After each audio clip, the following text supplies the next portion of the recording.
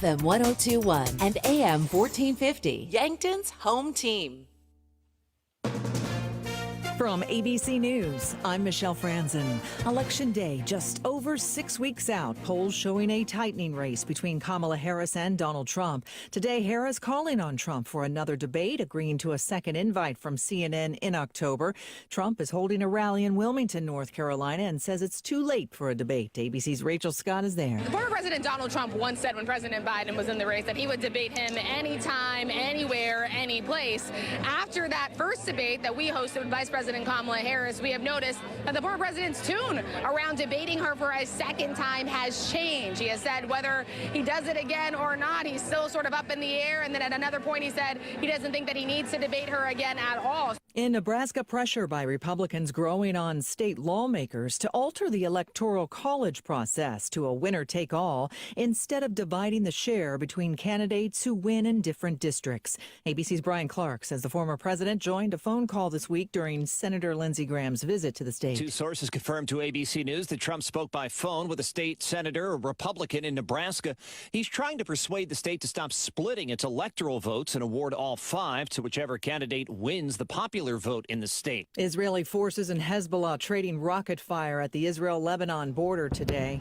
Adding to growing concerns of a widening conflict, the U.S. is calling for a de-escalation. Israelis are back out in the streets in Tel Aviv. Protesters and hostage families calling for Benjamin Netanyahu's government to finalize a Gaza ceasefire and hostage release deal.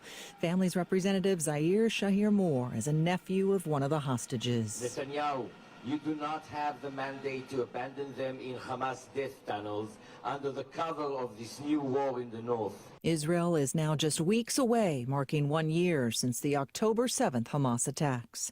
You're listening to ABC News. This is the story of the one. As a warehouse manager, her job is to transform chaos into clarity and to see patterns where others see problems. Luckily, she's got a partner who shares her perspective. Grainger offers over 1 million industrial-grade products, backed by real-person support and in-depth online resources, so she can tackle every task with precision and turn potential setbacks into streamlined success. Call clickgrainger.com or just stop by. Grainger, for the ones who get it done.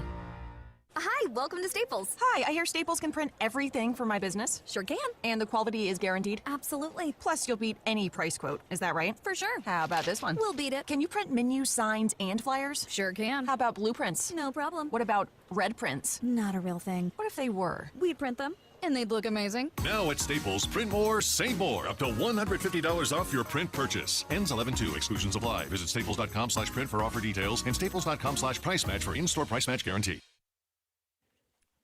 President Biden hosting leaders of India, Japan, and Australia this weekend in Delaware.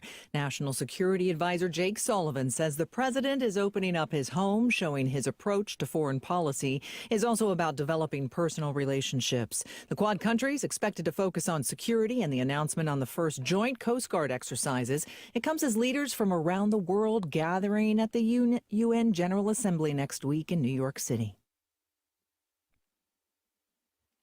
The investigation continues into the shooting death of Kentucky Judge Kevin Mullins, killed this week in his chambers. A local sheriff, Sean Steins, now charged with the murder. The motive still under investigation.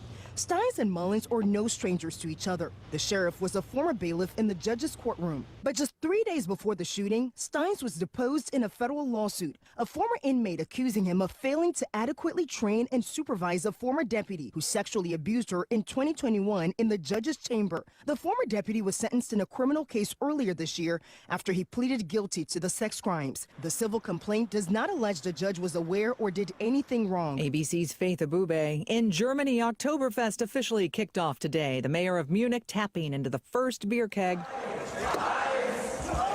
Security this year stepped up in the wake of the August 9th attack in Solingen, northwest of Munich.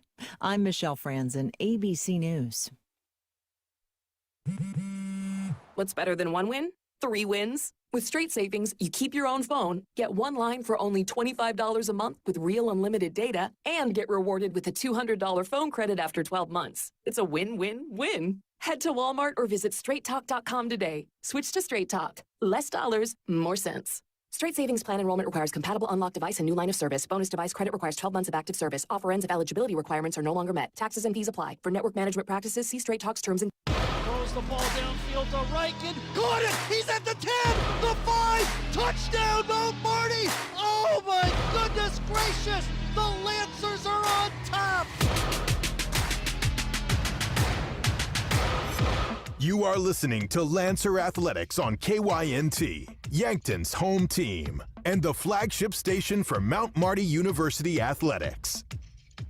This broadcast is brought to you in part by Dakota Beverage, Lewis and Clark Ford, Fairfield Inn & Suites and Holiday Inn Express in Yankton, Dakota Mac, Foreman Tours, Sherco, Pizza Ranch, Parker Hannafin, Gerstner Oil, The Meat Lodge, Marlowe Woodward and Huff, Core Trust Bank, Aztec, Runza, Gerstner Oil, The Meat Lodge, Conclean Distributing, The Move Group, Avera. Now we go live to the action.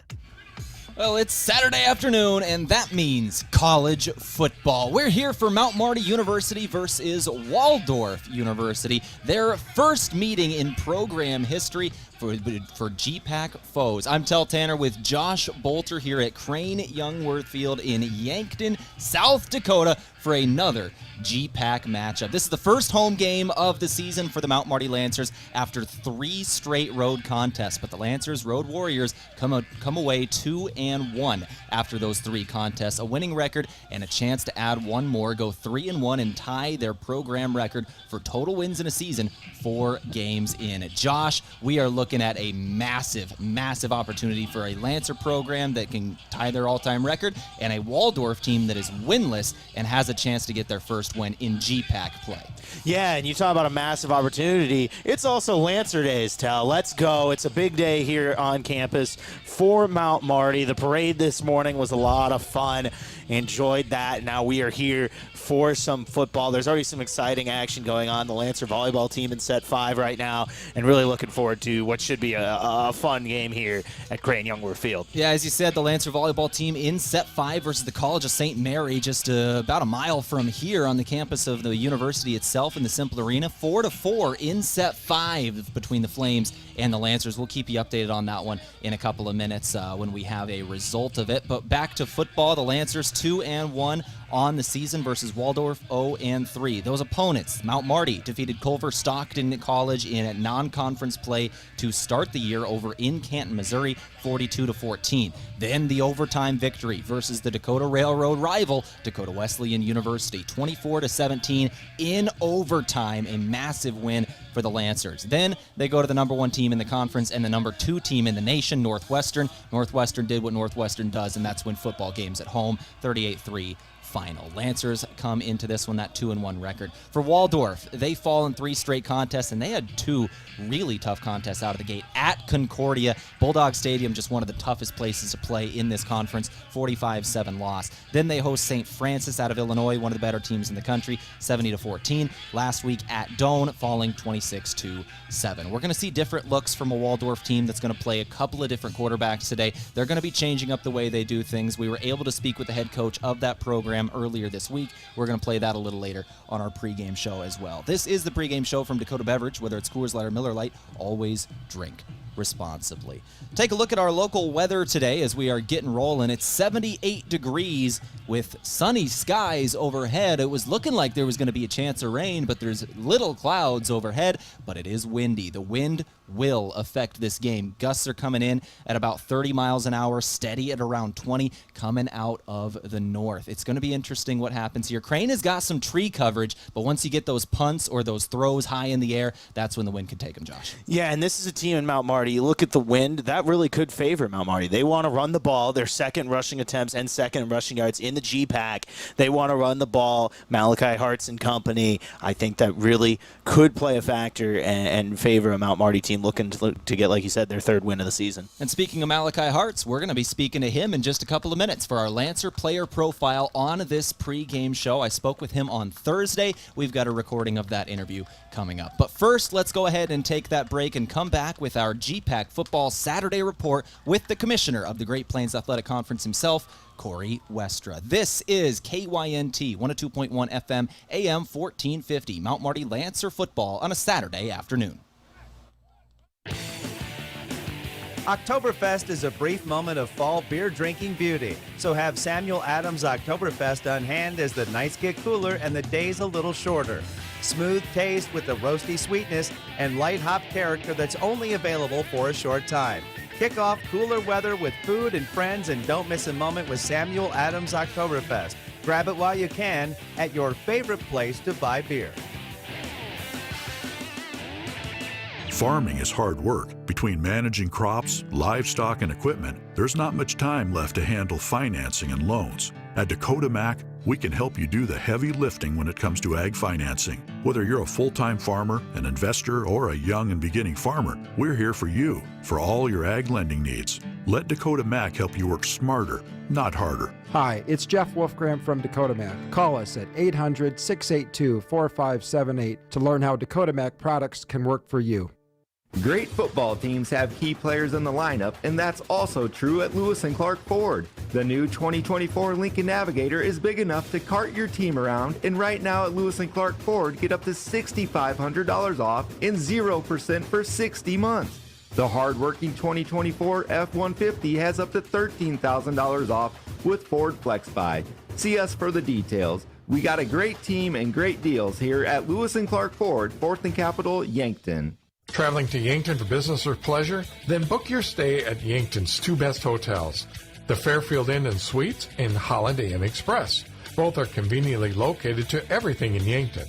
Both offer complimentary hot breakfast and meeting rooms for business travelers. And if you want a great rate and still be able to change your reservation without a hassle, call either hotel direct. The Fairfield and Holiday Inn Express, two great hotel choices when visiting or arranging rooms for guests to Yankton.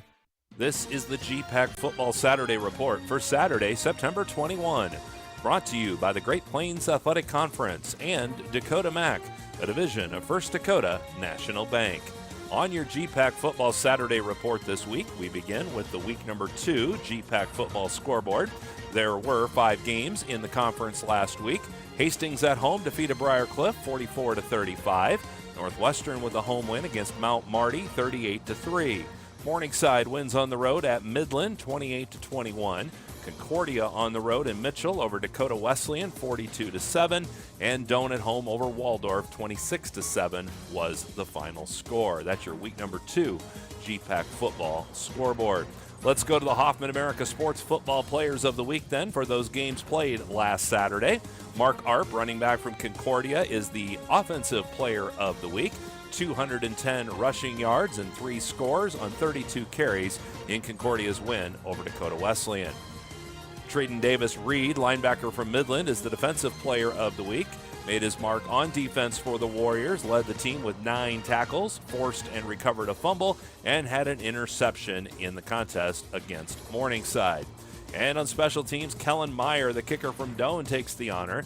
He converted 2 first-half field goals, 23 and 38 yards, and also made both of his PAT attempts in the contest. That's a look back at last week around the Great Plains Athletic Conference. Coming up after the break, we'll preview this week in GPAC football and also take a look at the new NAIA football ratings. The GPAC Football Saturday Report rolls on, but first this message from Dakota Mac. Whether you're a farmer, a rancher, an investor, or simply a GPAC fan, look to Dakota Mac for your financing needs. Call us to discover why we are the best kept secret in ag financing. Dakota Mac is a division of First Dakota National Bank and proud presenting sponsor of the new GPAC network. It is week number 3 of GPAC football as we continue on through the month of September. A 5-game slate again around the league this week. 4 of those games kicking off at 1 and the final one at 4 o'clock in the afternoon.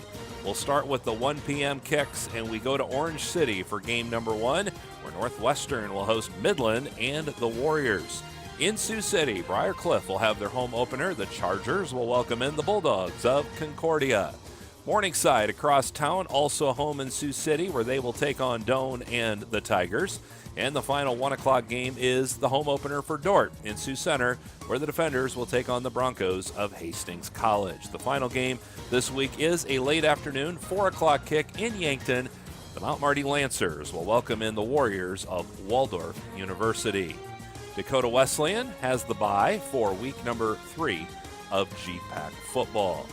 New NAIA football poll is out as of earlier this week.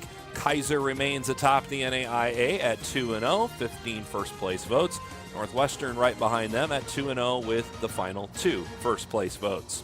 Rounding out the top 5 is Grandview, Montana Western, and Marion. Then it's Bethel, Tennessee, Indiana Wesleyan, St. Thomas, College of Idaho, and Dordt at number 10 in this week's poll. Morningside checks in at number 13 this week.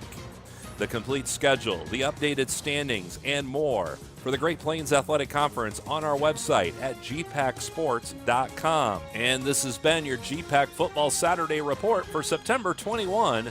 I'm Corey Westra.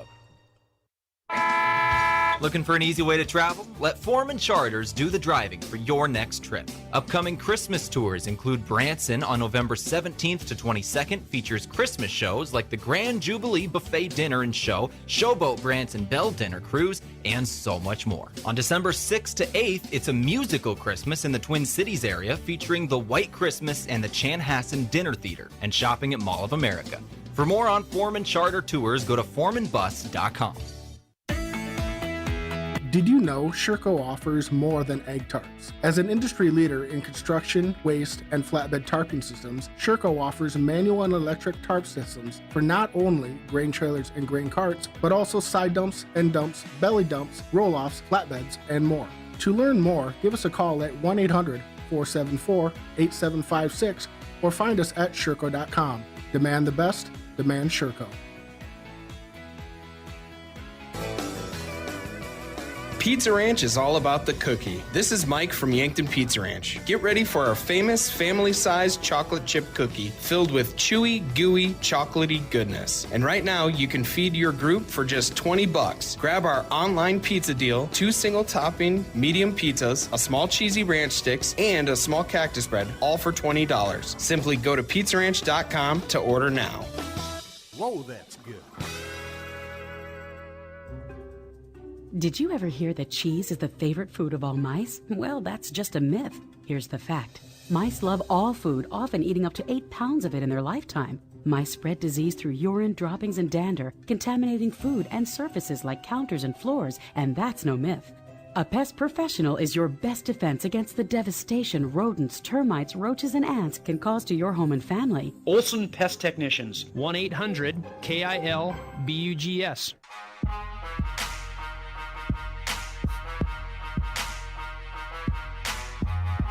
Back in the pregame show from Dakota Beverage, let's go to our Lancer player profile from Lewis and Clark Ford, a proud sponsor of Mount Marty Athletics. Visit them at 4th and Capitol in Yankton or at lewisandclarkford.com. This week, speaking with the starting running back for the Mount Marty Lancers, it's Malachi Hartz. We'll go straight to that interview with Malachi. Malachi, first off, welcome into the KYNT studio. I appreciate you coming to talk to me. Thank you. Thank you for having me. So you are a transfer coming in from a JUCO, now at Mount Marty. You've still got some eligibility left. Can you walk me through your college journey, where you played before, why you came to Mount Marty? So I started off at Merced Junior College in California, and so I stayed there for technically 3 years, but I had to redshirt my freshman year because I came pretty late and I was behind a lot of running backs.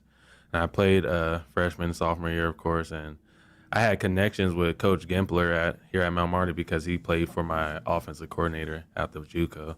So there you go. Yeah. It was an easy connection to be able to come into here. Yes, sir. I gotcha. So it was Gempler who was the one who reached out to you, Yes, was sir. recruiting you. Yes, sir. Can you tell me about the first time you came to Yankton? It was really cold when I first came. When I landed, I get that seen the story a snow. lot. Yeah, seen the snow, and I was like, "Oh, this is gonna take a bit to get used to." When was that? January 4th. January 4th was yeah. your first day in Yankton. That was Yes, when you sir. flew in. And that was this year, obviously. Yes, you sir. were transferred in this year. You came in at semester. So what was that like when you came in? You're not just the first day at Yankton, but maybe the first day of classes, first day at Mount Marty. It just took a little bit of getting used to just, trying to figure out the campus, like how everything works, how people would be, if I would be like welcome. And everybody pretty much welcomed me pretty good. So let's talk about the meeting the team for the first time. Tell me about your teammates. What was that like? I like my teammates a lot. They were very welcoming. Had some ups and downs, of course. Just because you're a transfer, you never know how you're gonna fit in. Has the team warmed up to you now? Yeah, It a probably lot helps more. going Yeah. out there and having Yeah. quite a bit of yards in the first game. That had to help a lot. Yeah. When it comes to on the field, obviously starting running back here out of California, and you seem to be a guy who's able to lower your shoulder into some guys. Yes, are sir. you more of a shifty guy? Are you more of a run over somebody? I feel like I'm pretty balanced. Like I can make a couple moves here and there. I'm not the fastest, but I weigh quite a bit, so I can lower my shoulder. Absolutely. So when it comes to in the game, you obviously a guy that the Lancers have leaned on. What does that mean to you this season that you've been the guy getting the most touches? It's pretty exciting. I like it, but I wouldn't be able to do that without my offensive lineman, and we have great coaches that call great plays. Let's talk about you now. You're from California. Tell me about your hometown. We're in California, we consider it like pretty small, but like it's a population of like 80,000. But Okay, all so right. it's way bigger than Yankton, Yeah. but it's pretty small. It's I like the city, but I like to get out of it just because there's crime rates kind of high. It's a pretty dangerous city. So what were some of the things that you did for fun when you got out of the city? If we wanted to like have fun, we really just go to towns nearby. Go bowling, amusement parks. We have a lot of amusement parks in California, so You a good bowler? yeah, What's your highest score? probably like 120. 120. There you go. That's not alright, bad at yeah. all. That's not bad at all. It's always fun when you get that first strike Yeah. in those things. Then you're Yeah. like, all right, here we go. I always do that, and then my very next throw is a gutter ball. So Yes. I don't. That's just me. Have you gone to the bowling alley in Yankton? Yeah, I went like 2 times. I went in the spring, and then recently I just went. Do you guys go as teammates? The team go do stuff? Yeah, we went as a team in the spring. A couple guys.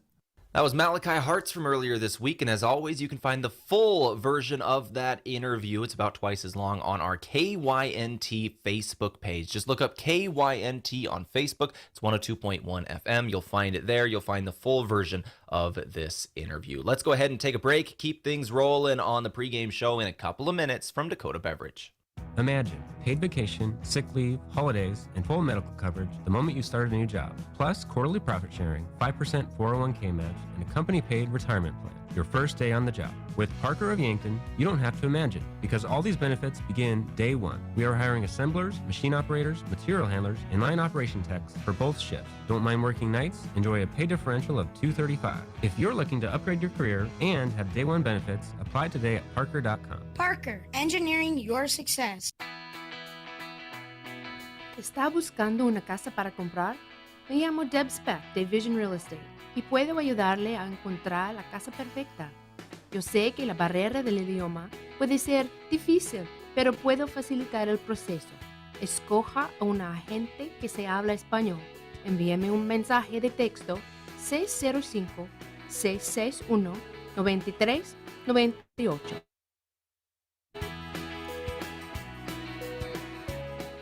Sports injuries can be the result of competitive activities, but can also happen by just participating in leisure activities too. If you're experiencing pain as the result of your chosen activity, consider chiropractic care. I'm Dr. Mackenzie Erlinson with First Chiropractic Centers. We have experienced chiropractors that work with sports injuries every day. Our treatment options are aimed to minimize pain, reduce recovery time, and reduce risk of future injuries. Visit First Chiropractic Centers, making life better, one adjustment at a time.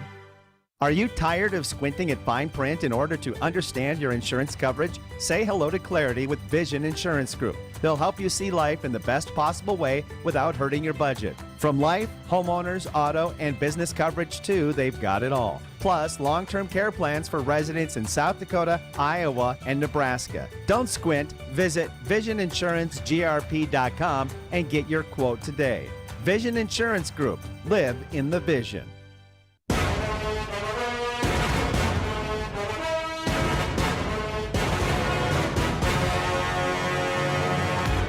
All right, back here on the pregame show from Dakota Beverage, whether it's Coors Light or Miller Lite, always drink responsibly. Let's go ahead and talk about some Mount Marty University volleyball for a moment because they just got the homecoming win in 5 sets over the College of St. Mary. We told you we'd get an update when we got one, and we literally got it in about 60 to 90 seconds ago during that last break. 16-14 in set 5 over the College of St. Mary.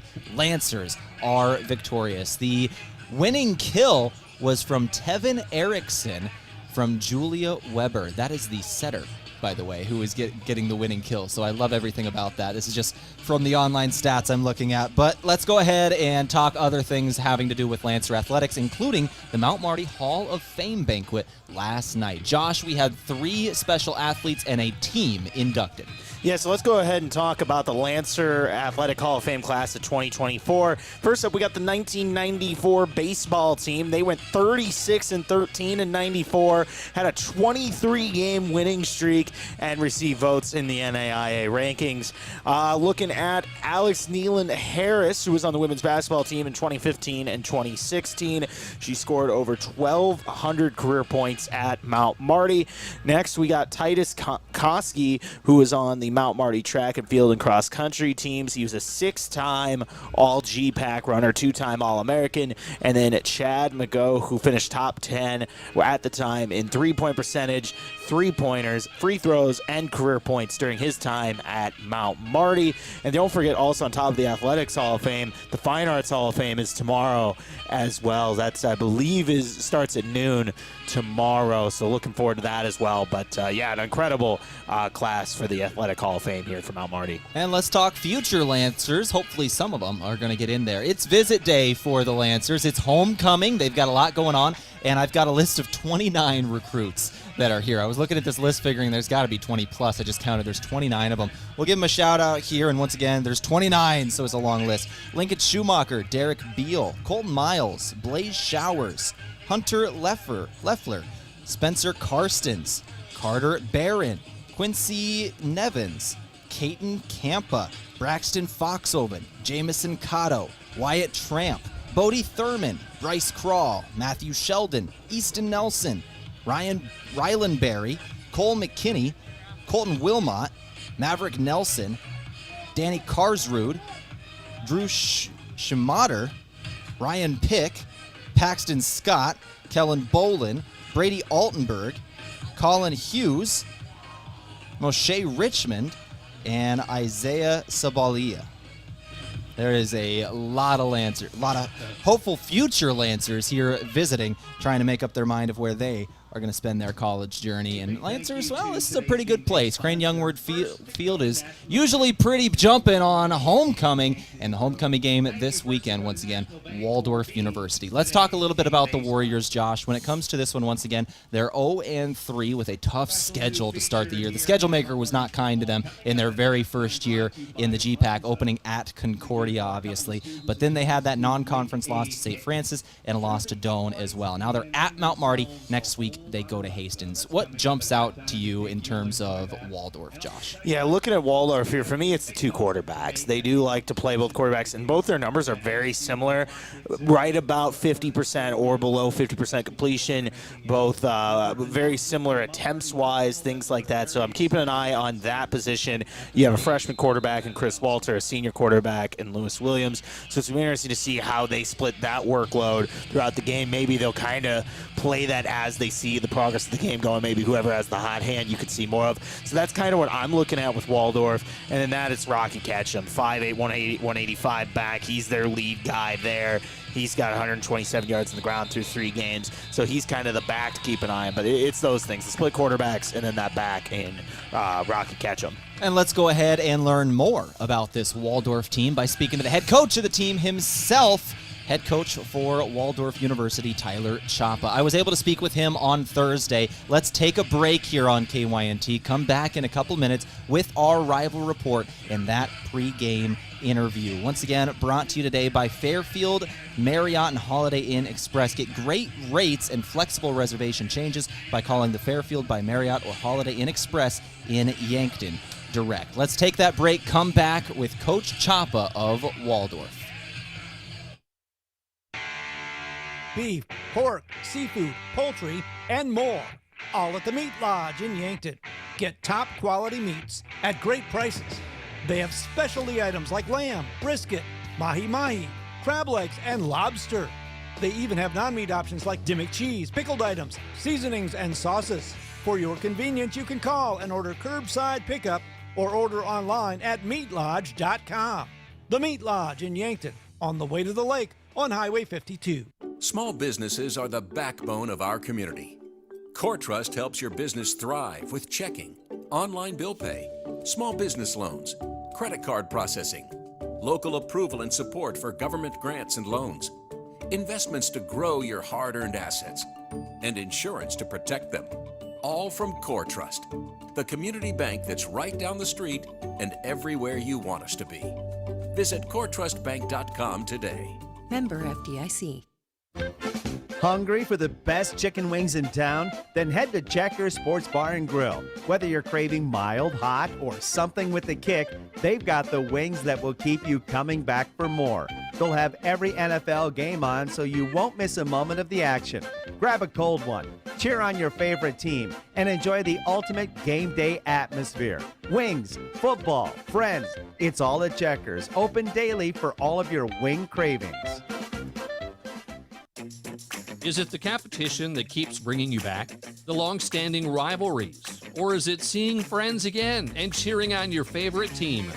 At First Dakota, we're here for it all.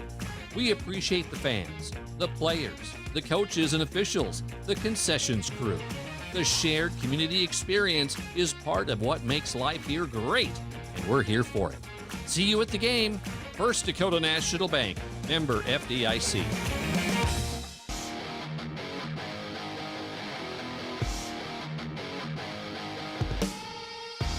All right, back here on the pregame show from Dakota Beverage, we go now to our rival reports, the opposing coach interview from Fairfield by Marriott and Holiday Inn Express. Get great rates and flexible reservation changes by calling the Fairfield by Marriott or Holiday Inn Express in Yankton direct. I spoke with Coach Chapa of Waldorf University earlier this week. Let's go straight to that interview. Coach Chapa, thank you very much for joining me on the pregame show here. Congratulations on joining the GPAC first off. It's your first meeting with Mount Marty University. Can you give me your thoughts on the conference in general and the level of competition you're seeing this year? Yeah, absolutely. I appreciate you having me on. We're excited.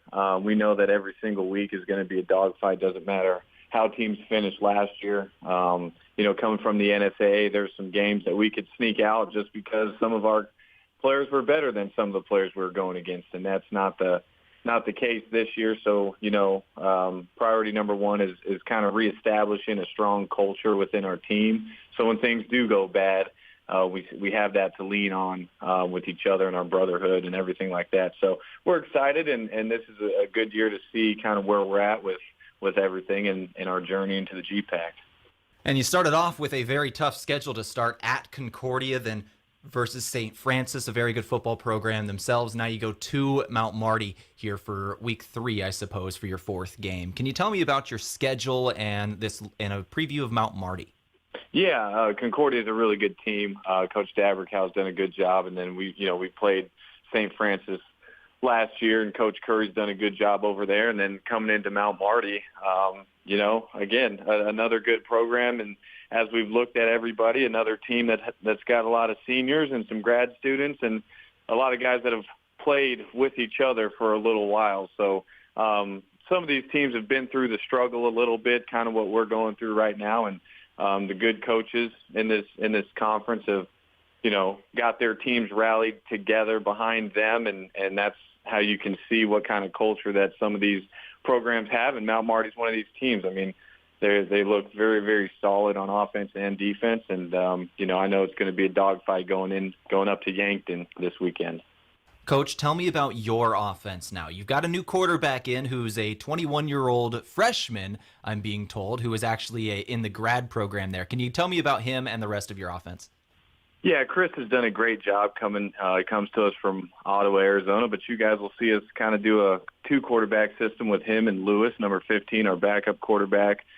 They both do things well, and they both can throw the football, so it's not, one's not a runner and one's not a thrower. They both can run the offense the way we need them to run the offense. And but Chris has done a really good job, picking up all of our lingo. And then our backup quarterback, Lewis Williams, he, comes to us from Graceland University, and he's a senior, true senior. He'll be graduating in May. And, these guys in the quarterback room, they're up in our office all the time. They're asking good questions. They're leading the offense. And so they've had their fair share of struggles, but I think, they're on the right track to kind of put the shit back where it needs to be. When you talk about your defense now, how are you preparing for this Lancer offense? Yeah, from what we've seen, I mean, they look like they like to run the ball. Got a really, really big offensive line. Good kind of two running back set. I know that Rugby Riken, I think that's his last name. He's a freshman quarterback. From what I understand, and he can operate the offense that it looks like they need him to operate. He can make the throws they need him to make, and Hartz is a number 7, the running back. He's a good back. He's a good downhill back, and he's running behind some monsters. So if they get their hands on us, it's going to be a long day, but we're going to try to utilize some of our athleticism to stop that run. Coach Chapa, thank you very much for your time. Good luck on Saturday. Yes, sir. Thank you.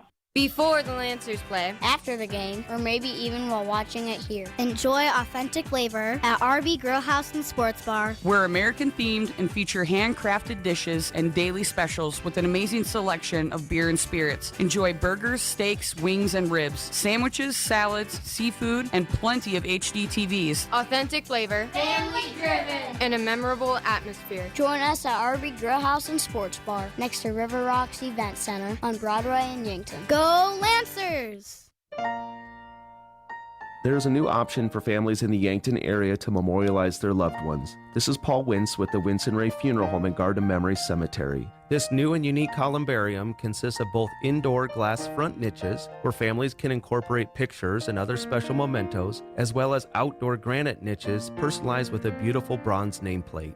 For more information, please give us a call or visit our columbarium page at wintzrayfuneralhome.com.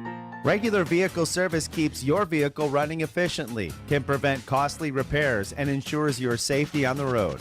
For all your car maintenance needs, rely on Northtown Service in Yankton. If it's new tires, brake pads, or an engine checkup, their skilled technicians are ready to keep your vehicle running smoothly.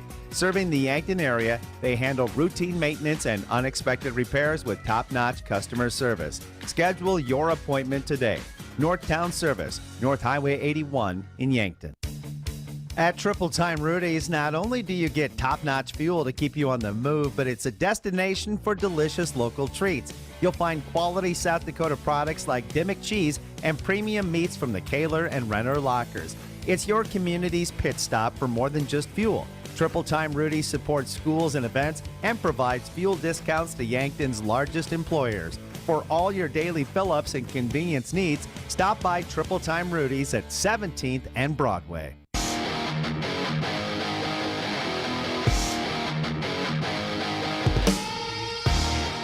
All right, back here at Crane-Youngworth Field, we're just over 20 minutes away from kickoff of Lancer's homecoming game. Mount Marty University and Waldorf University on the airwaves this afternoon. 4 p.m. is the scheduled kickoff. There's a lot going on for Lancer Days. Obviously, we had the Athletic Hall of Fame last night. We've got Fine Arts Hall of Fame coming up. We've had the parade this morning, and Lord and Lady Marvin were crowned. Josh, who were they? Yeah, so your Lord Marvin this year is Ethan Warmkagachi. He's a senior from St. Charles, Minnesota. He's on the Lancer soccer squad. And this year's Lady Marvin is Lexa Bertzloff. She's a senior from Newell who's on the Lancer track team. So congratulations to Ethan and Lexa. And with that, let's go ahead and go to our starting lineup now, brought to you today by Foreman Charters. Let Foreman Charters do the driving for your next trip. See upcoming tours at foremanbus.com. Sportsgame.com. Let's start it off with the Mount Marty Lancers starting offense. Yes, let's go ahead, like you said, take a look at the offense, and we're going to start with the big guys up front. And we can call it the Alamo way this line is standing from Texas. And starting with your left tackle, the blindside protector, standing at 6'8", 344-pound senior number 79, Patrick Perkins from Van Fleck, Texas. At left guard, you have Anil Pastrana. He's 6'2", 285-pound senior number 51. At center, you have Cooper Sizedek. He is 5'11", 272-pound senior number 74.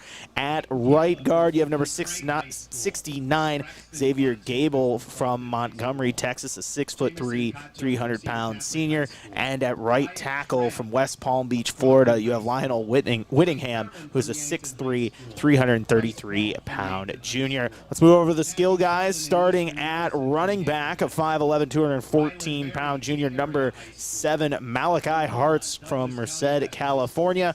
Looking at the receiver spots, you have Rodney Brodnix from Cleveland, Tennessee. He's 6'3", 203-pound sophomore. In the slot, Nick Heath from Wisconsin, 6', 217-pound senior, number 35.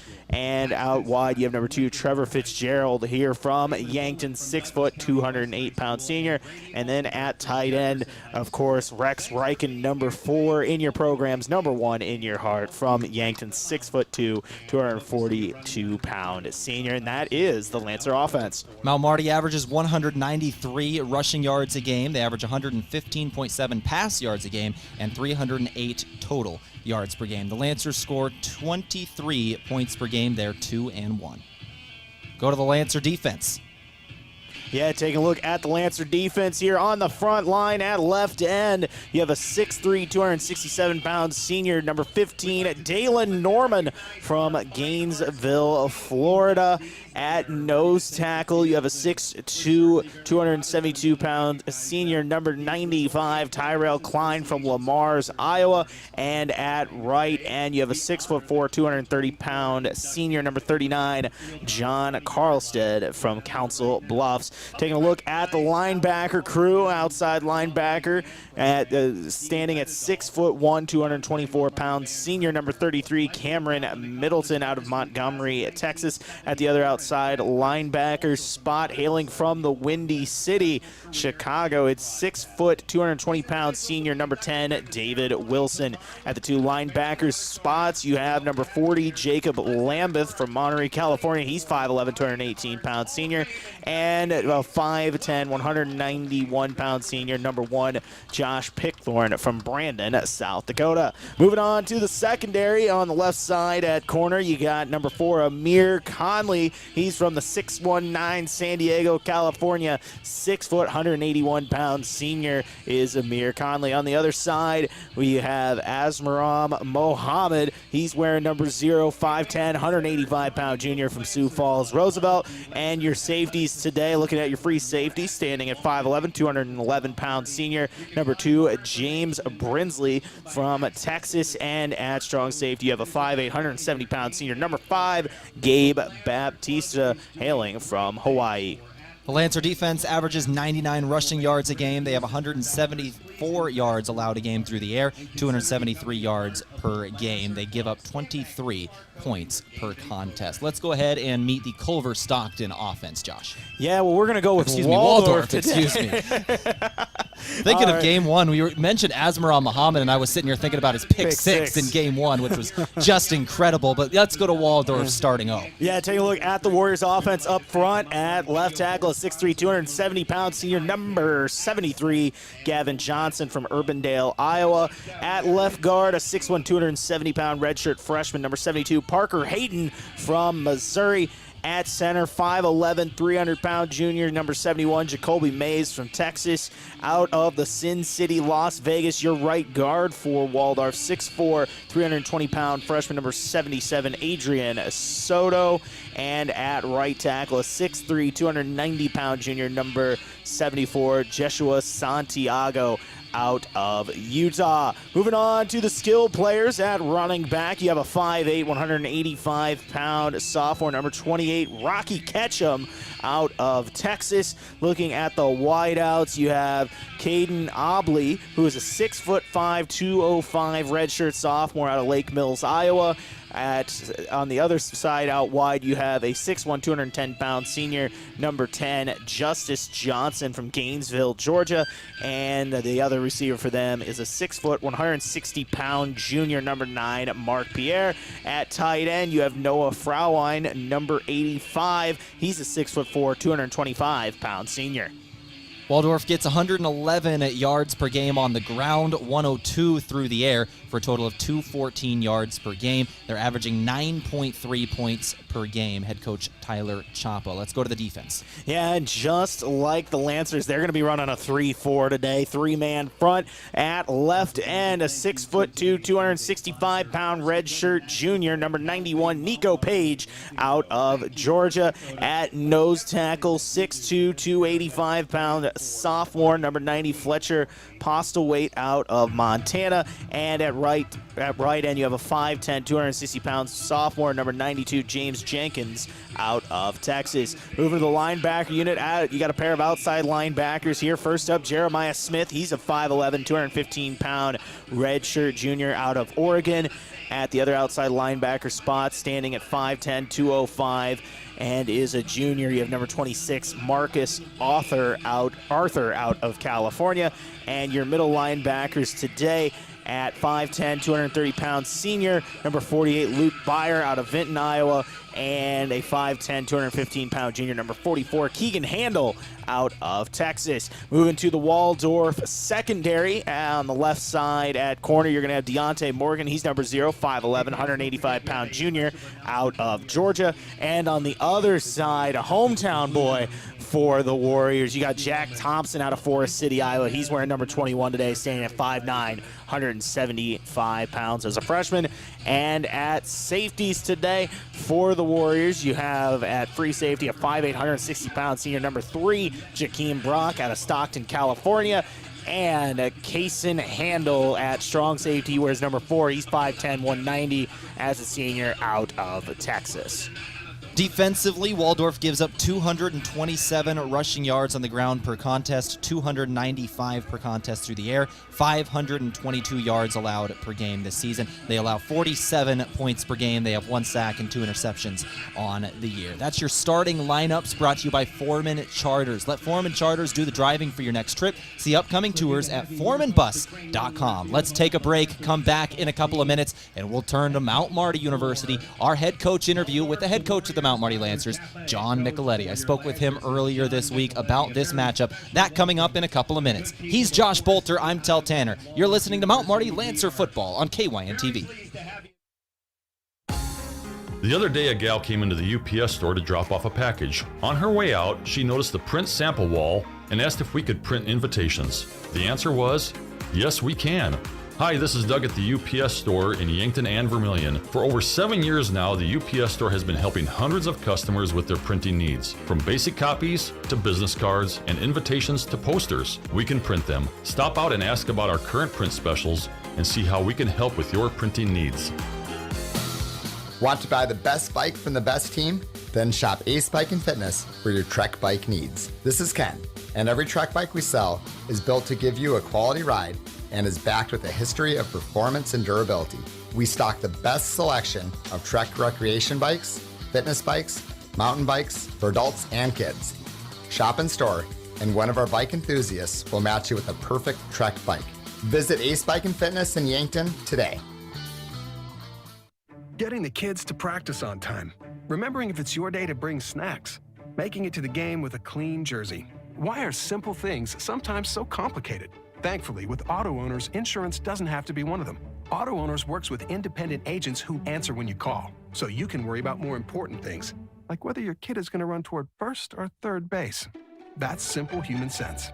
Don't gamble. Insure with MT&RC Smith Insurance in Yankton, your independent agent for home, business, auto, life, and bonds. MTRCSmithInsurance.com. Looking for the perfect pair of glasses? At Vision Care Associates, we've got you covered. Step into our showroom and discover our vast selection from timeless classics to the latest trends. With several styles to choose from, you're sure to find the perfect match for your look. Experience personalized service and expert care. Whether you need help finding the right frame or adjusting your new glasses for the perfect fit. Vision Care Associates, where the health of your eyes comes first.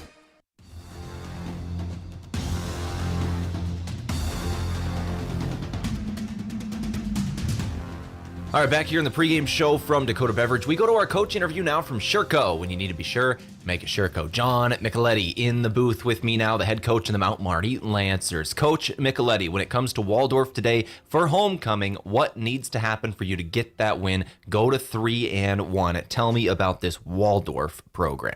Yeah, Waldorf is a dangerous team. They have a lot of athletes everywhere, and they have the big play capabilities. Looking at the offensive side, a quarterback that likes to keep the play open with his legs. And then, like I said, receivers that can kind of stretch the field. Defensively, they're able to fly around, do some different stunts and things like that. So we got to make sure that we are doing our job to maintain our gap and be able to successfully run the ball and complement that with downfield throws. Now, this is obviously something you've seen before, but not yet. This season, they're going to be running 2 different quarterbacks. How do you prepare for that when there's different guys that could be taking the snap on any given play? Yeah, that's tough, especially when you're trying to get your defense planned for one person. Obviously, there's people that are like, if they have 2 quarterbacks, they don't have one. But at the same time, both these guys bring something to the table. So we have to make sure that we're able to contain them. And the other quarterback that started off the season is very dangerous running the ball as well. So even if you're leveraged and pre-leveraged before that, he can make a guy miss. So we got to make sure that we're on our P's and Q's and able to communicate and work as a team to be able to contain them. Coach, you've ran the ball very effectively through your first 3 games. Give me the rundown on the running backs and the O-line today. Yeah, as we've said, that's what our identity wants to be, or what we want our identity to be. And we have a senior group up front with offensive line, and have some great pieces with our tight end and super back to be able to add different looks and different things like that. And, a very good running back room. You've seen what Malachi can do. Kyle does a great accomplishment. I feel that we haven't even really shown a lot what Ishmael Sloan can do yet. And we have some guys deeper in the depth that really are exciting players.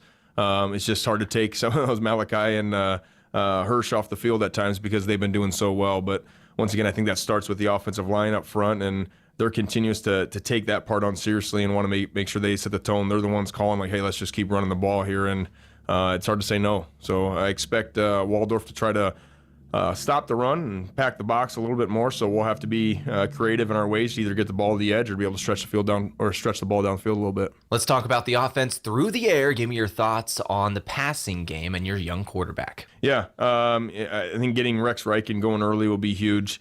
We have some guys that we'll see rotate quite a bit now at this wide receiver room. Getting Trey Hansen going and getting his confidence back up there. Fitzgerald's always one of those guys we like to run behind on the edge, but being able to have him work well with Rugby when he's scrambling and the pocket's breaking down, you continuously see them improve their relationship there. So, and then Rodney's, a play away from being able to break one open at any time. So, want to make sure we get those guys' confidence back going again today. And I think that'll be a big part of letting that offense get dangerous. And finally, Coach, it's homecoming. Give me your thoughts on Lancer Nation and how they're going to show up today. Well, I love being home. Very glad to be home, especially after 3 games, but even more special that it is Lancer Days and get to all the alum that are back here, all the support and all the old heads coming back and telling us stories about the days that even if it was 15 years ago, 30 years ago, or 60 years ago, the stories are all the same, so it's always fun to be able to mingle with those guys and all the cool events surrounding it. Coach, thank you very much for your time. Good luck. Appreciate it. That from Sherco. When you need to be sure, make it Sherco. Back in a couple of minutes with the kickoff. This is KYNT. At Elwood Family Dental Care, we treat our patients like family. We have an experienced and extremely caring dental team. We take the time to make sure you understand your oral health and answer any questions you have about your dental treatments. With an office located in the heart of Yankton at 1818 Broadway, we're centrally located for all patients in the area. Whether you need fillings, crowns, or bridges, just a teeth cleaning, or even Botox, contact Elwood Family Dental. They say tomorrow is always coming, but never arrives. It's always just beyond today. Not true when it comes to internet. Tomorrow's technology is already here. We'll need solutions that are even faster, smarter, and more secure. So let's go. Let's go to a place where Midco Internet connects you to all the possibilities of tomorrow. That's where we're going today. Midco. Let's go beyond. Have a large group or event that you'd like to offer clothing for? JJ Benji's can make you look good. Instead of you taking orders, collecting money, and then delivering the clothing, let JJ Benji's handle it all. JJ Benji's will create an online store with the merchandise you want to offer. People order, pay, and then JJ Benji's will ship it. You just provide a link or QR code to the online store, and that's it. Contact JJ Benji's in Yankton for more information. A big thank you from Mount Marty University to one of Yankton's greatest employers and friend of the community, Aztec. They're very proud to support the Mount Marty Lancers. The vision at Aztec is to build industry-changing solutions that create life-changing opportunities. And you can build a career with the group that's built to connect from rock to road. Click careers at aztecindustries.com. Best wishes, Mount Marty, from your friends at Aztec.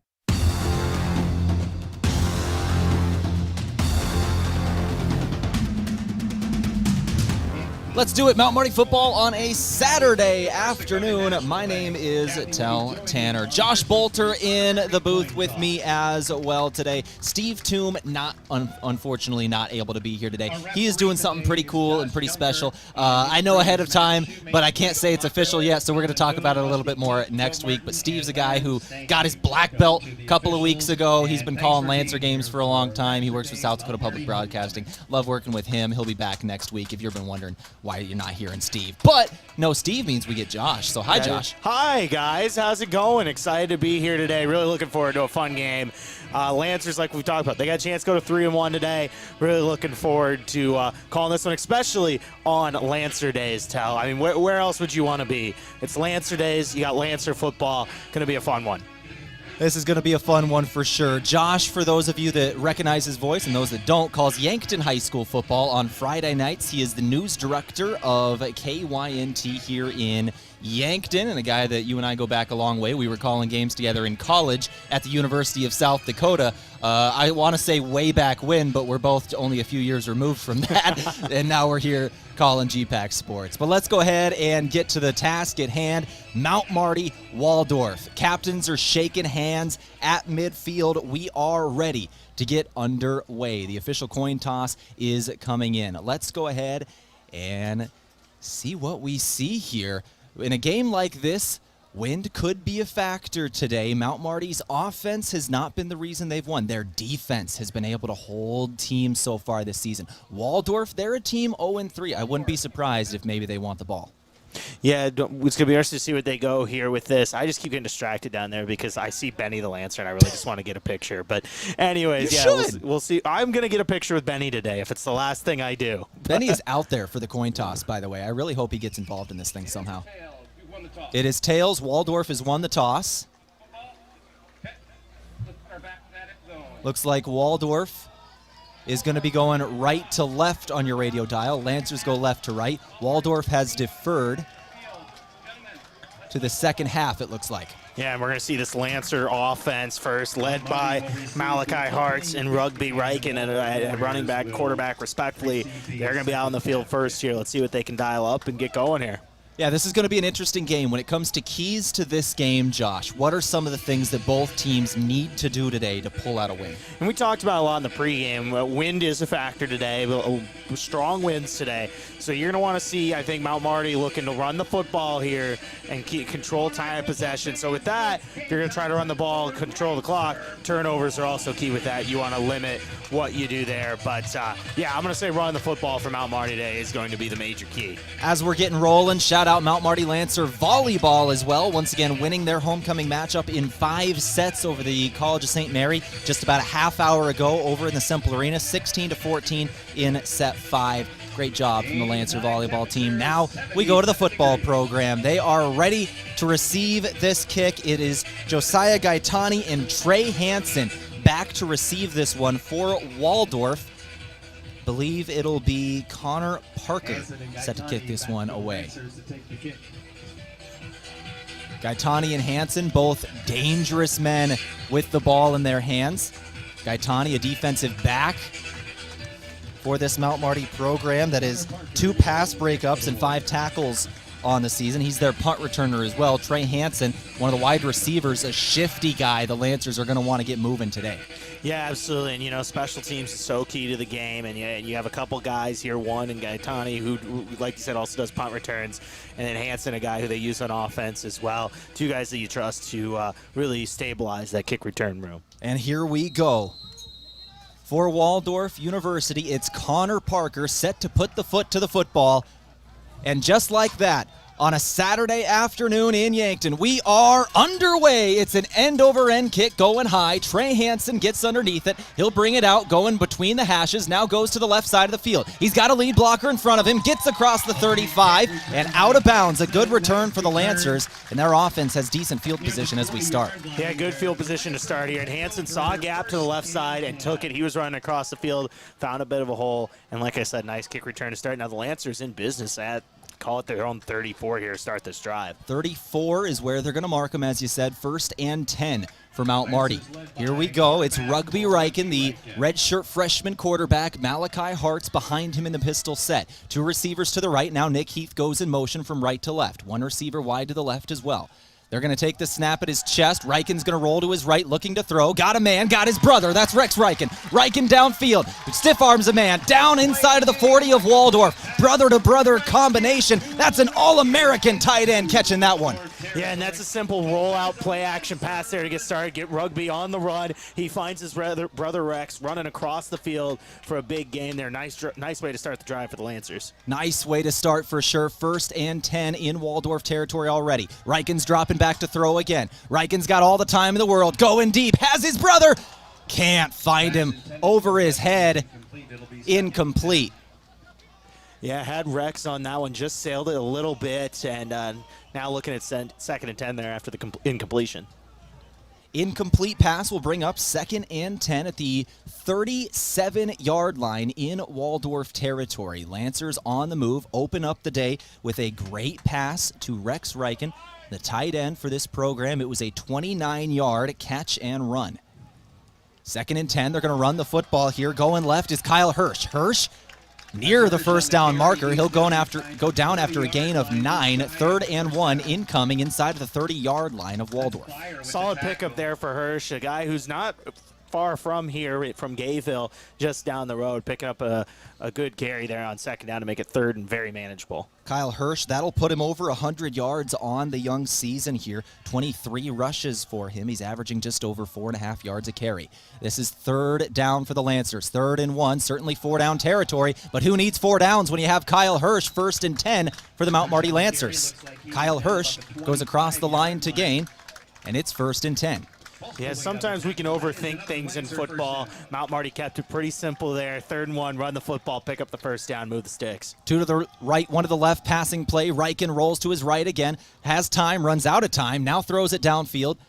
Missed Riken out of bounds. That's going to be incomplete. 2nd and 10 for the Lancers. Interesting note so far here on offense for offense coordinator Josh Lewis. They're wanting to get Rugby Riken out on the run on some of these passes, having him roll out to his right on a couple pass attempts early in this one. Now here comes Malachi Hartz checking into the game. This is the running back with over 334 yards on the season, 65 total times he has touched the ball, 5 yards per carry he averages with 4 touchdowns. JUCO transfer, we spoke to him in the pregame. Great talent the Lancers were able to get in this year. 2nd and 10. Snap high, brought in by the quarterback. He'll throw it out, swing it, and it's incomplete. He was looking for Nick Heath, the slot receiver, on the wide receiver screen. Just missed him. Yeah, simply just trying to get Heath in space there on that play. Wasn't able to connect, and now Lancers looking at 3rd and 10 here. It's going to be interesting to see maybe if they get some yards on this one, if they decide if they're going to go for it or what they'll do in this situation, depending on what happens here on 3rd down on this play. After a great first play of the game, 3 incompletions for the quarterback Reichen, but now a free play, throw to the end zone. He's got Hansen, jump ball, caught, touchdown, Mount Marty. What a pass there by Reichen. He recognized he had a free play, and he knows as the quarterback, he has the opportunity to just throw that ball up. He finds Hansen. Good job of pinpointing it, going up and getting that ball. Touchdown, Lancers. Touchdown, Mount Marty.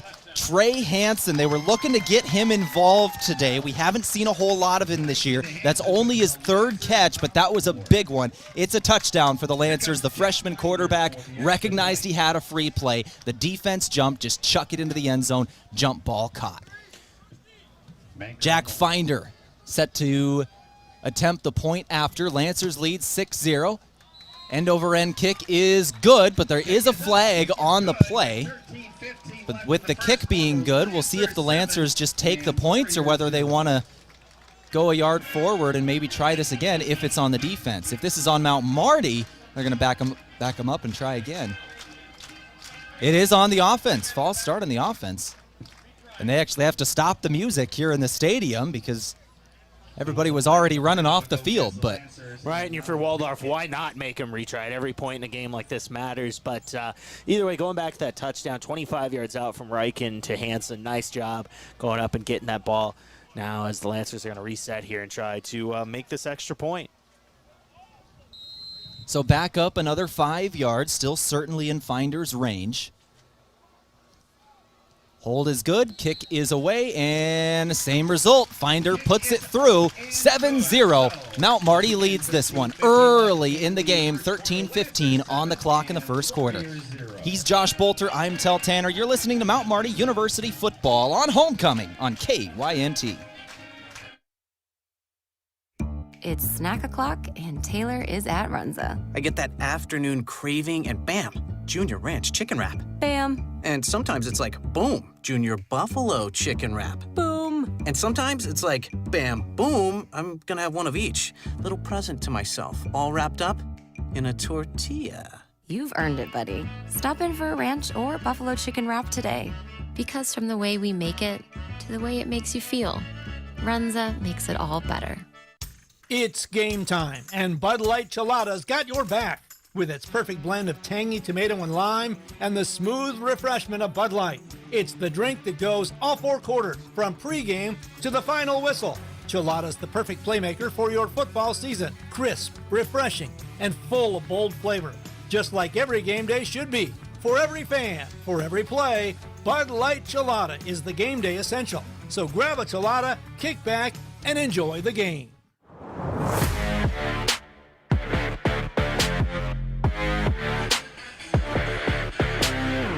A 7-play, 66-yard drive in the books. It only took 1:39, and Rugby Reichen completes the pass into the end zone to Trey Hansen on a free play, 3rd and 10 for 25 yards. The touchdown is good. Jack Finder finds the ball through the uprights, and we have a 7-0 ball game. Waldorf receiving this kickoff. They're going to take it in at the 10-yard line. Lancer strikers are there. He's breaking contact. Waldorf's getting to the edge. They've got a man across the 40 near midfield before he's finally pushed out of bounds. That's Jack Thompson. Very good field position.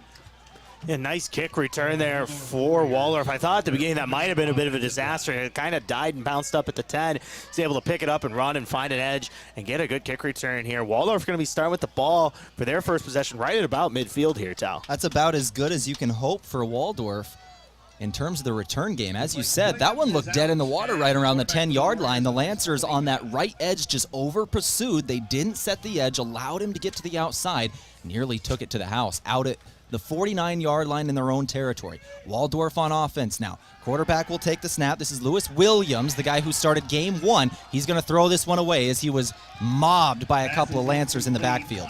Yeah, and how about Tyrell Klein on that play? He blew up the interior of that Waldorf offensive line, was able to get some pressure almost immediately on that play, forced Williams to get out of the pocket and throw that one away. We're going to see both Williams and Walter today. A couple of quarterbacks that have both seen time. Williams once again started game 1. Walters started game 2 and 3. It's going to be on our 2-deep. We had Walter taking the opening snap, but it was actually Williams who gets the start today. They're going to hand it off to running back. That's Rocky Ketchum. He'll go for a gain of 1 or 2. The Lancer front 7. Good push on back-to-back plays. It's 3rd and long right at midfield. Yeah, 3rd and long. The Lancers did a good job there of stuffing the gaps, coming in from the second level and making sure that the running back there had nowhere to go.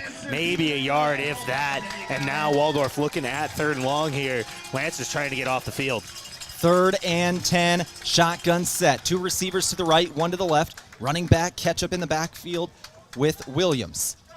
Ketchum moves to the left shoulder of Williams now. Williams in the gun, man in motion, left to right. Now he'll take the snap, dropping back to pass, rushes on him. Carlstead put a hit on a man, and it's an incomplete pass. It was low, looking downfield for, I believe, number 6. It might have been Obley, actually. And Carlstead had a big drive there for the Lancers. He got the tackle on that run play, the play before, and then he creates pressure there. You don't necessarily have to get sacks as long as you're getting pressure that affects the quarterback. And you saw it on 2 different plays there for the Lancer defense between Klein and Carlstead, kind of affecting Williams and what he was trying to do throwing the football. Carlstead, a man who served his country, serving in the military before coming to Mount Marty, originally went to the University of South Dakota, D1 prospect, transferred in to Mount Marty, one of their captains this year. Waldorf set to punt it away. Heavy pressure, but they do get it off. And this one is going to bounce into the end zone, touchback.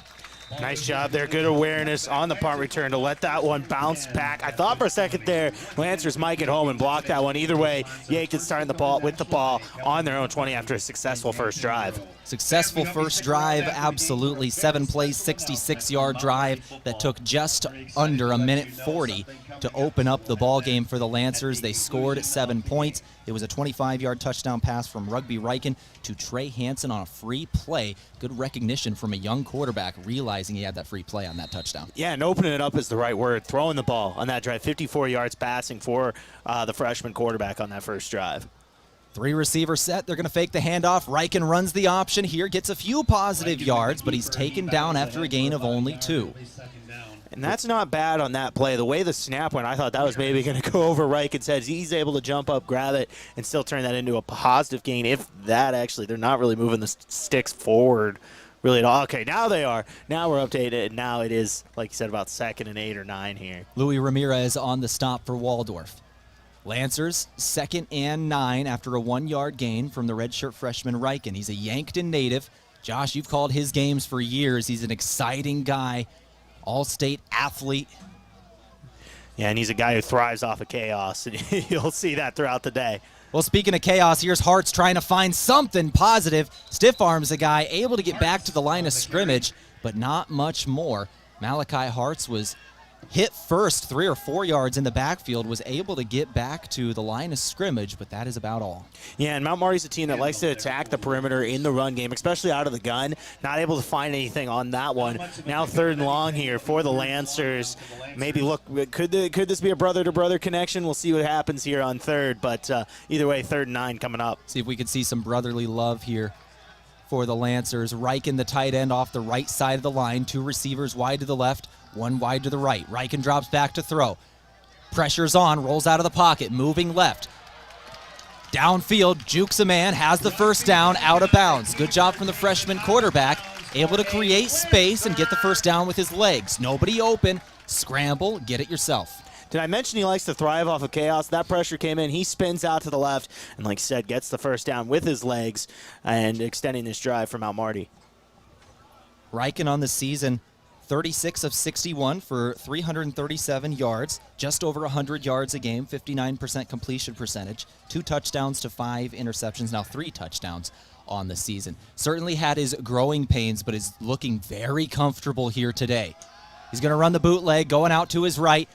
He's going to have a blocker. He's pointing out blockers downfield. It falls forward for a few yards. It was Austin Vigance downfield that Reichert was motioning, hey, block for me, and then he just took off running himself, gets 3 or 4 on first down. And that was the same play Mount Marty actually started the game with. They roll out the quarterback, send some receivers coming across the field. Rugby didn't see anything he liked, so he just took off and gained probably 3 or 4 yards in the play. Heads up play by the freshman quarterback. 2nd and 6 in their own territory at the 36-yard line. Handoff on the wide receiver screen. It's Broadnax. Broadnax has got blockers downfield. First down yardage and more. Across midfield at the 40. Goes out of bounds, and a long gain for the Lancers and Laundry at the end of it. A flag thrown as Broadnax was hit. I think this might be late hits out of bounds over there. I think we're actually going to have penalties on both teams here. There was a receiver about 10 yards down the field from Mount Marty that tackled the corner, so I think you're going to get a penalty on that, and I think you're going to get the late hit out of bounds. So I think this will actually just neutralize those penalties, and we'll do second down here all over again. Looks like you might be right here, Josh. The first flag is sitting near midfield. The other one is near the 30-yard line of Waldorf. Yeah, officials are talking about this one, working this one out. Broadnax, that speedy receiver, he's a sophomore. We've seen him run that wide receiver screen a couple of times. We saw him get a touchdown off of it at Dakota Wesleyan 2 weeks ago. And I didn't see who was out there for Mount Marty on the edge setting the block. It might have been Hansen, but I'm not sure. I'll have to see what they call here. But I definitely think you're going to get a hold and a late hit out of bounds, and these penalties are going to offset. Looks like the Lancers are backing up right now to that line of scrimmage thereabouts. Nope, they're walking penalty yardage. Now they're walking back, assessing both of them. Lancers still might get some good yardage here. Yeah, either way, the Lancers will take it, I guess. I mean, they're not going to get the full yards they had on that, but either way, moving the ball forward, I guess, even with the penalty. So they got once again they got a bunch of yardage on that one with offsetting penalties. So they might have just given the wide receiver his yardage and let the penalties offset. Yeah, I think the Lancers, either way, they come out with a net positive on that play, moving the sticks on what was a jet sweep, like you said, to Broadnax on that play. And Broadnax was near the 30-yard line of Waldorf. Unless he stepped out of bounds earlier, I thought he was another 15 yards downfield. It's hard to say. Malachi Hart's going to take this one up the middle. Run for 10, just running over people, spins late, gain of 11. He's at the 35-yard line of Waldorf. Productive run there, once again, moving the sticks. Yankton sending a guy in motion, trying to create some eye candy, distract the defenders when it's really just a simple dive up the middle. Hansen out wide to the left, Fitzgerald to the right. Everybody else in tight. Handoff Hartz. Hartz going off his right guard, going up the middle, takes a shot 4 or 5 yards downfield. 2nd and 5 incoming.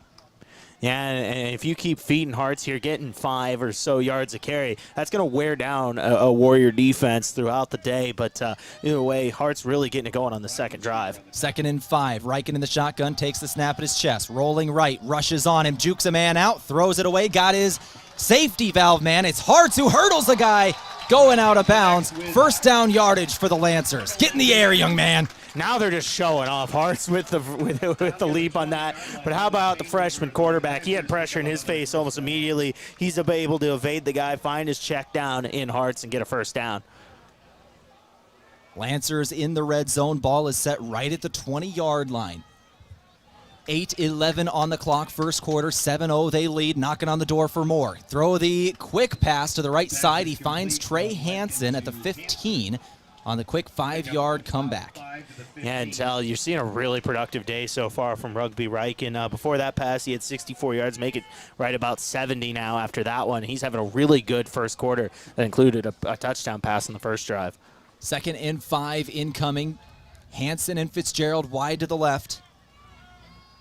Everybody going deep. Reichen throwing into the end zone. Reichen's got it. Brother to brother. Touchdown. The brotherly love is in Yankton. Yeah, nice route there. Reichen finds Rex to Rugby to Rex. Just throwing it on a little curl into the end zone there for a touchdown. Lancers getting it going through the air to start the day. Rugby Reichen with 2 touchdown passes. And that's the one Lancer fans have been wanting to see for a long time. Riken to Riken. We didn't get to see it last year with rugby's red shirt year. This year, we finally get to see it in week 4 in the end zone. Finder to attempt the point after. 13-0 the score, 7:38 on the clock. Hold from Manker. Penalty flags down again.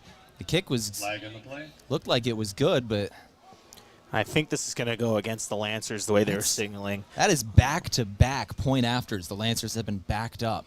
That's some if you're Coach Micheletti, you're looking at saying, hey, we're having a good start so far, but we need to clean that up on special teams. I know it's only 5-yard difference in kicking from the 10, but you never know what can happen on some of these plays. I've seen some crazy stuff on extra points and stuff like that over the years. But, yeah, either way, it's something that I think the Lancers, if they had something they want to clean up so far, it would be that. 13-0 the score. We're going to attempt this one again. The long snapper is Michael Whalen. The holder is Jace Manker, and Jack Finder, who is 8 of 9 in point afters this season, is going to attempt this one from a few yards back. End over end kick is good. Finder's 2 for 2 today. 14-0. Lancers lead. He's Josh Boelter. I'm Tehl Tanner. You're listening to Mount Marty Lancer football on KYNT. FM 1021 and AM 1450. KYNT, Yankton. I didn't know you did that. They hear that a lot at Hanson Briggs Advertising. At Hanson Briggs, their slogan is for all your printing and promotional needs. And I emphasize all because they do apparel, pens, signs, calendars, trophies, logo development, banners, flyers, drinkware, and so much more. Got a project? I bet they can do it. Hanson Briggs Advertising, 1213 West 9th Street in Yankton, or online at hansonbriggsadvertising.com.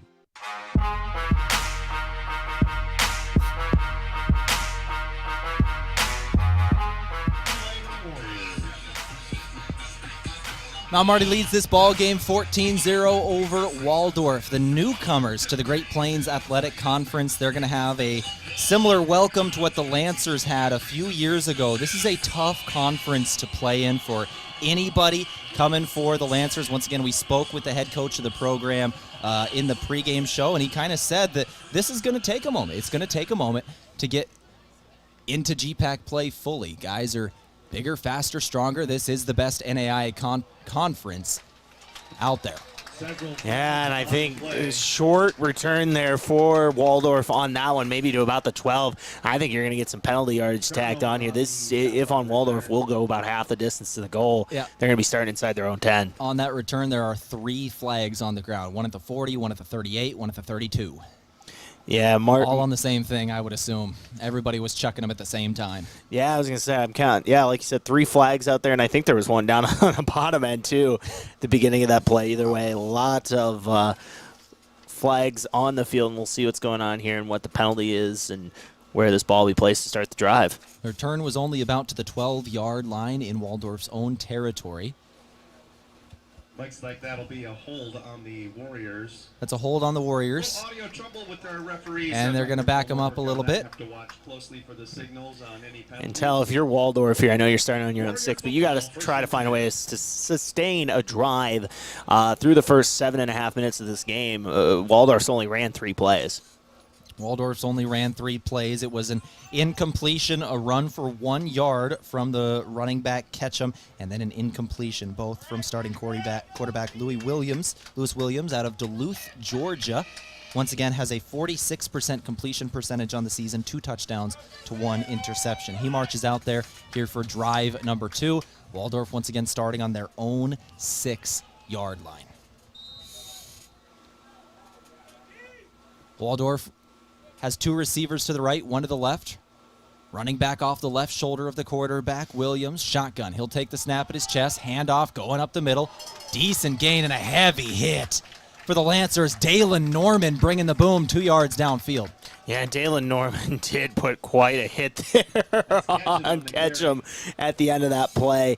Called about a gain of 3 or 4 on that play while we're at it. Yep, forward progress. They'll give him 3. 2nd and 7 incoming right at the 10-yard line now. Looks like they started at the 7-yard line, not the 6. It'll be Williams in the shotgun. Same formation. He'll take the snap. Quick throw to the left side. Good yardage and a first down for Waldorf. First down of the ball game comes with 6:49 on the clock. First quarter, 14-0. Mount Marty leads. Yeah, needed that first down there. If you're Waldorf, you hadn't really gotten anything going on that first drive. You find yourself pinned deep.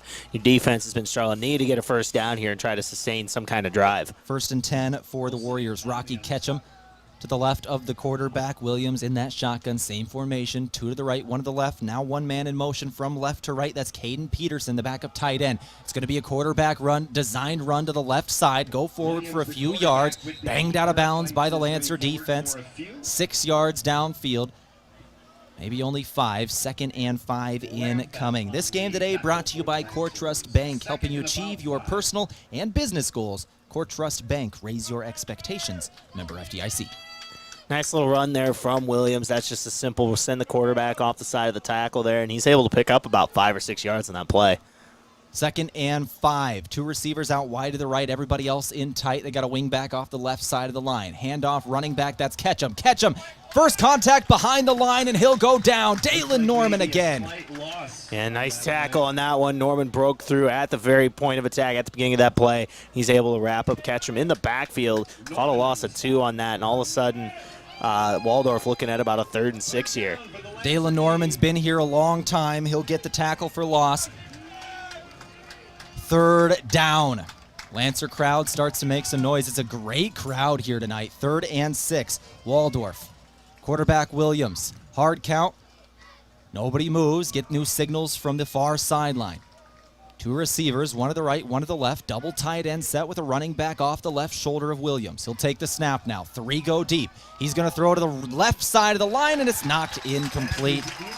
For the Lancers, back deep was Amir Conley knocking that one out. Got the pass break up, and it's 4th down. Yeah, Conley with a good pass break up there. That was a good ball from Williams, the quarterback for Waldorf, but Conley kind of timed that right on the comeback route, was able to break it up, and the Lancer defense once again getting off the field here, getting it to a Lancer offense that's been hot to start this game. This Lancer defense has more experience than just about anybody in the GPAC. They start 9 seniors of the 11 players. The other 2 are juniors. Yeah, a veteran team, and you'll see that happen as this program continues on for Mount Marty in year 4 for football here, and you're going to see that continue throughout the years.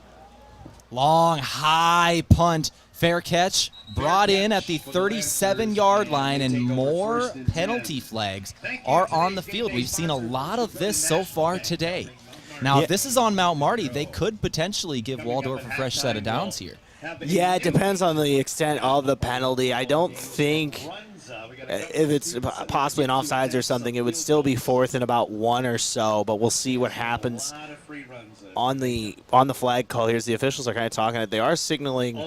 They are talking to the Waldorf head coach, which normally would mean.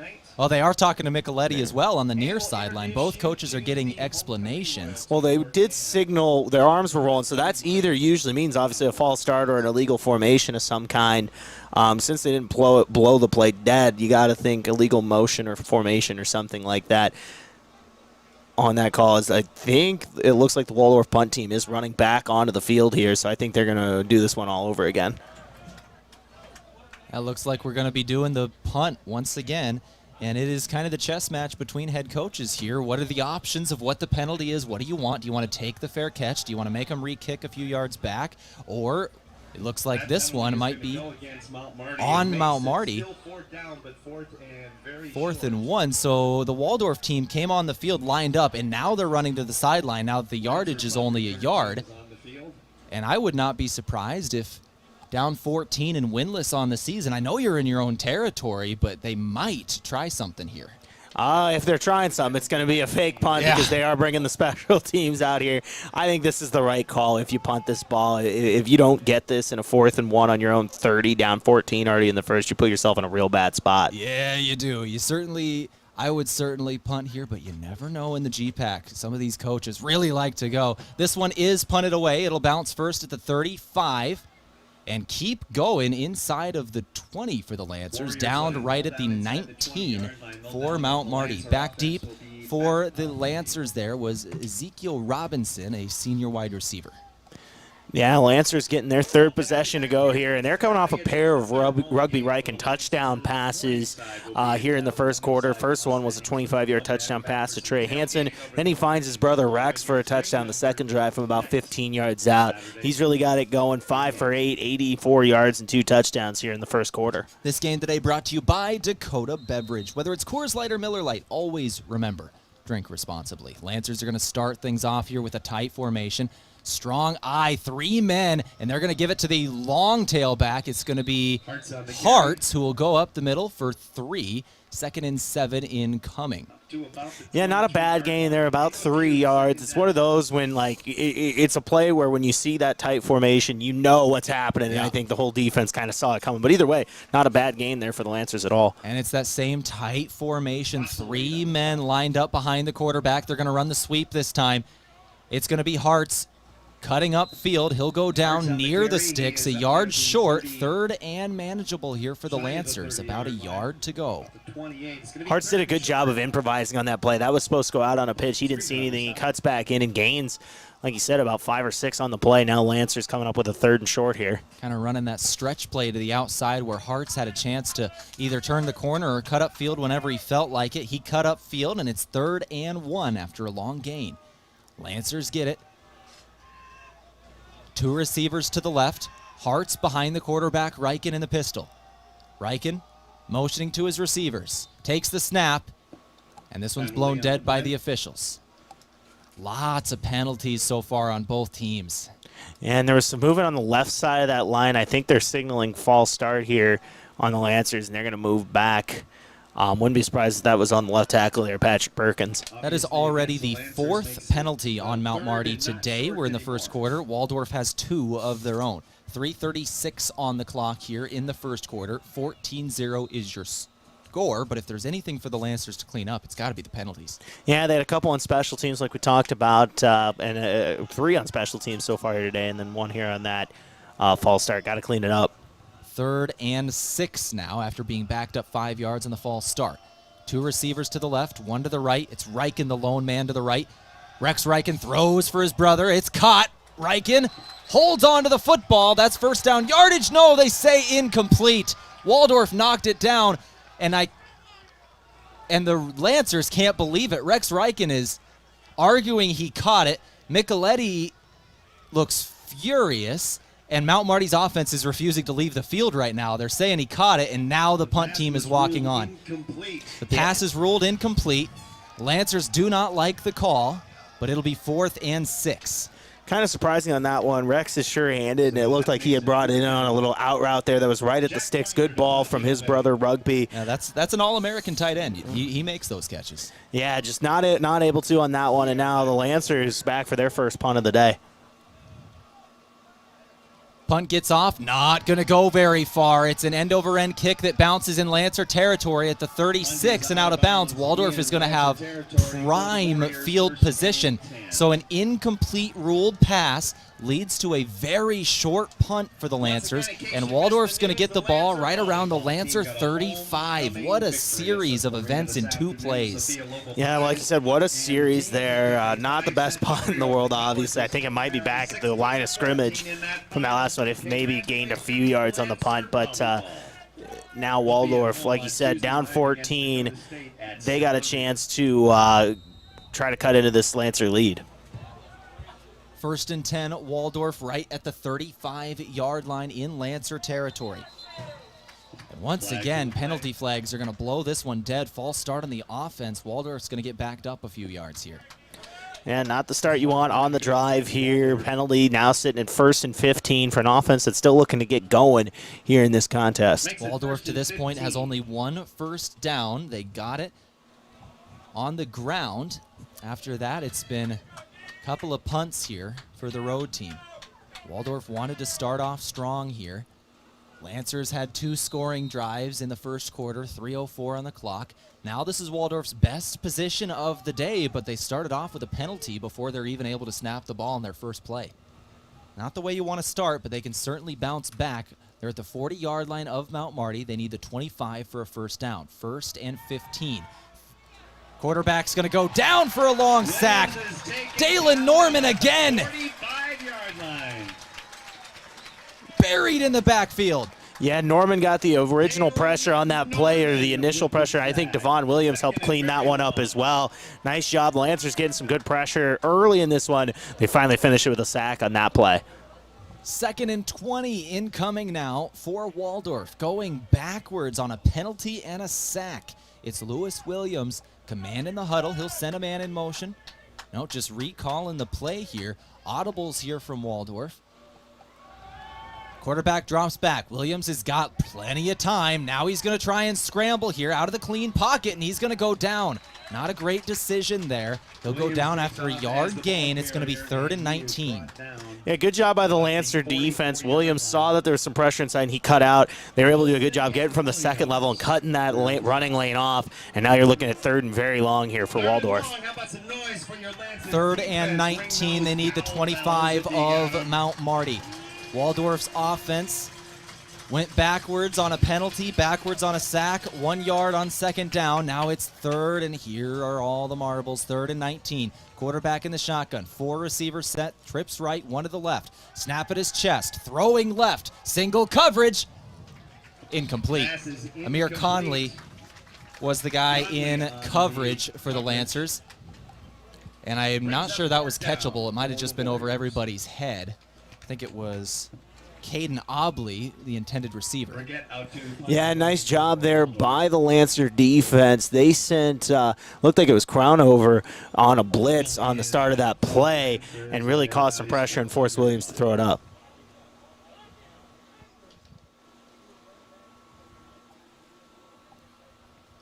So 4th down for Waldorf. They had great field position in Lancer territory.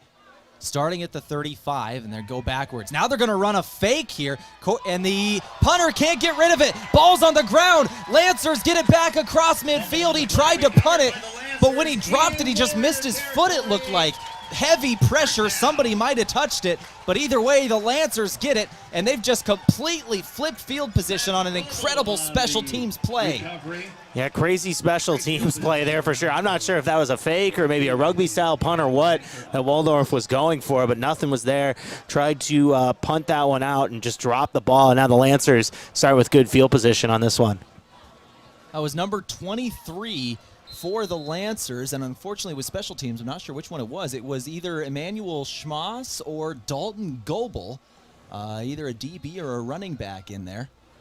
And I think that might have been Goebel, judging by the height and weight, but we've got a pass downfield. Trevor Fitzgerald's getting involved in this ball game now. His first catch, Rugby Reichen finds him downfield for a 1st down.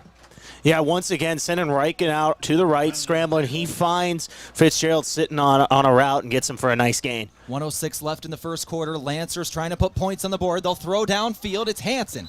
Hansen catches the quick out from the quarterback, Reichen. 9 yards on the gain, inside of the 20 now. Red zone possession for the Lancers. 2nd and short, 1 yard to gain, sitting at the 17 of Waldorf.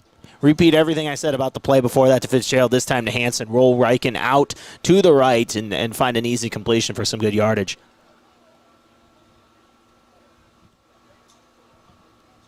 Reichen takes the snap, hands off Hirsch. Hirsch going to the left side, cuts up field now, had a blocker. 1st down yardage, 1st and goal for the Lancers, starting at the 5-yard line. Kyle Hirsch on the run. Nice run there by Hirsch. He's able to bounce it out, get a 1st down on that play. Now the Lancers in business here at the 5-yard line. At the 5-yard line, Rugby Reichen has 2 receivers to the right. Rex Reichen, the tight end, off the right side of the line. It's Hansen who's going to take this wide receiver sweep, going to the outside, and he's got a clean lane into the end zone. Touchdown, Mount Marty. What a block from Kyle Hirsch there to set the edge. Hansen's able to take it after that on the sweep and get into the end zone. Lancers up big here in the 1st quarter, Tehl. Lancers up big for sure. It's 20-0, the score of the ball game. Finder comes in to attempt the point after. He's 2 for 2 today. The Lancers had penalties on both point after attempts so far today. But Finder has got it through the uprights both times despite the extra yardage. The snap is away, hold is good. Kick is good from Jack Finder. And according to the scoreboard, It looks like that did it for the first quarter as well. We've got 12 minutes on the clock going for second quarter, which should be 15. I don't know. We'll see what's going on with that. Either way, Lancers are leading 21-0. He's Josh Boelter. I'm Tehl Tanner, back here in 30 seconds on KYNT TV.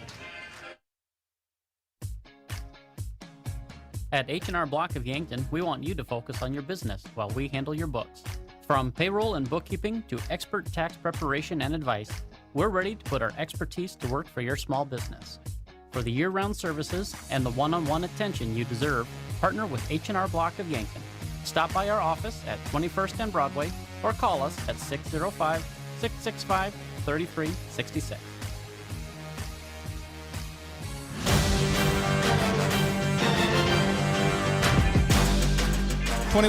Mount Marty leads this ball game.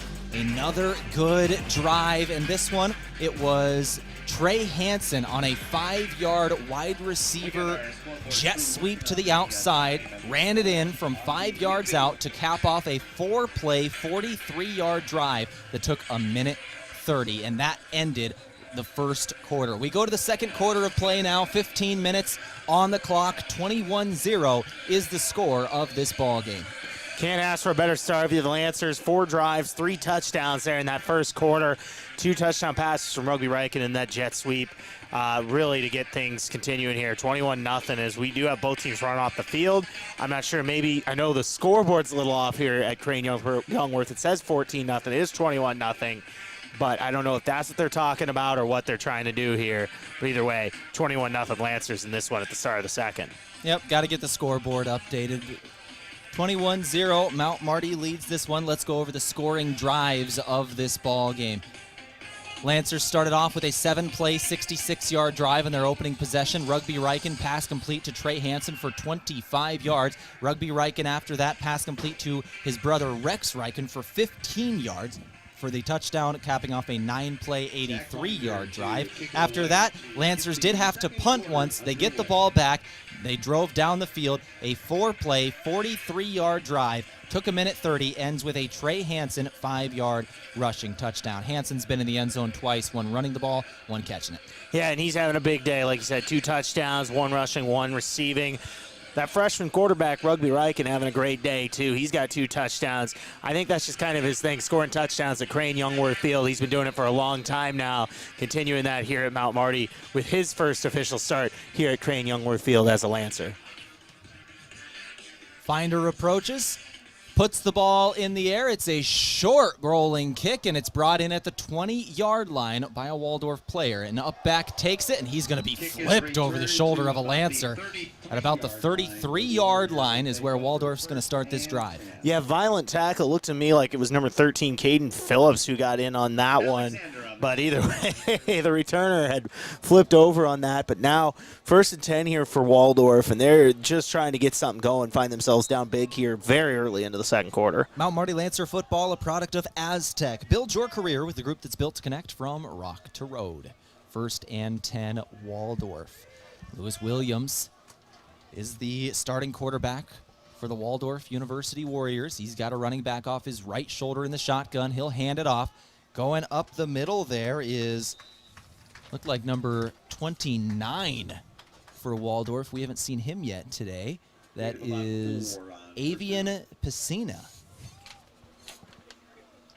Yeah, Piscina on that one. He had a nice little gain of about 4 yards in that play before I had my roster upside down before Brinsley came in and cleaned that up out of from the safety position for the Lancers. I have number 29, Piscina, listed as a wide receiver and a junior here. He's lining up as a running back now splitting out wide to the right, and we're going to have procedure on the offense. Officials blow this play dead, false start. Waldorf goes backwards. They're just going to give up all the yardage they just gained on that last play. Yeah, and that's tough. Obviously, as you're trying to get something going here, having penalties will kill momentum as quickly as anything else in football, and they're more than giving it up. It's now second and about 12 or 13 here now for Waldorf, and actually now they're going to move it back. It's going to be about, call it 2nd and 11 here for the Warriors. That should be 4 penalties on the Warriors for 35 yards so far in this contest. We're just underway in the second quarter. 2nd and 11. is the down and distance. Waldorf at their own 32-yard line. Man in motion from right to left. They're going to run that screen themselves. It's number 2 going to the outside. Turns upfield. Might have had first down yardage here. That was George Rivera, who I have listed as a defensive back. But that'll move the chains for the Warriors. And the official roster I've been given, there's only one number 2. It is George Rivera, the defensive back out of Mason City, Iowa. We'll have to assume that was him. And it's just crazy how little differences things are in football. For example, you saw a very similar play to Hansen in the end zone. That Hansen's counts as a rush because it was a handoff, but that with Waldorf is actually a pass because he shovels it forward like that. It's just crazy how different little things can be in football. Yeah, those little pop passes. This one's a handoff going up the middle, and he's stuffed at the line of scrimmage. Mount Marty defense holds strong. That was Tyrell Klein. No gain. Yeah, and he's having a good day up front. Tyrell Klein, the senior nose tackle. He's had a couple of those big plays, especially in the run game. Another nice one right there. Looks like they'll give him forward progress of a half yard, but it's still second and near 10. Quarterback Williams sets the play. 2 receivers to the left, 1 to the right. Shotgun set, running back off his right shoulder. He'll take the snap, drop back, looking to throw, rushes on. He'll scramble out of the pocket, going up the middle, has positive yardage, and he's going to make it 3rd and short for Waldorf. 3rd and manageable here for Waldorf. Now, we talked about them maybe going for it earlier. This is a scenario, Tehl, 3rd and 2 in Mount Marty territory, even though it's only about the 48, where if they don't get this, I could see them going for it down 3 scores here. Down 3 scores early in the game, you pretty much are going for it every time you cross midfield if it's a short yardage situation. That's just GPAC football there. 3rd and 2. 48-yard line in Lancer territory. They're going to line up in the gun. Running back off the right shoulder of the quarterback, Williams. He's going to hand it off, going up the middle. Heavy contact, and I believe they've got it. 1st and 10 for Waldorf. Yeah, much needed first down there for the Warriors. They had to get it, hand it to the tailback on that one, get the first down and keep the sticks moving. Nice play there from Waldorf. Avian Pacina, I have listed at 29. Running that one. 1st and 10 for Waldorf from the 45-yard line in opposing territory now. They're driving, putting together a nice little drive here. 1st and 10 for the Warriors. Going to take the snap. There was a little bit of movement, no flag here. Everybody got a good jump, and a quick short pass to the outside is complete to Caden Obley. Yeah, finds Obley on a quick little hitch there, just trying to get some space and get a few yards to start the set of downs. 2nd and 6 incoming. That was Gabe Baptista with the tackle, the senior out of Hawaii. 2nd and 6, 21-0. Mount Marty leads this one. Williams, same formation, sends Obley in motion from right to left. He'll get set on the left side, and now it's Williams running right. Lancers are going to put him out of bounds. A few yards downfield. It's going to be 3rd and short once again. 3rd and 1 from the 36-yard line.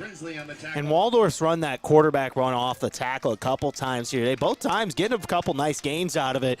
Maybe see them implement that a little more into the play calls today as the game goes on. But either way, 3rd and 1 here for Waldorf. 3rd and 1.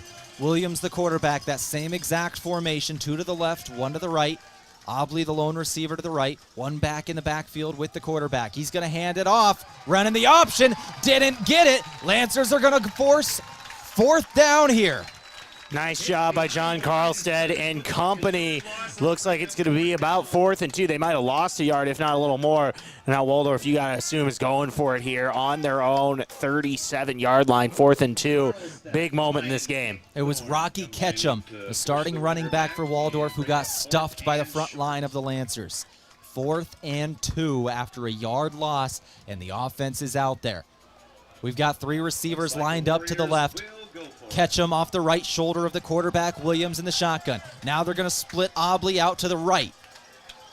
Obley lines up, and they're going to drop back to pass. Throw over to the right side, completed pass. There is a flag down. 1st down yardage for Waldorf, but check the flag here. Tight throw there from Williams, like you said, flag on the play. But for now, nice gain. We'll see what the penalty flag is here on this one. There's a quality pass downfield for first down yardage, and Waldorf is backing up.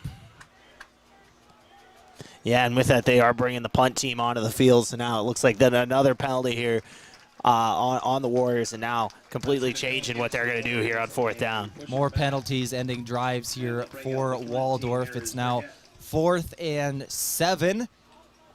That's just too far to go for. Right, a little too far and a little too early in this game.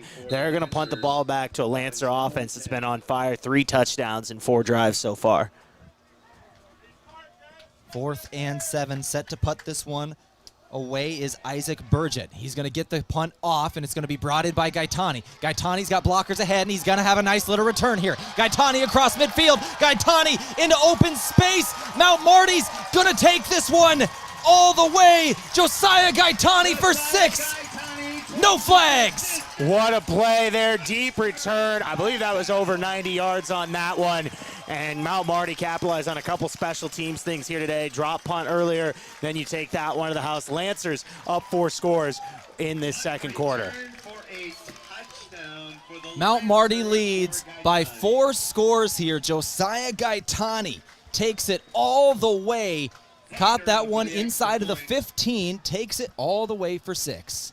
Jack Finder lining up for the point after. 87 yards officially. 87 yards officially on the return for Gaetani.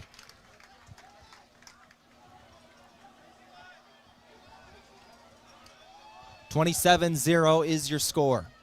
Finder, the extra point attempt is good. 4 for 4 is the kicker. 28-0. Mount Marty leads over Waldorf. This is your homecoming game. It's Lancer Days in Yankton. He's Josh Boelter. I'm Tehl Tanner. This is Mount Marty Lancer football on KYNT.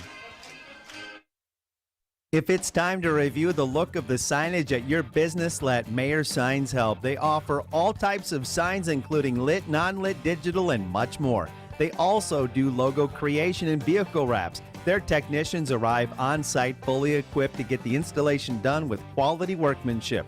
With the latest tools and technology, Mayor Signs provides high-quality installation service for any sign. Contact Mayor Signs today on 4th and Broadway in Yankton.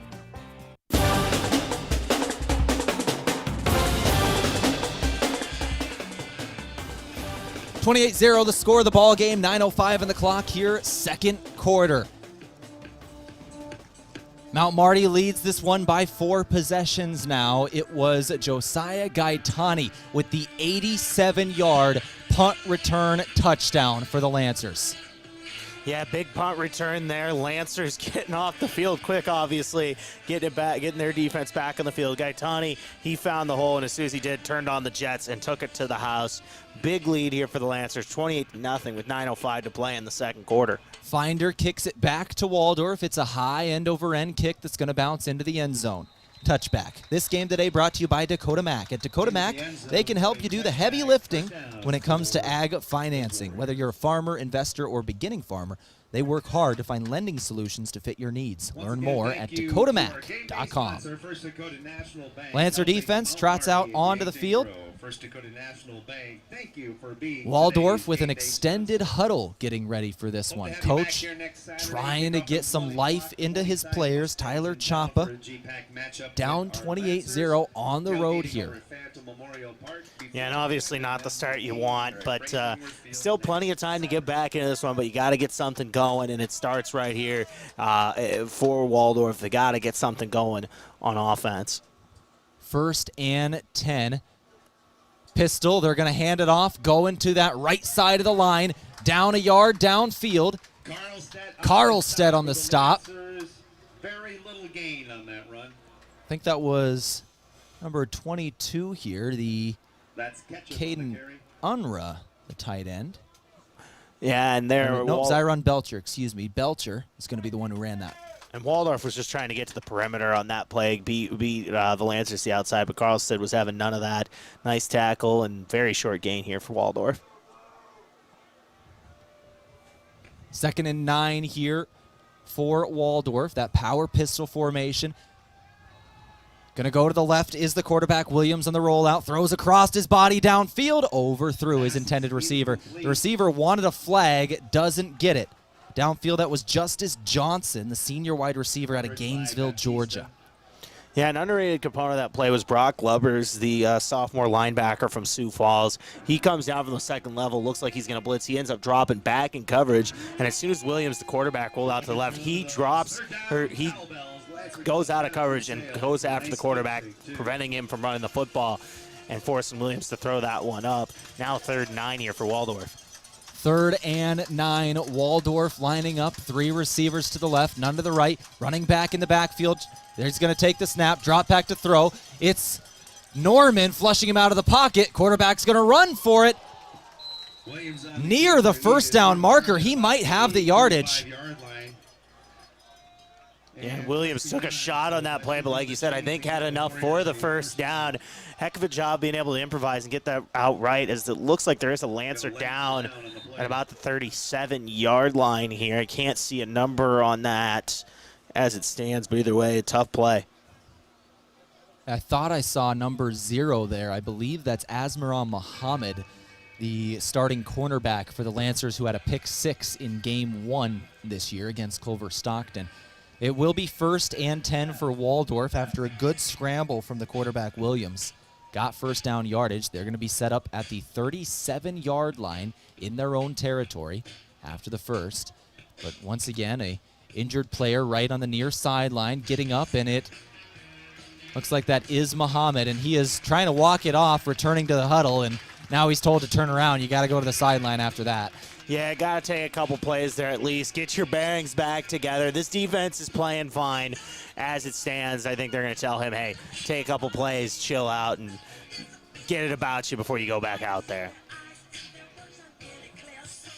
Now if you're Waldorf, you get a big 3rd down conversion there in the scramble from Williams. You're out there just trying to get something going to continue or keep sustained on offense, and maybe that's the spark they needed, was that quarterback run.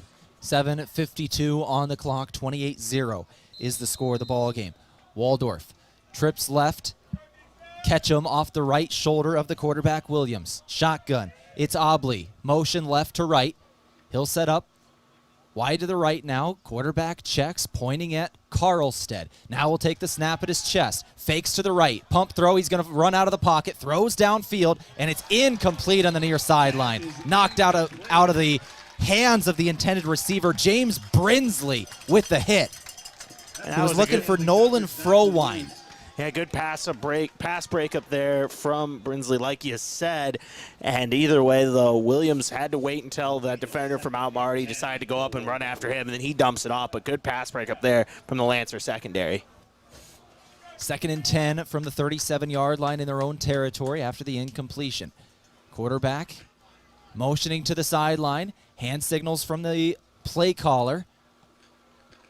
2 receivers set. He'll take the snap at his chest. Handoff, running back. This is Ketchum going up the middle, and he'll take it for 5. 2nd and 5, or 3rd and 5 now incoming.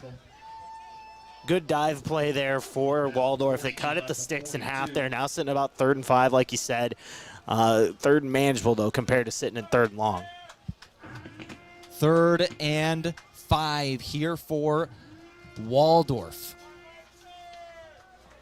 The sirens sound, the cowbells are flying in the arena. Quarterback takes the snap. He's going to be flushed out of the pocket, rolling to his left, rushes on, Lambeth's on him, throws it downfield, and it is well out of bounds, incomplete. Just threw it away. Jacob Lambeth was right in the grill of the quarterback. Yeah, right in the grill there, and I was surprised there wasn't a flag called on that play. As Williams is throwing the ball up in the air, you had 2 players down the field, like almost wrestling with each other. I think it looked like it was Ketchum for Waldorf and Baptista for Mount Marty. I was surprised there wasn't something called there. But either way, nice job by Lancer defense getting off the field once again. They're pitching a shutout here in this first half, looking really good on that. Looking good everywhere, but really good on the defensive side of the ball so far.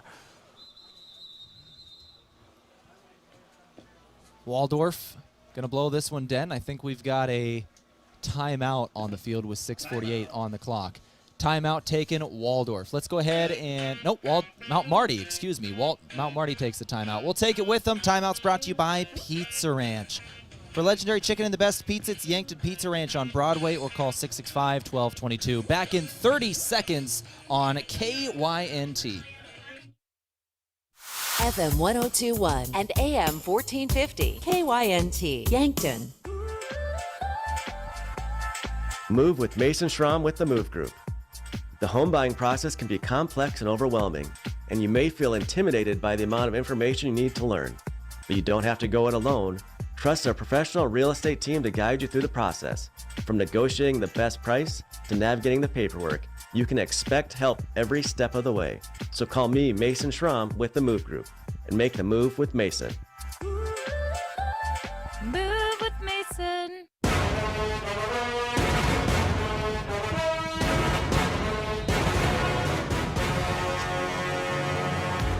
Well, the third down incompletion brings up fourth down, and the punt is away, and there's going to be penalty flags flying. Justin Ogle's going to return this one for the Lancers. Decent yardage, but Waldorf is going to get penalty yardage here because they blew up the kicker. Yeah, and that should be a first down there for Waldorf. They're going to be able to sustain this drive now after that. A rare mistake on special teams here for Mount Marty, at least on that sense. I mean, they've had a good day special teams outside the penalties, but I guess there you see another one. Now it looks like that should give Waldorf a first down. The defense for the Lancers is already back on the field. Yep, they are expecting this to be 1st and 10 for Waldorf. Roughing the kicker is the call. And there were a couple of different Lancers in the backfield there that had a chance on the block, but they run into the kicker instead. And it'll be 1st and 10 for Waldorf. So the offense comes back onto the field. Still in their own territory, setting up at the 47. And that's the risk of going after a punt, being aggressive. That sometimes you'll run into the kicker, and it costs the Lancers getting the ball back there. But either way, I think they feel confident with their defense coming back on the field, pitching a shutout so far in this one. 28-0 is the score. 6:38 on the clock here, second quarter. Waldorf quarterback Lewis Williams. Shotgun. He's got Ketchum off his right shoulder. Double tight end. He'll hand off, going up the middle here. Running back takes it for 2, maybe 3 here. That's actually going to be Piscina. Nice job there on the run defense. Only about a gain of 2 or 3 on that play. Really not giving up much on the ground. I think the longest they've given up today is a gain of 10. Other than that, though, it's been rather short runs here, at least to the run or the traditional running back style plays in this one for Waldorf. The Lancers doing a good job of containing it. Avian Piscina, the junior running back, getting a little bit of work here today. Previously had only 5 carries on the season. Take this one for another gain of 2. Piscina with a short gain, bring up 3rd and 5. Once again, Piscina had only 5 carries on the season coming into today for 11 yards. About doubling that here today.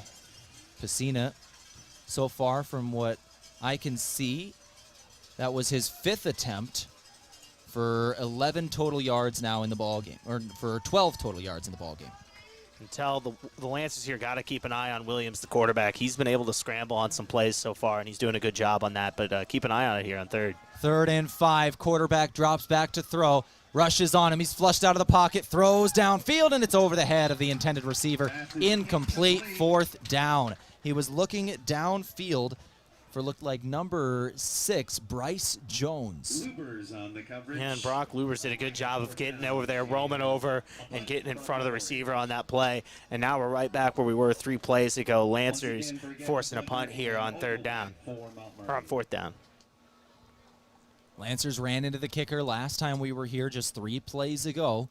Gave Waldorf a fresh set of downs, but Waldorf, after that fresh set of downs, goes 3 and out. Justin Ogle back to return this punt. It is a high spiraling kick. It's going to bounce at the 7 and down at the 1. It hasn't touched the end plane yet. Did it stop at the half-yard line, or did it go into the end zone? End zone it did. Waldorf needed to get downfield a little bit quicker there. That was a nearly perfect punt. It was stopped right at the 1-yard line and just rolled in the end zone. And even if it hadn't, the player who had touched it for Waldorf, it looked like he was half in the end zone, which makes it a touchback either way. Yeah. And I think that might be even with the call. I think that still might have actually been short of that line there. But the Lancers catching a break for sure now, starting at their own 20 with an offense that hasn't seen the field in a bit here, Tehl. I mean, it's been a special teams touchdown from Mount Marty here in this quarter, and now they're finally getting some action here in the second. Everybody was able to get a breather in. Here we go. 4:55 on the clock in the second quarter. Handoff to the outside. Running back turns upfield. First down yardage Nice carry on first for down. the Lancers. Move the chain. That was First down Ishmael for the Sloan. Lancers. Sloan has only 6 rushes on the season for 22 yards. He's averaging 3.5 per carry. Ishmael Sloan, a guy that John Micheletti, the head coach of the Lancers, very high on. He's been looking to get him involved in this game. Sloan's going to take this next carry as well. This time he'll be stuffed at the line of scrimmage. No gain. Not much there for Sloan, the running back from South Carolina. Going back to that last play, really good at setting the perimeter there. That's something the Lancers want to do in their run game, is get to the edge. And you saw it on that first play of the drive there with Sloan. 28-0, Mount Marty leads this one. The clock's moving, just under 4:15 to go, second quarter. Reichen, the quarterback, takes the snap in the pistol. He'll roll out to his right now. He's got men downfield. He's going to take off running, and penalty flags are down. He's going to gain about 8 yards on the scramble. He had Nick Heath, chose to take off. I thought that was a good decision because the space Nick Heath had ran out of time, but we got to check this flag here. Lancers are going backwards. Yeah, and I think it's obviously usually in those type of situations you get something on the line. And it sounds like it's going to be a legal shift, 5-yard penalty, and that's something that's getting called a lot more at every level, are those illegal shift penalties. I mean, from high school on up, you're seeing it, and it's a penalty there on the Lancers with that illegal shift. So the Lancers now backed up, 2nd and 15. So they'll replay the down.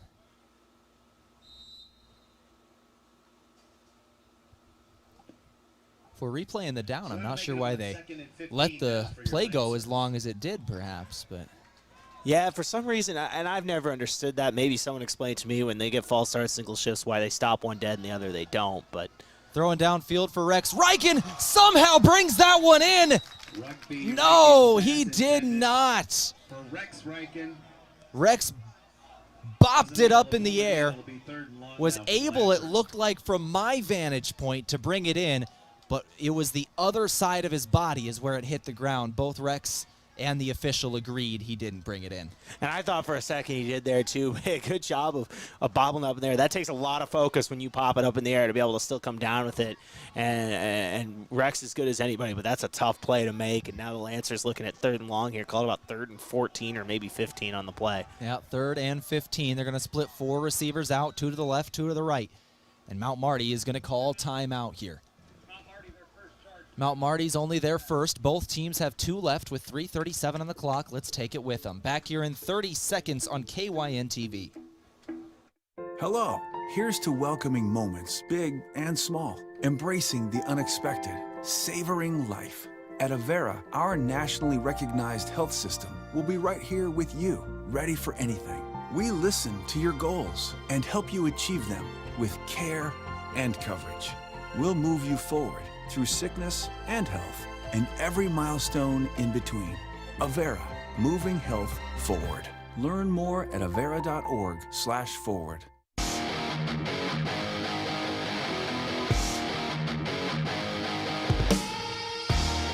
28-0, Mount Marty leads, but their offense is in a spot of trouble here. 3rd and 15 after penalty yardage assessed.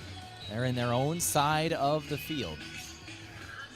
Yeah, 3rd and long now for the Lancers. Let's see what they do here. Really, the first time they've been in a scenario like this today. Going to be interesting to see maybe if they play this a little more conservatively or if they are aggressive, try to convert here on something maybe down the field. For the Lancers, it's Ezekiel Robinson and Trey Hansen wide to the right. Trevor Fitzgerald to the left. Rex Reichen lined up as a tight end off the left side of the line. Kyle Hirsch goes out as the running back. Reichen throws it for Hirsch. Missed him downfield. 4th down for the Lancers after the incompletion. And that's actually a pretty good ball. Led Hirsch there on that wheel route. Fortunately, just a little too far, but not a bad ball by any means. And Mount Marty, they're going to bring the punt unit out here towards the end of this second quarter. Waldorf's got a chance here. You remember Waldorf deferred to start off this game. They will get the ball to start the second half. They've got a chance to go 2 for 1 here and get right back into this ball game. It's 3 minutes, 32 seconds left on the clock with 2 timeouts. Waldorf's a team. Certainly, if they're able to go 2 for 1, put them right back in this.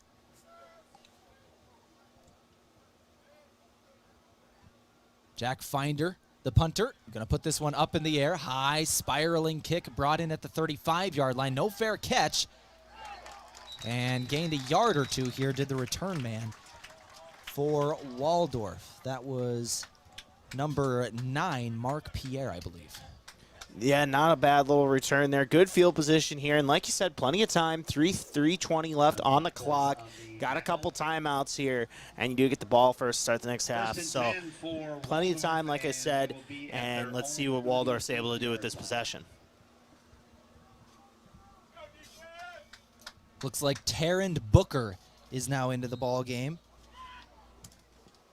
As the running back, he'll line up off the left side of the quarterback's shoulder. 2 receivers to the left, 1 to the right. Wing back off the left guard. They're going to hand off to Booker. He'll go up the middle for a few.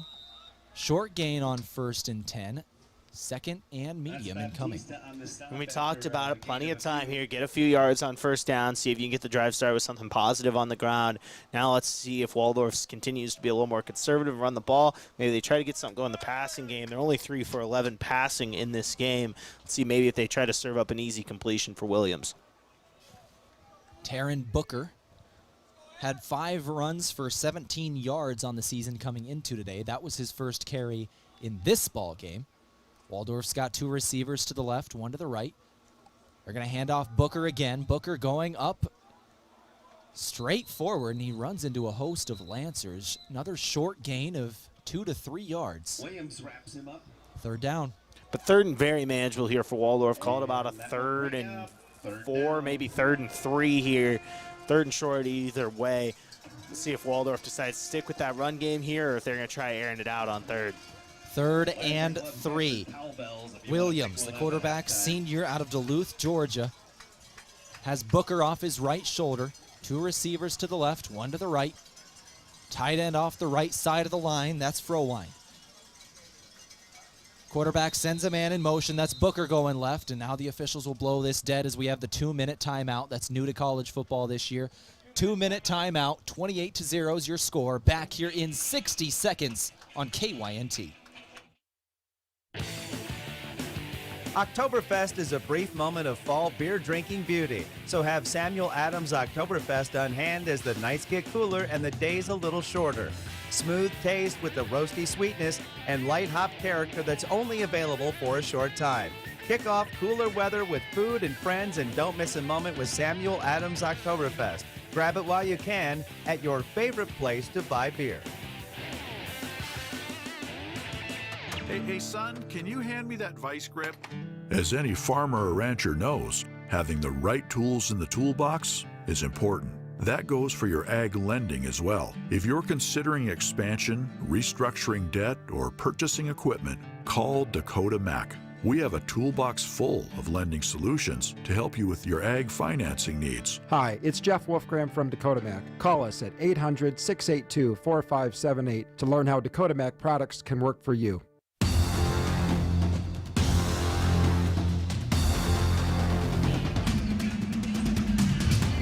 After the 2-minute timeout, it's 28-0. Mount Marty on top. Waldorf facing a 3rd and 3 at their own 45-yard line. This is a crucial down. Williams, shotgun. He's got Booker off his right shoulder. Booker ran the previous 1st and 2nd down. Now he's going to split out wide to the left. Empty set. Quarterback takes the snap, throws. 1st down. And the ball comes out at the end of the play, but it was the ground that forced it. Josh Pickthorn with the stop, but 1st and 10 for Waldorf. They're moving. Tight coverage there. Good throw from Williams, able to zip it into a spot where it didn't look like there was much there. Good ball, and Waldorf able now to really take their time and maybe bleed this clock and make sure Mount Marty doesn't get the ball back before halftime. Please report to the arch. 1st and 10 for the Warriors. Williams, he'll take the snap, handoff. Booker's going up the middle, finds a hole, he's into the secondary. Booker with a 1st down yardage, run of 16 for the Warriors. 1st and 10. Nice run on that play, able to hit the hole and get into the secondary, like you said. Really starting to move the ball here. Waldorf trying to build some momentum before halftime. 1st and 10 for Waldorf. 28-0 the score, 1:22 on the clock. They're managing the clock well here. Once again, they have a chance to go 2 for 1. They receive the second half kickoff. Quarterback Williams readies. Calls for the snap, takes it. Design quarterback run off that left side of the line. He's going to be forced out of bounds, 5 yards downfield. That'll stop the clock at 1:05 to go. Nice run there. They've had some success on those keepers off the edge, and now all of a sudden they're at about the 25 or so yard line. Still have those 2 timeouts in their back pocket with 1:05 left here in the second quarter. 1:05 on the clock. Lancers get a chance to substitute after they go out of bounds here. Waldorf brings a few guys on. 2nd and 5. Quarterback Williams in the shotgun. Taking time here. Now he'll take the snap, hand off to his quarterback. That's Booker. Or his running back, Booker, goes up for 3.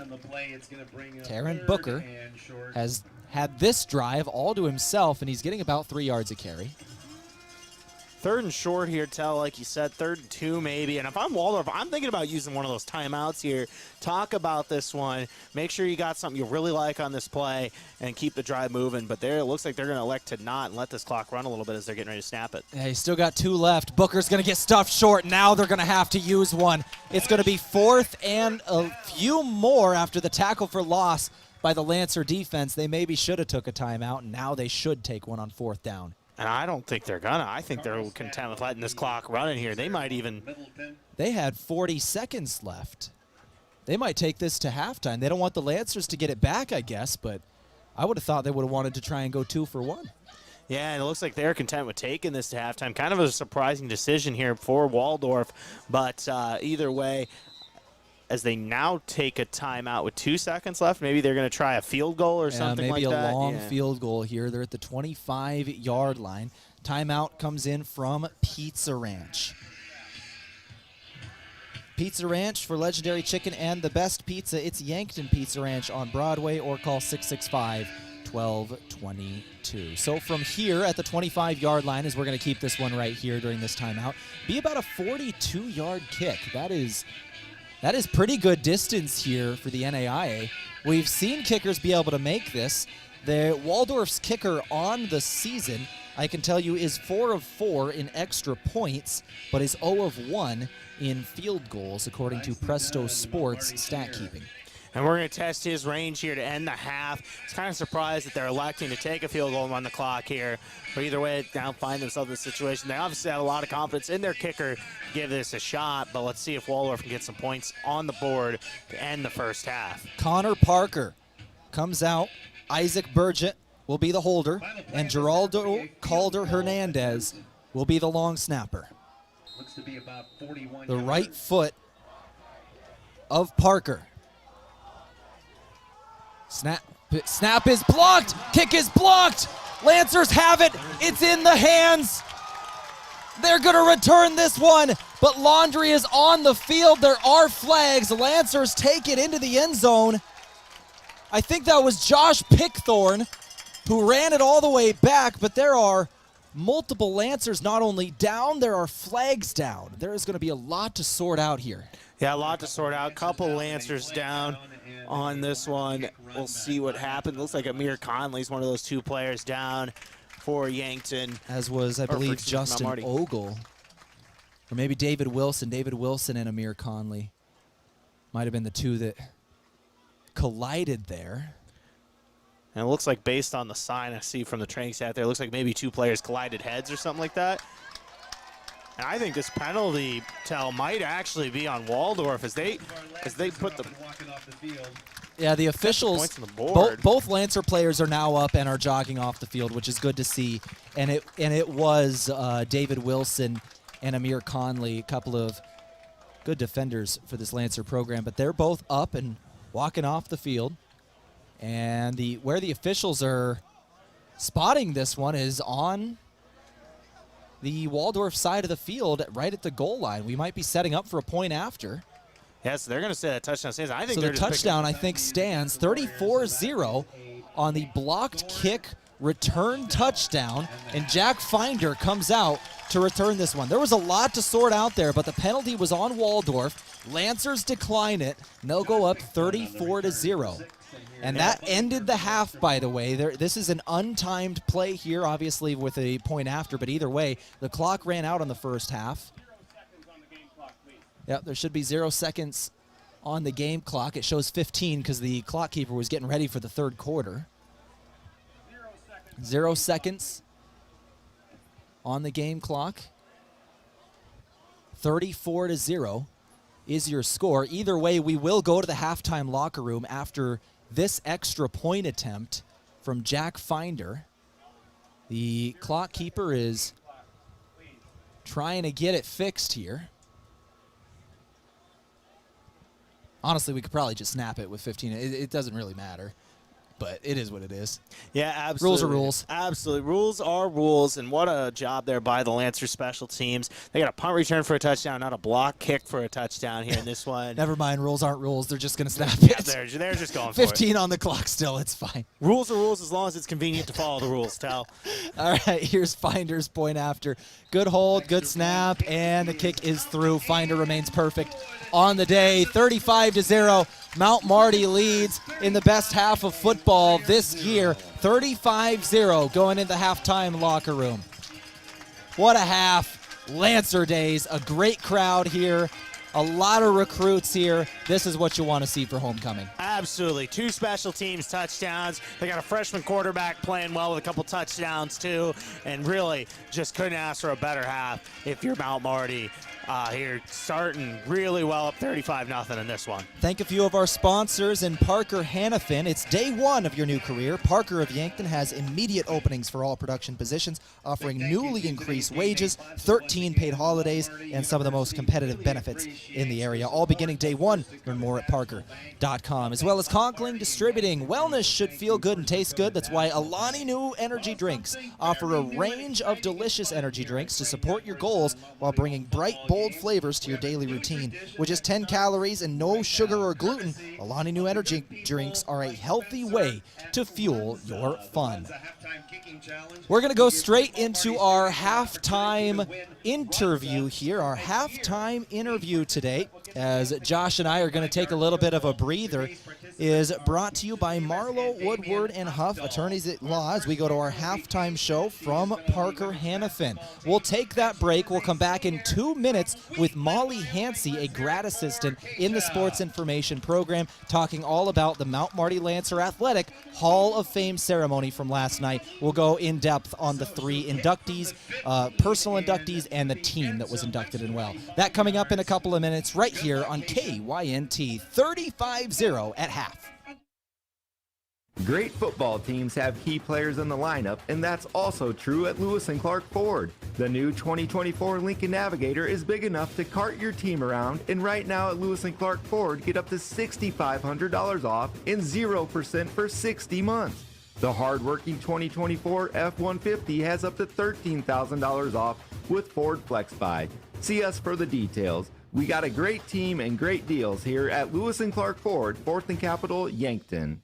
Enjoy some Yankton hospitality at the Fairfield Inn & Suites or the Holiday Inn Express. As the newest hotel in Yankton, the Fairfield offers you a comfortable, relaxing stay in modern rooms. For business travelers, Fairfield is the perfect place to rest after a long day of work or use their meeting room for small meetings. The Holiday Inn Express features large family rooms, hot breakfast, and free happy hour. To get a great rate and flexible reservation changes for either hotel, call the Fairfield or Holiday Inn Express direct. Looking for an easy way to travel? Let Foreman Charters do the driving for your next trip. Upcoming Christmas tours include Branson on November 17th to 22nd, features Christmas shows like the Grand Jubilee Buffet Dinner and Show, Showboat Branson Bell Dinner Cruise, and so much more. On December 6th to 8th, it's a musical Christmas in the Twin Cities area featuring the White Christmas and the Chanhassen Dinner Theater, and shopping at Mall of America. For more on Foreman Charter Tours, go to foremanbus.com. SureCo's newest wireless remote system, the SureLink, is based on the most advanced industrial Bluetooth technology, delivering greater reliability and range. The SureCo Pro offers SureCo's best-in-class express operation for simple, single-touch operation. Looking for a low-cost option? Then the SureLink EZR remote may be right for you. Give us a call at 1-800-474-8756 or find us at SureCo.com. Demand the best. Demand SureCo.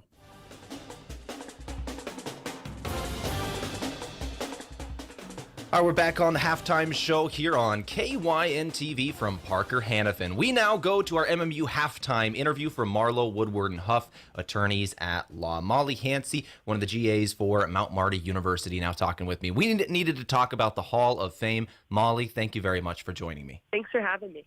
Let's go ahead and talk about the Hall of Fame ceremony from last night. There were three people in a team that were inducted into the Hall of Fame. Can you tell me who they are and a little bit about them? Yes. Last night we inducted the 1994 baseball team coached by Bob Tershinsky. We also inducted Alex Newland-Harris, who was an awesome, phenomenal basketball player here at Mount Marty. We also inducted Titus Koski. He was a great track and field athlete and cross-country athlete. And also Chad McGow.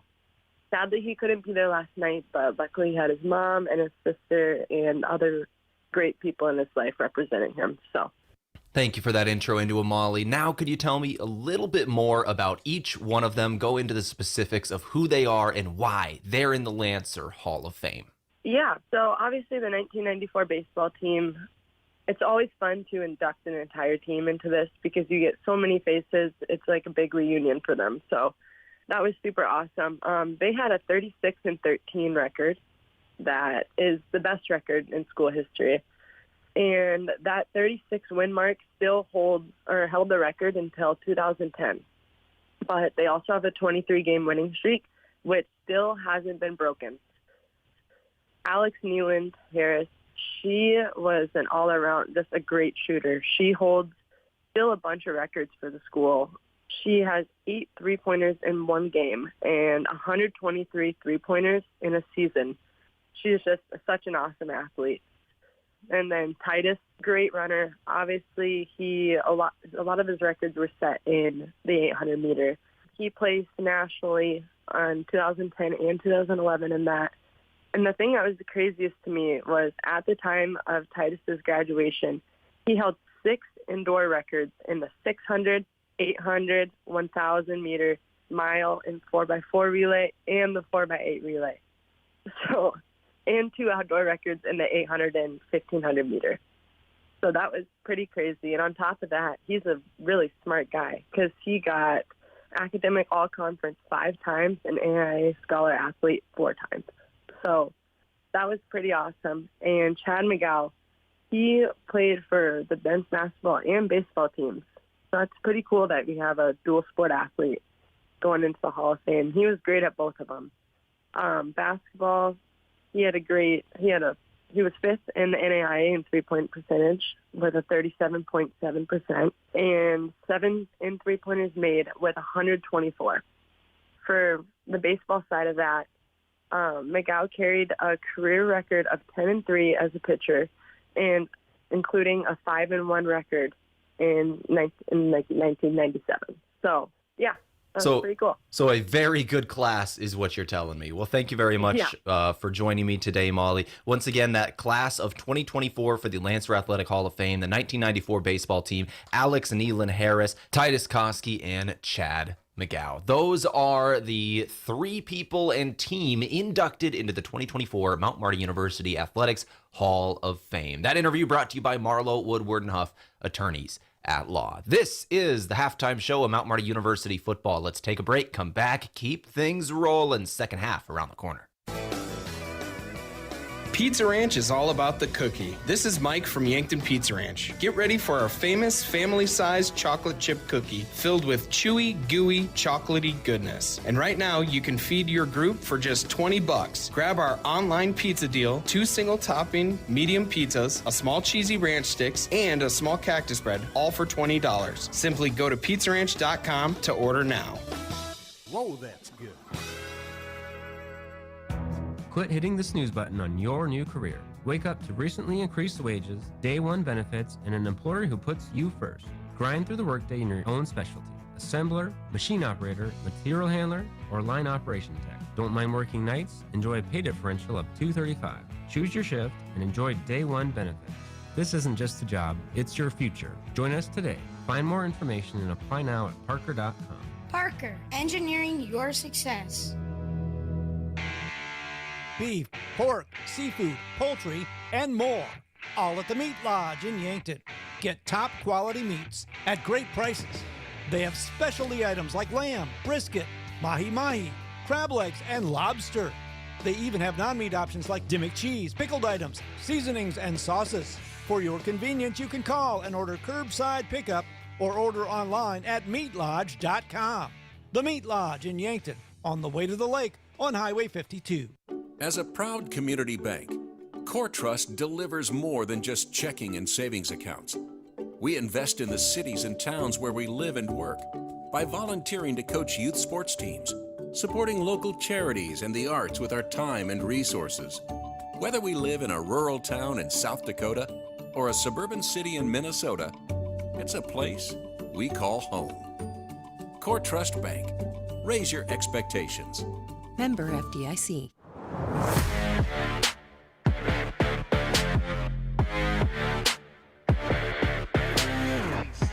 All right, let's go ahead and keep things rolling here on a halftime show from Parker Hannafin. It's day one of your new career. Parker of Yankton has immediate openings for all production positions, offering newly increased wages, 13 paid holidays, and some of the most competitive benefits in the area, all beginning day one. Learn more at parker.com. 35-0 is the score. In the halftime locker room are the two teams. We just heard about the Hall of Fame. We've heard about the royalty. We've heard the Fine Arts Hall of Fame. The parade was earlier today. There is a lot going on. It's Lancer Days, and people are having fun. There's a great crowd here at Crane. Yeah, and then the football team adding to it here. Big 35-0 lead at halftime. You couldn't ask for a better Lancer Days than what Mount Marty's given everyone so far here this weekend. Looking at this halftime report, let's go over the game stats of this ball game, brought to you by the Meat Lodge. If you want top quality meat at great prices, head to the Meat Lodge in Yankton on the way to the lake on Highway 52. Josh, what do we got? Let's go ahead and start with the visiting Waldorf Warriors. Passing, leading the way is Lewis Williams. He's 4 for 12 with 33 yards. He's also their leading rusher. He's got 7 carries for 31 yards, really leading the way there.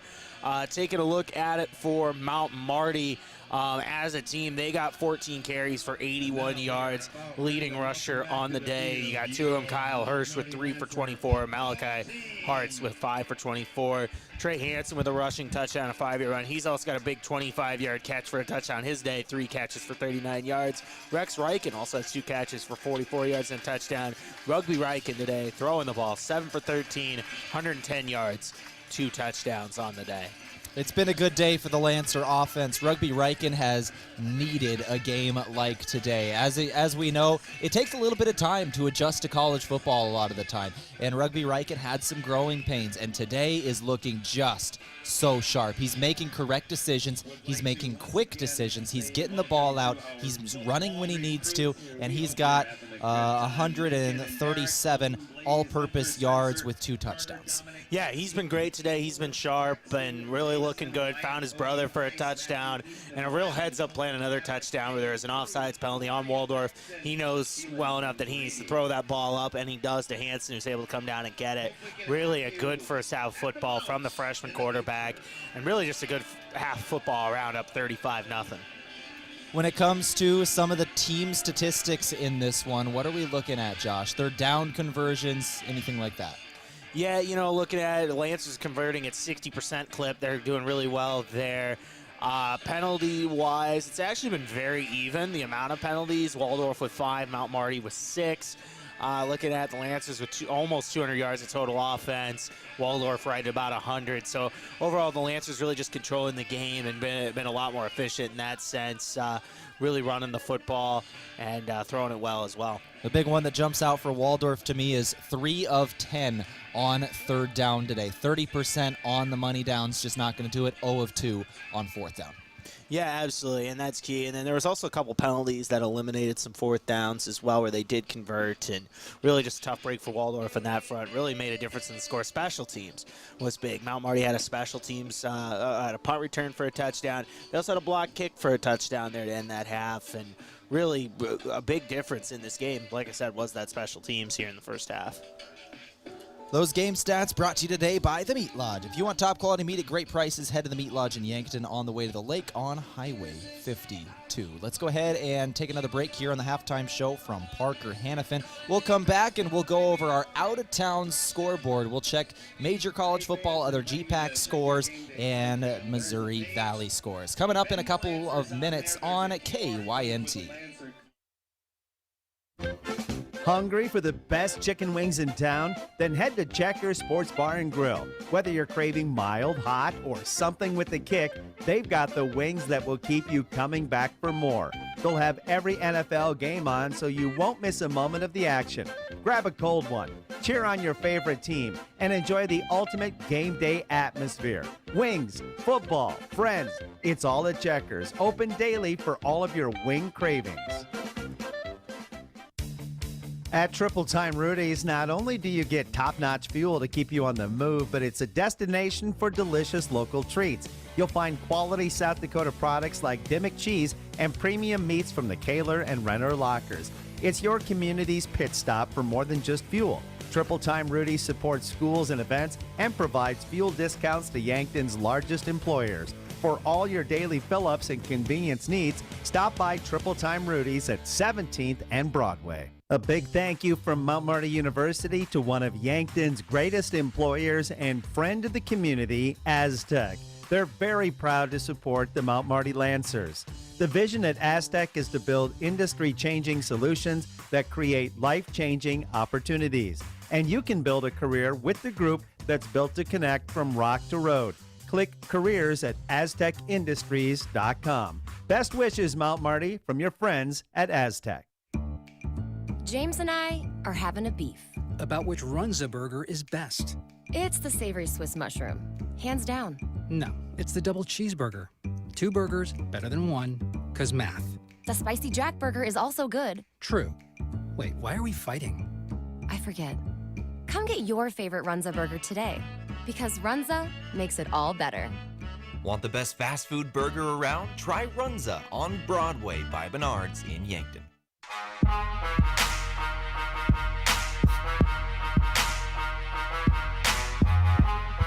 All right, let's go ahead and go over our out-of-town scoreboard, some other GPAC scores, and national college football news today. This is the halftime report from Parker Hannafin. Here we'll go to our out-of-town scoreboard from Gersner Oil. No matter what you drive, make sure you fuel up at Triple Time Rudy's. They're on Broadway. We'll start it off with the other scores of the Great Plains Athletic Conference. Looking at the early games today, this was the lone late game, so we've got a bunch of finals. Morningside, who the Lancers play next week, defeated Doane today in Sioux City 70-0. Morningside seems to be just hitting their stride. Dordt is home against Hastings 58-0. Dordt won that one over Hastings. Northwestern beat Midland. That was the interesting one today because we knew it'd be close. Midland's a good football team. Northwestern took care of business. 17-7 was the final score. And Concordia on the road at Briar Cliff. Concordia wins 63-13. Those are the other scores around the conference. We'll go to major college football. Josh, what do you got? Yeah, taking a look right now, big game going on in a classic Big Ten rivalry, right, between USC and Michigan. Big Ten classic. Michigan's up 20-17 in the fourth quarter, and that one 8:45 to play in that one. LSU's hosting UCLA today. That scores 31-17 LSU in the fourth quarter. Louisville, number 19 Louisville in a close game with Georgia Tech right now. 24-19 is your score there. Louisville with the lead with 10:18 to play. Number 23 Northern Illinois is down with 3:20 to play in the fourth quarter to Buffalo, 20-17. Arkansas holding on to a lead against Auburn. Auburn just scored. Score of that game's 17-14 in that one. Rutgers from the Big Ten traveling to Virginia Tech this week. That scores 23-15. Rutgers with 7:50 left in the fourth quarter. Taking a look at some other scores right now. Top 25 matchup, number 12 Utah visiting Stillwater, Oklahoma against Oklahoma State. They don't have their starter in this game, but that doesn't matter. Utah's up 13-3 in that game. Keep an eye on that one. High-scoring contest between SMU and TCU. SMU up 24-21 with 4:52 left in the second quarter. Looking at some finals from today, Clemson put up 59 points in a 35 victory over NC State. Indiana with a big win, 52-14. West Virginia with a close win over Kansas, 32-28. Iowa State with a 52-7 victory over Arkansas State. And then looking at it here, James Madison, don't correct your screens here, with a 70-point performance in a victory over North Carolina today. Ooh, that's a big one for James Madison. Well done. Missouri Valley Football Conference scores, SDSU and USD. USD did get the win today over Drake, blowing out the Bulldogs. 42-3 was the final score. Number 6 South Dakota kind of maybe taking out some frustrations after not being able to play a game last week. Now they come in at home. They blow out Drake 42-3 final. SDSU will be playing at 6 o'clock tonight versus Southeast LA. Looks like at 6 p.m. is where they're going to be starting that one. Yeah, and that is Southeast Louisiana. Just making sure. That's why I didn't say. That's why I said L.A., man. I just read what was there. I didn't want to assume. The only reason I knew that, though, to your credit, is I went to the coaches show this morning with the Yankton coaches, and Brady Hale, one of the assistant coaches, played football for SDSU back in the day, and he's like, "Yep, that's who we're playing today." Big Jackrabbit guy there. And were there any other scores? Was there maybe a game last night, Josh? Oh, well, Yankton lost last night. No, tough game for my Huskers as they lost 31-24 in overtime. But either way, we'll see what the season brings for them. They got an interesting game next week on the road against Purdue. That'll do for the halftime report from Parker Hannafin. We are ready to get underway. Second half action of Mount Marty University football. Jack Finder lines up the kick. He's kicking it away. Waldorf did exactly what they needed to not do. They gave Mount Marty points right at the end of the half. Instead of going 2 for 1, they try to take that long 41, 42-yard field goal. Lancers block it, return it for a touchdown. 35-0 as time expired. Now Waldorf gets the ball back to start the second half. Finder ready to kick this one away. Yeah, and the Lancers looking to continue momentum. A big first half, up 35-0 here. Trying to keep that positive momentum going forward and getting to 3-1. Finder puts the foot to the ball. It's a high end-over-end kick that will go into the end zone for the touchback. And we should mention on that, they actually did kick off from the 50. There was a personal foul on James Madison on that blocked kick for a touchdown there. Oh, excuse me, Waldorf. Who did I say? James Madison. James Madison. Well, I still think it's 70 points on the brain. Seriously, that score of that game. Hey, that'd be a fun game to call today. The score of that game, seriously, was 70-50. That's incredible. Like, that is insane. James Madison, I think it's also because they're wearing purple. Waldorf, look, you had a personal foul. You start the second half with the ball, trying to get something going here. But because of the touchback, they still get it at the 25. Lancers weren't able to pin them deep and take advantage of the penalty yards. So 1st and 10 for Waldorf. Lewis Williams has played the whole way through at the quarterback position. He's going to hand it off to his starting running back. He'll go forward for a few. Stuffed after a gain of 3. 2nd and 7 incoming. Yeah, and here if you're Waldorf, you're just looking for positive plays, get something going. First half went about as poorly as it could for this team. They're just trying to get something going here and get some points in the second half. 2nd and 7 for Waldorf. After a 3-yard run on first down, Rocky Ketchum, the starting running back, took that last one. He stands off the right shoulder of the quarterback, Williams. Now in motion, right to left is Peterson. Quarterback's going to keep it himself, and he's going to go down, tackle for loss. John Carlstead. Yeah, Carlstead found that one, and Waldorf had found some success in some of those quarterback runs outside. Nothing there, tries to cut back to the left, did Williams, and he was met by Carlstead and company. Loss on the play. Now 3rd and 10 immediately here for Waldorf here to start the second half. Seth Chavez in at the tight end position. He'll line up off the right tackle as a wingback, looks like. 2 receivers split out wide to the left for Waldorf. Shotgun for Williams. He'll take the snap. 3-step drop. Throws over to the right sideline. Got his man. First down yardage. That's the starting tight end in Nolan Frowine out of Iowa Falls, Iowa. Yeah, finding Frowine on that play. Had to jump up to get it, but nice ball, nice catch. Move the sticks and keep the drive going here for the Warriors. 1st and 10 for Waldorf. A long, sustained drive that ends in points is exactly what you need here if you're Waldorf, just to get some confidence back in your offense. 1st and 10. Man in motion, right to left. Quarterback takes the snap, handoff. Ketchum kept the legs turning. That's a stocky back. Got a lot of power, and he goes forward, just kept the legs turning. He's only 5'8", 185, but, man, he's got some power in those legs. Yeah, power for sure. Nice run on that. Tehl, I got a question for you. You mentioned Man in Motion. You ever listen to that song, St. Elmo's Fire? Who? The Man in Motion, St. Elmo's Fire. It's a very popular 80s song. I'm so bad with song names. I'm not going to lie. You could tell me the name of something very popular, and I'll know the song and not be able to name it. I could name every word in the song, sing along with it, and still not know the name. It's also from an 80s movie called St. Elmo's Fire, Rob Lowe, Emilio West, Brat Pack. Anyways, we got football, but I just had to ask if you'd heard that song. You said it, and I went, Man in Motion. I have not. Jacob Lambeth on the tackle on the next snap. 2-yard gain for Rocky Ketchum. It's going to be 3rd and short and about 2 yards. But no, as Josh knows, I am not a movie guy very much. I like movies, but name popular movies, and I've not seen it. I've never seen them. It's bad.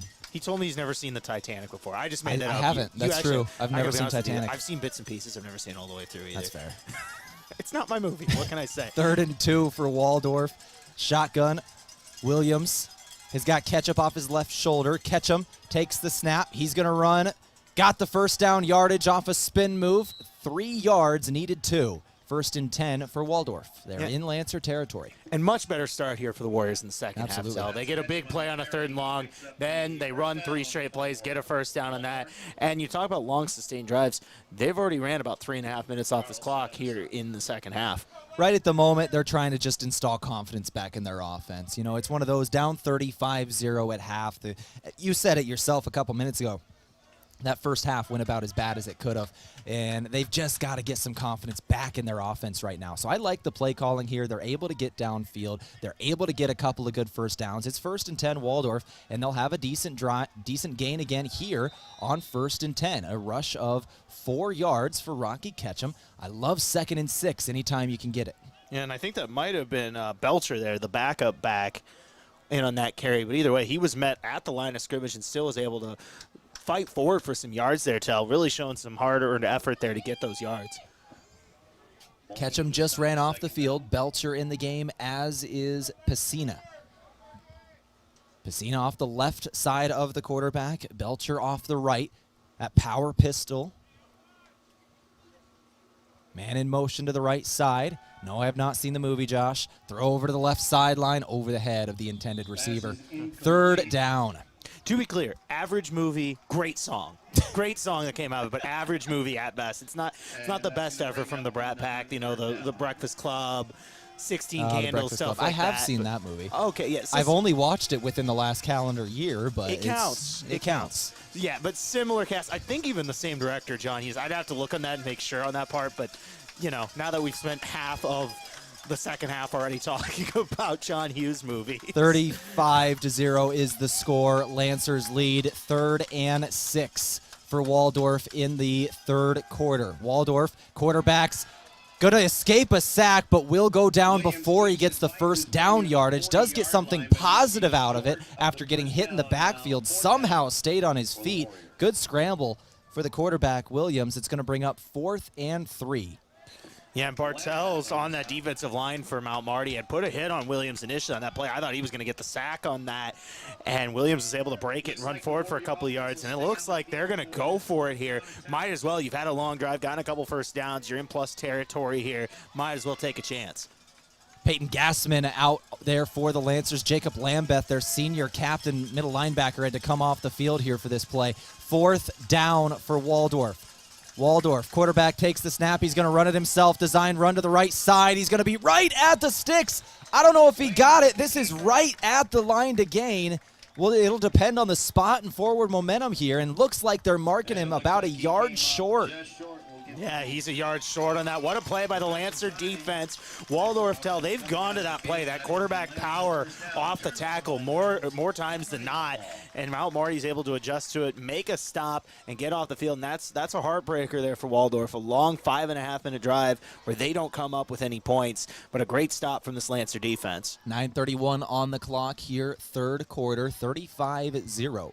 Is the score of the ball game. Once again, Lancers on top. The starting O is back out there to start the second half. Rugby Riken commanding the huddle. The quarterback will take the snap at his chest in the shotgun, hand it off. Malachi Hartz running the stretch play to the outside. He'll try and get upfield, dodging men left and right. Able to get positive yardage here and now forced out of bounds.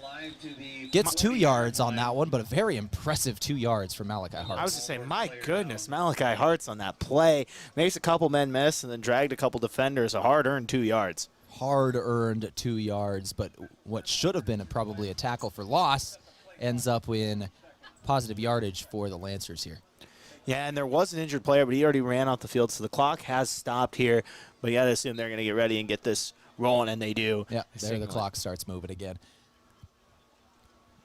35-0, once again, your score. Lancers with an incredible first half. Let's get a recap of some of those scoring plays here in a moment, Josh, after this second down play. 2nd and 8 for the Mount Marty Lancers. It's going to be the pistol set for Riken. He's got Hartz behind him, man in motion, right to left. They're going to hand it off to Hartz, and he'll go for a short gain of 2 once again. Yeah, so taking a look at some scores here in that first half. First one for the Lancers, about 25 yards out, offside penalty on Waldorf. Rugby Riken throws it up to Trey Hansen in the end zone. Hansen's able to come down with it for their first score. Then following that, Rugby had his second touchdown pass today, this one from 15 yards out. That was to his brother, Rex, their first connection for a touchdown of the year. You love to see that. And then the other one was Hansen again on a 5-yard little jet sweep for a touchdown. Other than that, a couple special teams touchdowns in the Couple mix, of special teams, yes, as Hartz is going to be dragged down in the backfield here on 3rd down. A big defensive stand for Waldorf. A great job from big number 91 up front, Nico Page. The redshirt junior forces 4th down, and the Lancers are going to have to send in the punting unit. Yeah, good job of breaking through the line there by Page. Gets the TFL and gets this defense off the field. A defense that hasn't seen a lot of time on the field do a couple of those special team touchdowns and things like that in that first half. 7:40 on the clock here in the third quarter. Finder set to punt this one away. Lancers spreading their formation out heavy, and there's pressure on his face. He gets it away. End-over-end kick will bounce at the 35-yard line and will keep bouncing inside of the 20 and goes to the 15-yard line. Great punt by Jack Finder. Yeah, great punt there. And I'll be honest with you, when I watch football, you know how Mel Kiper was complaining about those 2 high safeties and banning that the other day? For me, that was so dumb. For me, it's anything with a punt. Like, I just get so nervous watching a punter almost getting blocked on a play like that, and then you have the return. Stuff like that just makes me nervous, where I'm like, like drop punts, blocked punts, things like that. I always get so worried during those plays. I'm not saying ban it, but I just That guy really ranted nervous about banning cover 2. Come on. What can I say? Come on. Look, it wasn't his finest moment. 7:21 on the clock here in the third quarter. And Lancers, looks like they might actually have 2 deep safeties here. Well, not super deep, about 10 yards downfield, but they're going to run the ball up the field is Waldorf. Good gain on first down. Pulled down right about 10 yards downfield Another good run here for Pacina. And they are going to move the sticks on that one until Waldorf's found some success here in the second half running the football. They had a nice sustained drive before getting shut down on fourth down that last drive, starting off with a nice run there for 10 and a first down. Yeah, it looks like Lancers have the twos in on the defensive line here. I'm not seeing any of their captains or starters out there, but they're able to get a couple of guys, a couple of young guys, a little bit of work today, which is good for the Lancers. First and 10, Waldorf, 6:35 on the clock. Snap, handoff, up the middle again, and down for Waldorf. Gain of 3, that was Zyron Belcher. And not much to be found on that one. Nice job by that Mount Marty front to get the tackle on that one and keep the gain limited on that play. Yeah, out there for the Lancers on the defensive line, I'm seeing Devon Williams, Jose Garcia. I'm seeing Brock Lubers, and it's like big number 91, Ryan Dobbs. Quarterback takes another snap, quick throw to the left side, finds his tight end for a short gain. It's going to be third and short here for Waldorf, excuse me. Third and short once again. Throw a little out route to the tight end on that play. Make it third and very manageable here for the Warriors. For the Lancers, that was number 18, Damian Baldwin, the sophomore linebacker on the stop. Third and a couple. Now, Lancers have the twos in, but they do have, looks like, their starting defensive backs out there. Gaetani, Connolly, Brinsley, and Baptista look to all be out there. So the Lancers have their 4 DBs out there. After that, they're going to the twos in the front 7. Lancers right at the line of scrimmage. It's going to be the bootleg. Bootleg to the outside. Quarterback kept it, and it was a good decision because if he left it with his running back, they might not have got that one there. Quarterback kept it to the outside, was able to get the first down yardage. Great run from Waldorf and a good read from the quarterback. Yeah, simple read option there. Waits to see what the defensive end does. If he crashes, he's going to pull that ball, and does, and he takes it around for a first down. Nice read there by Williams, the senior quarterback, to keep the drive going. Peyton Gassman, Damian Baldwin, Brock Lubers, and Devon Williams, your linebacker core here for the Lancers on this drive. First and 10, and a timeout's going to be called by Waldorf. They're going to call timeout here with 4:29 on the clock in the third quarter. We'll take it with them. Timeout's brought to you by Pizza Ranch. This is 35-0. Lancers lead on homecoming. Back here in 60 seconds on KYNT. It's game time, and Bud Light Chelada's got your back with its perfect blend of tangy tomato and lime and the smooth refreshment of Bud Light. It's the drink that goes all 4 quarters, from pregame to the final whistle. Chelada's the perfect playmaker for your football season. Crisp, refreshing, and full of bold flavor. Just like every game day should be. For every fan, for every play, Bud Light Chelada is the game day essential. So grab a Chelada, kick back, and enjoy the game. Make the move with Mason and the Move Group. The home buying process can be complex and overwhelming, and you may feel intimidated by the amount of information you need to learn. But you don't have to go it alone. Trust our professional real estate team to guide you through the process. From negotiating the best price to navigating the paperwork, you can expect help every step of the way. So call me, Mason Schramm, with the Move Group, and make the move with Mason.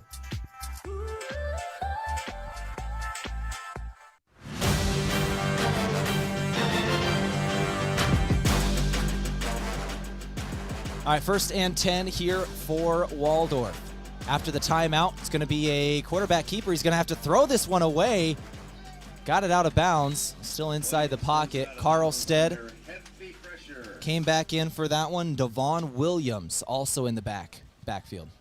Yeah, and for those of you wondering, another Lancer athletics right now, the women's soccer team is actually at Waldorf today. Yeah. They're up 1-0 with 19:30 left in the first half. The men will play Waldorf later tonight. That's supposed to start at 7:30, so we'll keep an eye on the women's score throughout the broadcast as we have it. But right now, as it stands, the Lancer women are up 1-0 in that contest. Volleyball picking up a big win earlier today against the College of St. Mary in 5 sets. Really been a good day to be a Lancer, considering all things and how it's going. There's a penalty flag thrown, intentional grounding, I wondered. Loss of down, second down, they'll back them up as well. I wondered on that. I didn't see the flag thrown originally. Their officials had to think about it, talk about it, and then throw it. You got to meet criteria in order to avoid grounding. Got to be outside of the pocket, a receiver in the area, or be flushed out, But he was still in the pocket, got it outside, and nobody in the area, so... Yeah, my understanding is you need 2 out of the 3. Two out of 3, exactly. You got to either be a cross-line scrimmage receiver in the area, etc. You get the point, but yeah, either way now, second and very long here for the Warriors. Second and long, 4:23 on the clock for the Warriors. They're going to send 4 men downfield. Carlstead is going to bury the quarterback at the backfield. John Carlstead again. And he's having a big day, gets the sack on that one. We talked about the starting lineman come out. Well, he comes back in on that play and gets around the right tackle and gets the sack, left tackle there and gets the sack on that play. Rock the baby, John Carlstead. Under 4 to play in the third quarter. Lancers have this one in hand. Yeah, and I think if my math's correct, this is going to be about 3rd and 26 here for Waldorf. Heavy loss on that play. Waldorf going to send everybody deep. Quarterback Williams sends 4 deep, throws over the middle of the field, and it's going to be picked off. James Brinsley. Nice play there by the safety, Brinsley. He realized that the pass is going to be a little short. He dives for it and gets the pick. Nice play. Lancers forced the turnover and put this offense in good field position to start that hasn't seen a ton of action here in this second half. Yeah, quarterback's just trying to make a play on 3rd and very long, but a throw you just can't make into double coverage over the middle of the field. Brinsley will take it. Lancers start off 1st and 10 at the 44-yard line in Waldorf territory. Yeah, until I feel like we've brought it up a bunch of times, but still, this freshman quarterback today is having a heck of a day. 2 touchdowns, having a real nice game. Rugby Ryken's going to run that bootleg out to the right side, looking for Heath or Ryken. Both of them covered downfield. He's going to take off himself. Rugby Ryken had his helmet ripped off, and there's going to be penalty flags fly here because there was a guy who grabbed that face mask and ripped the entire helmet off the head of the young quarterback. Yeah, it's a nice scramble there by Ryken out of the bootleg. His helmet comes off, and I don't know what the penalty or not. He might still have to come off the field. Yeah, I'm not sure. The penalty might be able to keep him in with the face mask. He is making no motion to run to the sideline at the moment. If there was no penalty, obviously he'd have to come off for a single play, and as the quarterback, that'd be difficult. Here's the announcement. Personal foul, face mask, defense. 15-yard penalty.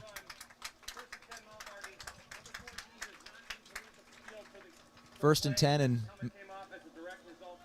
and because the helmet came off as a direct result of the foul, Rugby Ryken does not have to leave the field. So that is exactly right. Rugby Ryken will not have to go out for a play. The face mask penalty, ripping literally his entire helmet off of his head, about as easy as a call as you can make. Absolutely, and a nice run there by Rugby. That's initially supposed to be a pass. They've had success in that role. Found Rex, his brother Rex, on the first play of the game on one of those. He's able to improvise, though, and get a nice gain on the run on that. 1st and 10, Ryken in the pocket. Going to roll out to his left now. Throws across his body, and he's got Trey Hansen. Trey Hansen downfield right around 10 yards, right at the line to gain for a first. 12-yard line the Lancers are going to set up at. We'll see if they give him first down yardage. They're discussing it. They're looking, and now one official motions that, yes, it is first down. No. They didn't do it. 2nd and inches. One official was making the motion. Rugby Ryken's rolling around in the pocket, avoiding contact, and now he's going to scramble. He's trying to get to the pylon. He's met before he can get there. Goes down inside of the 5-yard line. 1st and goal, Mount Marty. And how about that freshman quarterback, Tehl Tanner, scrambling, doesn't see anything, feels the pressure coming, spins around, goes the other side of the field and gets a big gain. I called 2 years of Rugby Ryken gameplay when he was in high school here at Yankton, and let me tell you, he is at his best when there's chaos and being able to improvise and just make things happen with his feet and with his arm, and you saw it right there on that play. 2:05 on the clock in the third quarter. Ryken, the quarterback, Trey Hansen split out wide to the right. Fitzgerald, the slot receiver. Ryken's going to keep it himself, and he's going to go down for about a yard loss. It looked like he was trying to throw to his brother Rex, and Rex looked like he was wanting Rugby to run it in, so they had a little bit of a miscommunication there of what each one of them wanted, and Waldorf's going to get the TFL for a yard. So do you think they'll argue over that one over dinner tonight or something? No. It's hard to say, man. Those two are fun. We got them in the booth for the Lancer Locker a few weeks back, and we kind of got them going on video games and who's better at NCAA 25, so that was funny to make them argue over that. So who was the answer on that, by the way? They disagreed, man. Oh, they no. disagreed. Oh, no. They both said it was them. Ooh, here's a little spin move. Shades of Kansas City, maybe. And there's going to be trick plays. Ryken's throwing. No, he will not. He was going to run it in. Ryken looked like he had the option there. Rugby was rolling into the end zone. Rex had the option, and he ran it, and he was stuffed just short. Yeah, and you see a lot of teams actually run that play where they'll have a receiver coming in on an end around and get the ball and try to throw it to the quarterback out wide. Waldorf did a good job of not biting on it and getting the stop, and now the Lancers find themselves with a 3rd and goal on about the 4-yard line. Ryken, he's got Hirsch off his right shoulder. Now he'll take the snap. 3rd and goal. He's going to throw it to a wide open receiver. That's Rex Ryken in the end zone. Touchdown, Mount Marty. Rex's 2nd today. And that might be the easiest touchdown pass that Rugby Ryken will throw in his career. Rex was wide open on that, going out towards the left end of the end zone. Just an easy lob pass for a touchdown. Their 2nd together of the day. Rugby's 3rd touchdown pass of the afternoon. Yeah, I'm not sure how, but everybody forgot about the All-American tight end. He just was completely uncovered in the end zone.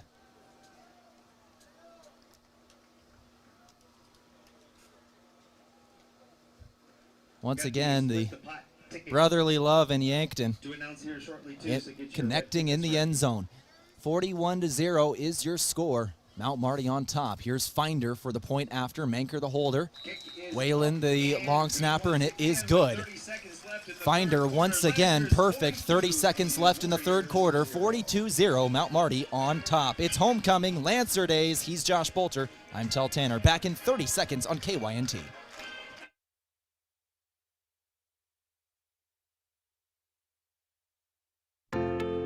If you want a job where your work matters, you belong at Avera. Here, we've invested in our workforce because every Avera team member drives our health ministry forward, making a difference in lives and communities every day. We offer competitive pay, great health insurance, and even career opportunities. We're putting people first, including you. Search for local job openings and apply at avera.org/careers.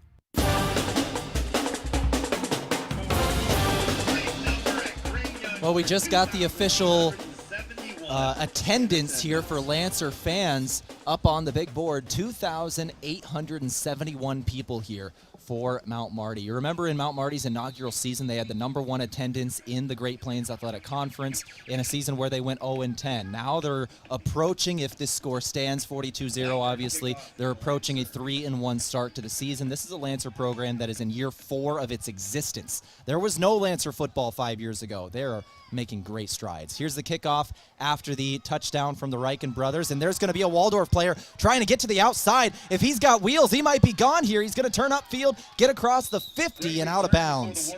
Right at the 50-yard line for Waldorf. That's Jack Thompson on the return. Yeah, Thompson had a nice cut there to the outside, was able to bounce out. They've had a couple nice returns here, Tehl, in this one. But, you brought up the Lancers making great strides. 3-1, and obviously they have a great opportunity next week welcoming Morningside to town. One of the standards here in the GPAC conference. Gold standards not in the GPAC, but in the country, in the NAIA. Absolutely. I mean, they have been an incredible program for a very long time along with them. Northwestern, this is a great conference. And you're seeing the Lancers start to maybe make a little bit of noise around here. Northwestern and Morningside, those are going to be games circled on the Lancers schedule and for everybody in the GPAC every year. Everybody wants to get that upset. An incredible catch out on the wide receiver screen, but maybe should have let it go over his head for the incompletion. 5-yard loss. TFL for Waldorf. Waldorf goes down behind the line of scrimmage. Mark Pierre, the running back, put one paw up in the air, was able to one-hand catch that one on the screen, and takes the 5-yard loss. Yeah, great catch. Unfortunately for him, he was about 4 yards behind the last scrimmage. Lancers did a good job cleaning that one up for a TFL. So that's going to do it for the end of the third quarter. At the end of 3, 42-0, Mount Marty leads over Waldorf. This is KYNT, 102.1 FM, AM 1450. KYNT TV, YouTube. We're on the GPAC Sports Network, Mount Marty Athletics YouTube channel. We're everywhere. You could watch this game on Facebook if you felt like it, on KYNT's Facebook. Wherever you are, you can watch Lancer Athletics. He's Josh Boelter. I'm Tehl Tanner. Back in 30 seconds on your home for Mount Marty University Athletics. Oktoberfest is a brief moment of fall beer drinking beauty, so have Samuel Adams Oktoberfest on hand as the nights get cooler and the days a little shorter. Smooth taste with the roasty sweetness and light hop character that's only available for a short time.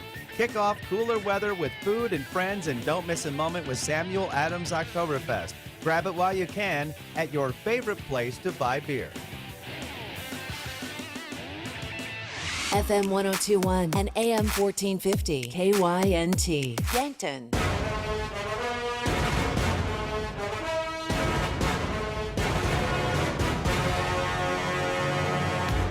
Waldorf's going to take the snap to start off the fourth quarter. The final stanza is underway with a great pass from Waldorf. Catch and run downfield of 25 yards for Waldorf. That is number 6 on the roster. I have Bryce Jones. Nice play there by Jones, getting the drive, continuing here. For those of you not paying attention to the Michigan-USC game, Michigan just took the lead with about 30 seconds left, a 1-yard rushing touchdown over USC. USC's going to get the ball back. Michigan today, Tehl, 300 yards rushing on the ground. Oof. 32 yards passing, but 300 yards rushing. Well, we knew that's what they were going to kind of be this year. Michigan was going to run the football. Dropping everybody deep here, throwing over the middle of the field. Too tall for Jones. 14-14 on the clock.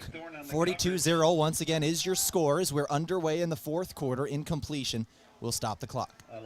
Yeah, just sailed that past it. Williams had maybe something up the middle, but a little too high for the intended receiver. Lewis Williams will go over his stats today. 8 of 20. 75 yards, 40% completion percentage, no touchdowns to 1 interception. He's been sacked twice. Lancers have made it trouble for him today. They've been really getting pressure in his face on almost every down. 2nd and 10 from the 30-yard line in Lancer territory here. They're moving quickly. They'll throw it over to the right side. Got a wide receiver in the flat. Positive yardage here. Going down inbounds is Mark Pierre. Yeah, and that's just a swing pass out way wide on that one. Pierre was able to get a nice little gain here and make it third manageable here for the Warriors. On the right hash is Waldorf. Taryn Booker out there as the running back. 3 receivers split out to the left, 1 to the right. Booker off the right shoulder to the quarterback, Williams in the shotgun. 5 men in the offensive line, no tight ends in this play. 3rd and 3. Booker goes up the middle. He's got first down yardage. Forward progress should give it to him. It's right on the line. Right on the line there, like you said. Tough run on that one to keep the drive going here. Trying to get on the board here in this fourth quarter, down big. Either way, maybe a confidence builder if you can get some points on the board going into next week. Red zone possession here for Waldorf. They've got it on the 20-yard line exactly of Mount Marty. 1st and 10. Possessions like this have been few and far between for Waldorf. They need points here. Williams takes the snap at his chest, looking left, now looking right. Pressure's on, jumps out of the pocket, makes a man miss, goes downfield for a few. It's going to be 2nd and 5, maybe 2nd and 4 after a good gain from the quarterback on the scramble. Good job by Williams, like you said, on the scramble. Middleton got some pressure in on that one for the outside linebacker spot and forced Williams to run that, but he did a nice job of getting about 5 yards on that play.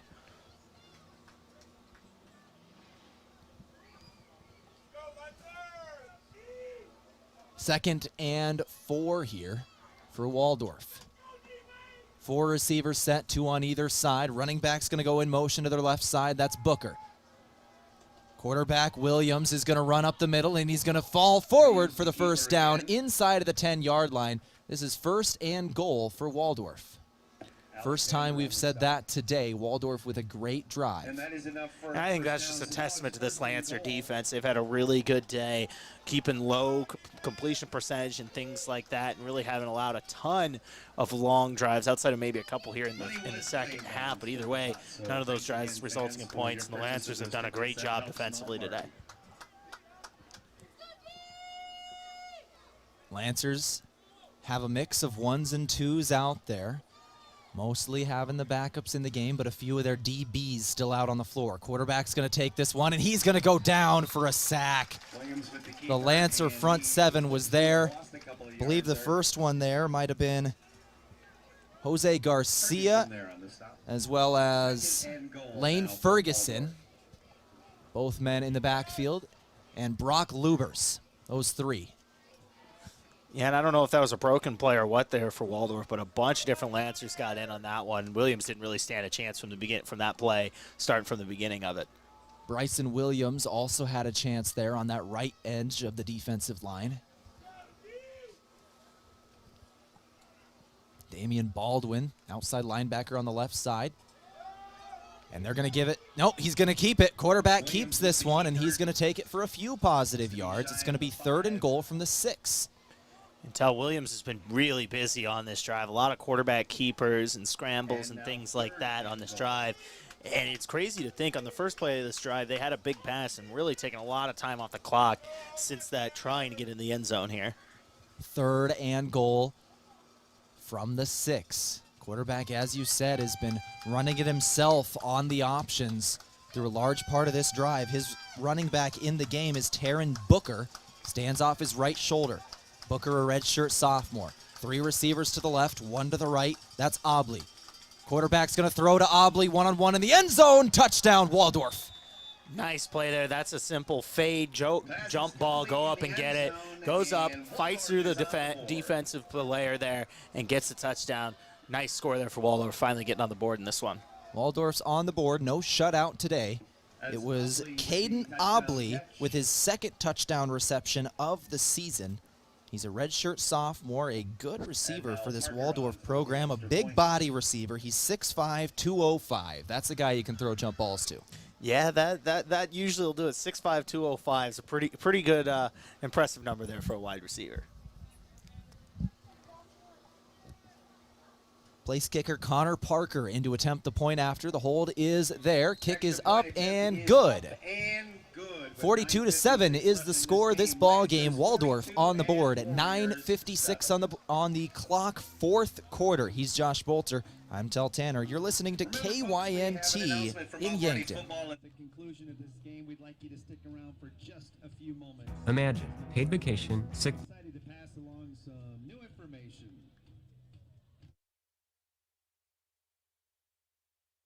Rewarding you for doing everyday things, like buying gas, shopping, and dining local. Does your bank do that? If you're a Core Trust customer, your bank does that.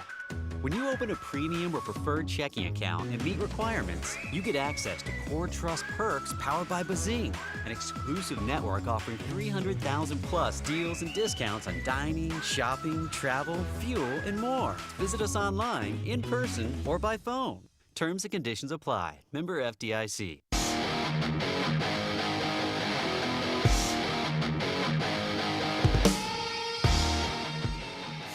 Waldorf set to kick this one away. Hansen and Gaetani back to return this one for the Lancers. Yeah, an update for you. Just going final. Number 18, Michigan has defeated number 11, LSU 27-24 at the Big House. Trey Hansen takes this one out to about the 34-yard line before losing his helmet. No, that was a helmet of Waldorf. Somebody had it knocked off as they were in on the tackle, but Lancers are going to start this one at the 34-yard line in their own territory after the kick return from Trey Hansen. And it looks like you're going to see a lot of the starters, if not all the starters, stay on the field here for this Lancer offense. And I think that's not necessarily a bad thing here. You're trying to get some momentum going, get it clicking. You've had a really good day on offense, and I think you want to keep that momentum going and see if you can continue to build on it. More reps against another opponent for the starting O is always a good thing. The defense has been able to get some younger guys into this game. We'll probably see that a little later for the offense, but right now they got to prepare for Morningside. Morningside comes to town next week. This Lancer offense needs every rep it can get because that Mustang defense is legit. Reichen's going deep here down that right sideline. Left it short as he was looking for Rodney Brodnax. No flags, second down after the incompletion. And that was just good coverage there from the Warrior defense. Really kept Brodnax under control, and a little bit, the ball's a little bit underthrown as well. Well, I got you here, Tehl. Another score update for you. Keep an eye. There's a top 10 team that's You've on had the me ropes here right all now. day. Well, I got you right now. Either thank way, you. well, hear me out. Hear me out. For those of you trying to figure out which top 10 team is in a tie game right now, we go to the SEC, where Missouri is tied at 20 at home with, get this, Vanderbilt. Ooh, that could be interesting. So keep an eye on that as Reichen scrambles out here, Tehl. Yeah, he's got a running nice the option gain. himself. Good scramble from the redshirt freshman quarterback on second down. Gain of 13, and that's first down yardage for Mount Marty. But that's insane. Vanderbilt's got a chance. What quarter is that in? That is in the fourth. Missouri actually just missed a field goal Oh, no. with about 7 left. So Vandy has the ball, and they... Oh, and here comes Rugby Reichen. He will be exiting the game after that one, and after taking a shot there, and the home crowd is giving him a round of applause. This is a crowd that knows him very well. Clayton Byer is into the game, the backup quarterback for the Lancers. Byer is going to take this snap here, and he's looking to throw on his first play inside. Threw it over the middle of the field. He was looking for Justin Ogle. Incomplete, second down. Looks like Reichen's day is done. What a day he had. Let's go over his stats in this ball game in just a moment. It's going to be second down for the Lancers. Clayton Byer now into the game. Byer, a guy who has been the Lancers backup to Ken Gay over the last couple of years, now backing up Rugby Reichen. He has came in some tight spots and won games for the Lancers, including against Doane on homecoming 2 years ago. Yeah, and taking a look at Rugby Reichen's stats for the day. Hold on one moment. We've got a pass out to the right side. It's completed. Clayton Byer complete. Looks like he found Rodney Brodnax there for a little gain that's going to bring up 3rd and 2. Give me Reichen's stats. Yeah, 9 for 15 passing day, 123 yards and 3 touchdowns. And as it stands, he is the Lancers' leading rusher on the day with 33 yards. 3rd and 2, handoff Hirsch. Hirsch got a hole, good blocking, breaks it to the outside, back inside now, and he'll go down. First down yardage. A good run for the young running back of 11 yards on 3rd and 2. Yeah, and he is no longer the leading rusher for the day as Hirsch now just took that. However, that just updated with the QB run. So give me a second here. We're still getting updates on the stats. They're still coming in, Tehl. Byer's going to roll to his right, pressure's in his face, trying to spin away from it. He's got wheels. He's got open space. He's going to take it upfield. Juke a man out, and he'll go down inside of the 25-yard line. First down yardage, a run for the quarterback, Clayton Byer. He's out of Placerville, California. 2 of 2 for 10 yards coming into today. He's having a good start so far, coming in off the bench, coming in cold in the middle of a drive. Normally you have your backup quarterback kind of come in at the beginning of a drive. He had to come in and take over, and he's done a very good job. 7:30 on the clock. Byer with a man in motion right to left now. That's Viggy. Austin Vigance, he'll take the snap now. Fake the handoff, throw into the end zone, and it's picked off. Just a miscommunication between Trevor Fitzgerald and the quarterback and Clayton Byer, and a pick in the books for Waldorf. Yeah, just sailed that pass for Byer. Waldorf gets the turnover there and gets the ball back to the offense, who just put a touchdown on the board the last time they had it.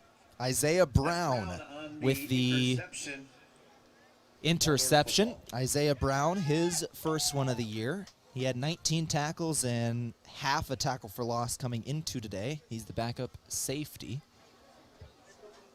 7:12 on the clock. 42 to 7 is your score.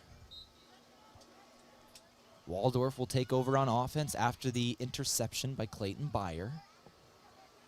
Yeah, just a miscommunication between him and Trevor Fitzgerald. You could tell from Fitzgerald's body language that one was awry right at the start of the play. Quarterback's going to go deep for Waldorf here. Incompletion.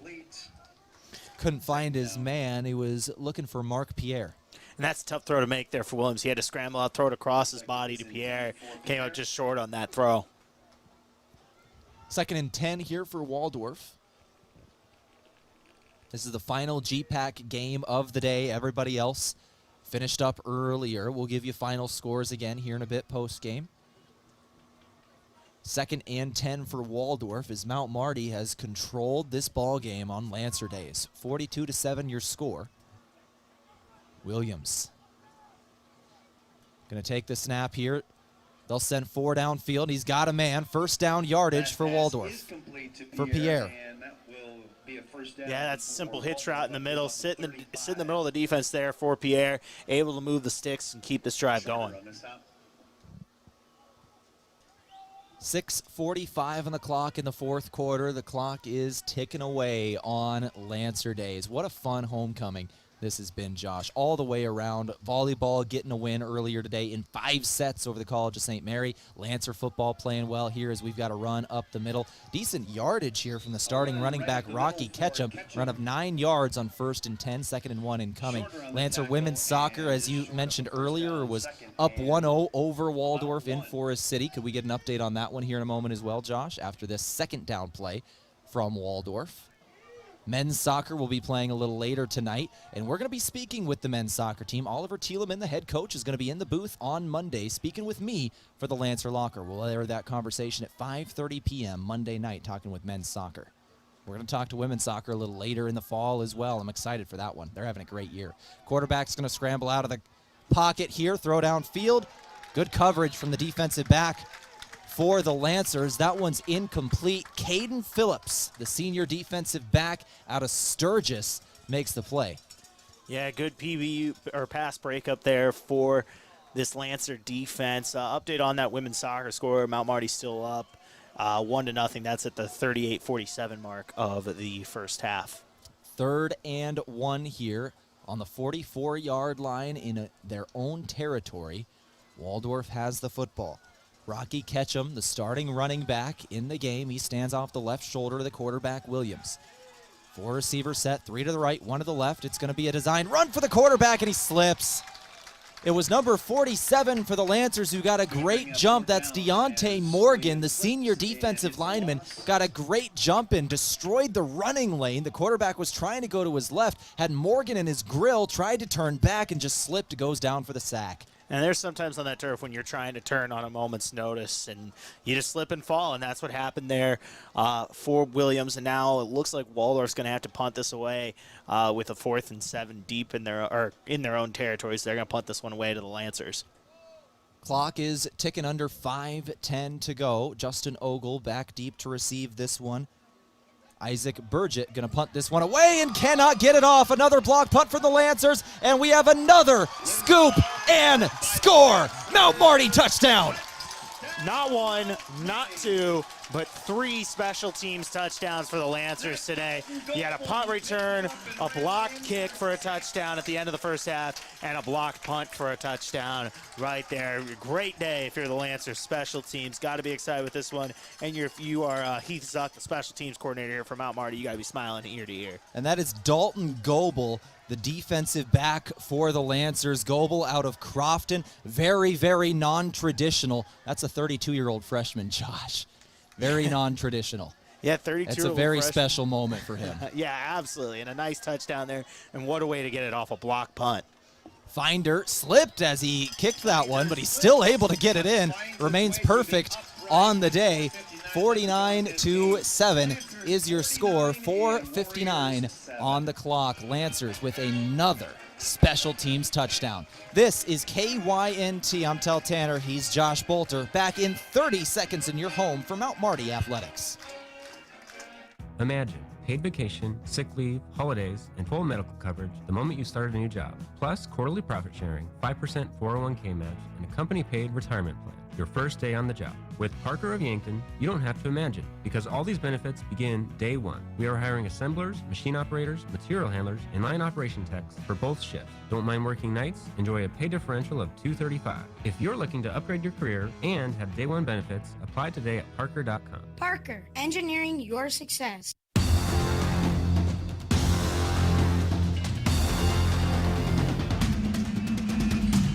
Dalton Goebel returns that one for a touchdown. 49-7 is the score. Lancers block 2 separate punts today, or block 1 punt and 1 kick on a field goal. And they take them both back for 7 points. Finder's good on both, and Gaetani returns a punt for a touchdown as well. 3 special team scores for Mount Marty. Defensively, they've allowed 7 points, and the offense has been cooking all day. This is a full 3-phase victory for this program. Yeah, absolutely. When you have 3 touchdowns in special teams, your defense only gives up 7 points, and you get a really good performance from your freshman quarterback having 3 touchdown passes on the day. And 4 it's offensive scores. Yeah, and it's on homecoming. What a great day. Great day for sure. Better coverage from the Lancers on this return for Waldorf. They'll take it out to the 28-yard line. Once again, Dalton Goebel, the man, able to return that one. He's out of Crofton. Non-traditional, we just mentioned, he's 32. I was talking with Coach Micheletti specifically about that earlier in this week, about non-traditional players, older players coming in, and that was one where I'm going to confirm with him that postgame when we talk to him, because I still feel like he's pulling my chain. I've never even heard of that. Yeah, so it does happen, it does. But you don't see it very often. I mean, one example I think of, and maybe this is from a long time ago, Brandon Whedon, the old Oklahoma State quarterback. Yeah. Speaking of them, I believe they just fell to Utah, top 25 matchup there. Impressive win for Utah on the road with a backup quarterback. All right, Utes. But, yeah, it does happen, and we're going to talk about that with Coach Micheletti a little bit post-game. Waldorf with a good pass downfield. Another one for Bryce Jones. Near midfield. Good play there. Yeah, absolutely. Good play on that one. Just getting a guy streaking across the middle of the field. Get a first down, move the sticks here, trying to put some more points on the board here to build off of something going into next week before this game ends. 4:25 on the clock. Pop pass to the right side. It's Pierre trying to run that screen. The home crowd wanted holding. They maybe should have got the call, but the Lancers get the tackle for loss either way. Even with the missed holding call, it was a good coverage on the outside.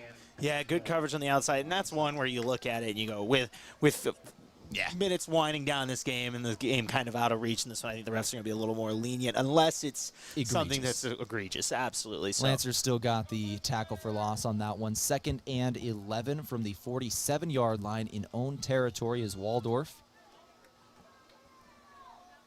Williams looks to the sideline. Checks his play.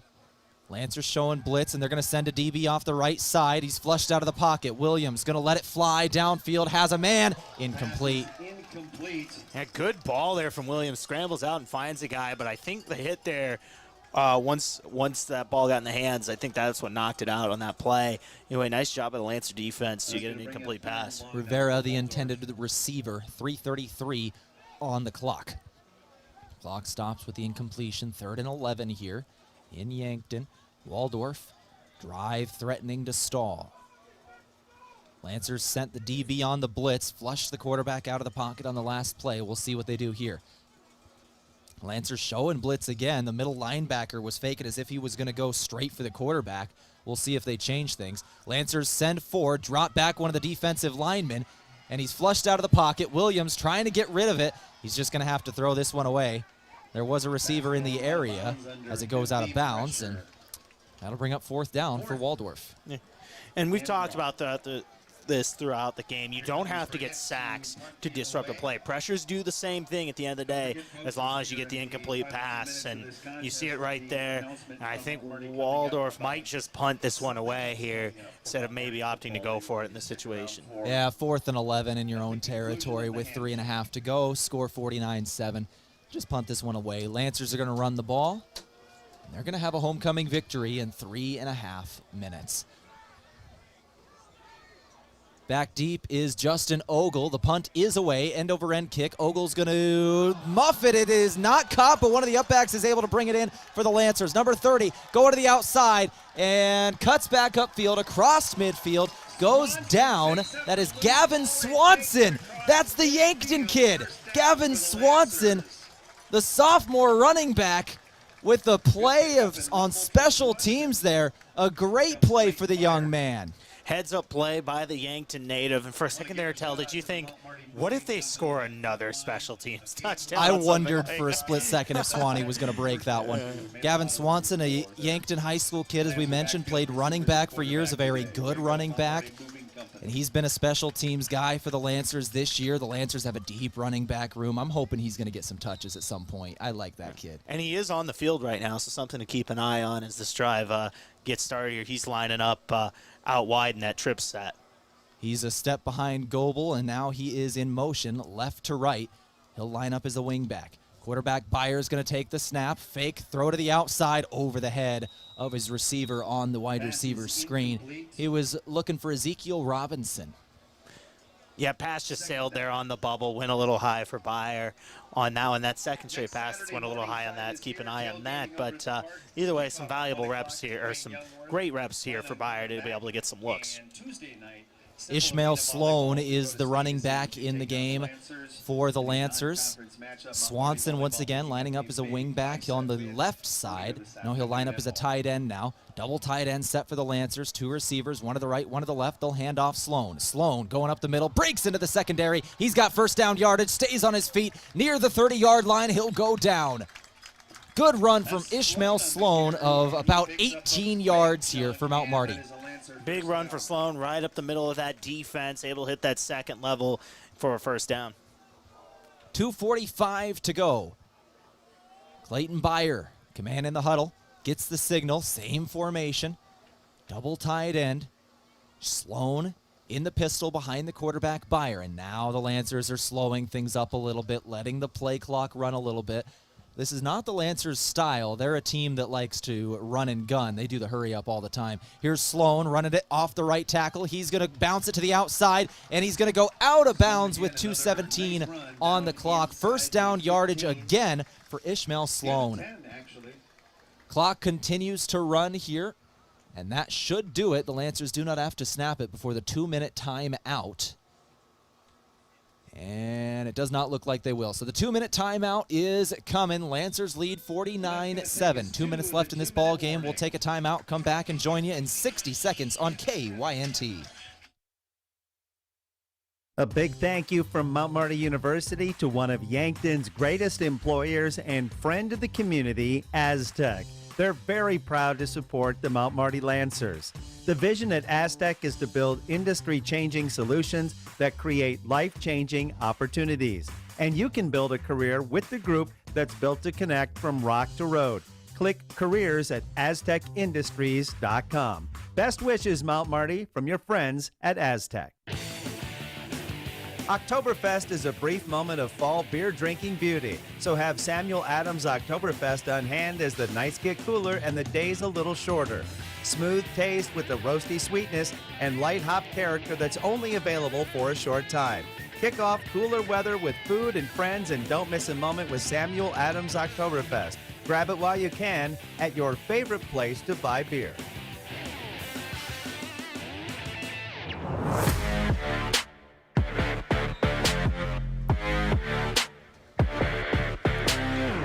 Well, Lancers line up 1st and 10. It's Sloan again going up the middle, bouncing off tacklers near the end zone. Go down at the 1-yard line. Sloan on 1st and goal, I believe. They were right on the 10-yard line. They'll line up again. Lancers in the hurry up.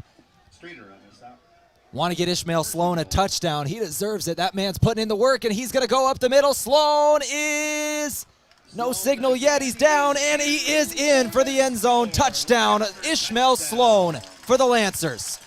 And that was the Ishmael Sloan drive there. You saw a bunch of great runs from him, keeping those legs churning, and he puts it in the end zone there to cap off the scoring for the Lancers here today. And a big, big homecoming victory. Just to show you how good of a drive that was for Sloan and how much he was averaging, he's now the Lancers' leading rusher on the game on that one drive. He now has over 60 yards, over 12 yards a carry on 6 carries.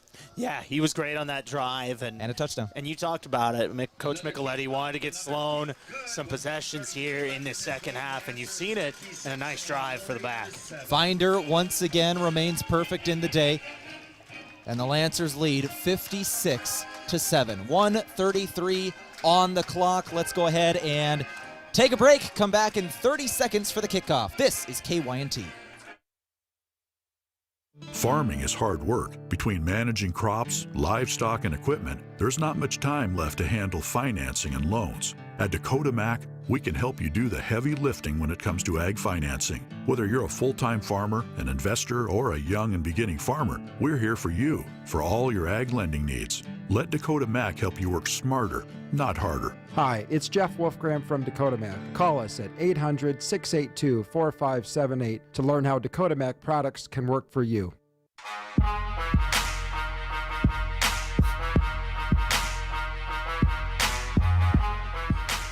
Oh, Mount Marty's getting ready to kick this one away, and we're looking to confirm right now, but I'm pretty sure we just saw a record in points in a game for the Lancers now with 56. Once again, this is a young program. It's only year 4 of Mount Marty football's existence.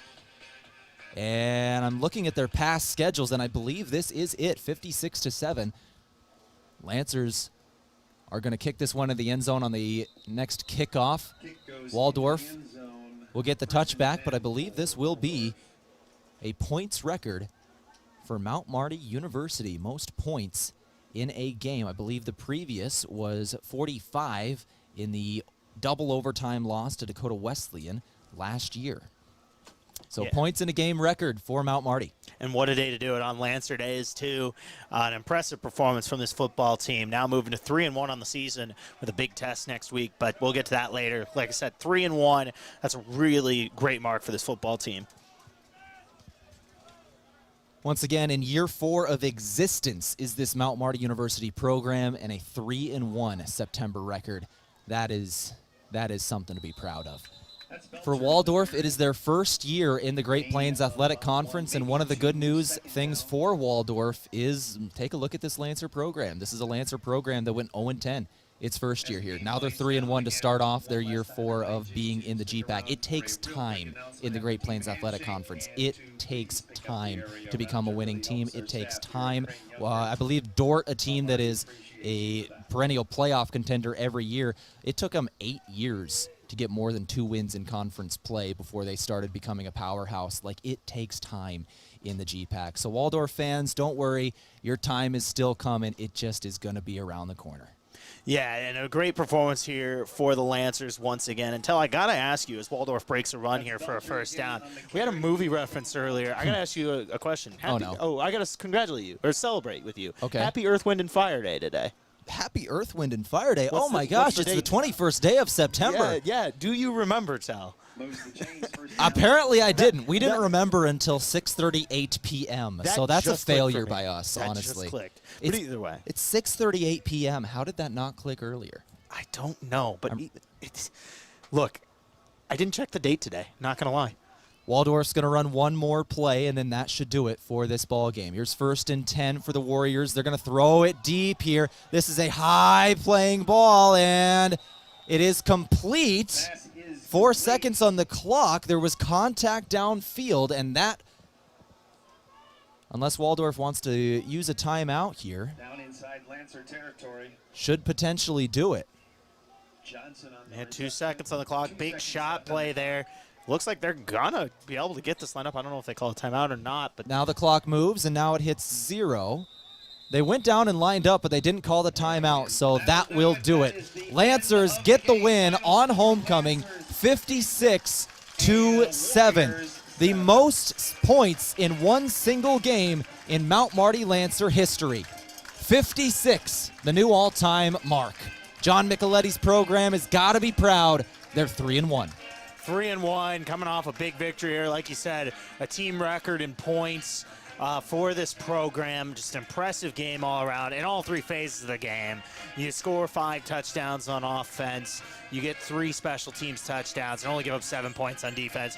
Just a great day, and what better way to celebrate Lancer Day than with a big win at home. Lancers win on homecoming. They are 3-1 now in the month of September.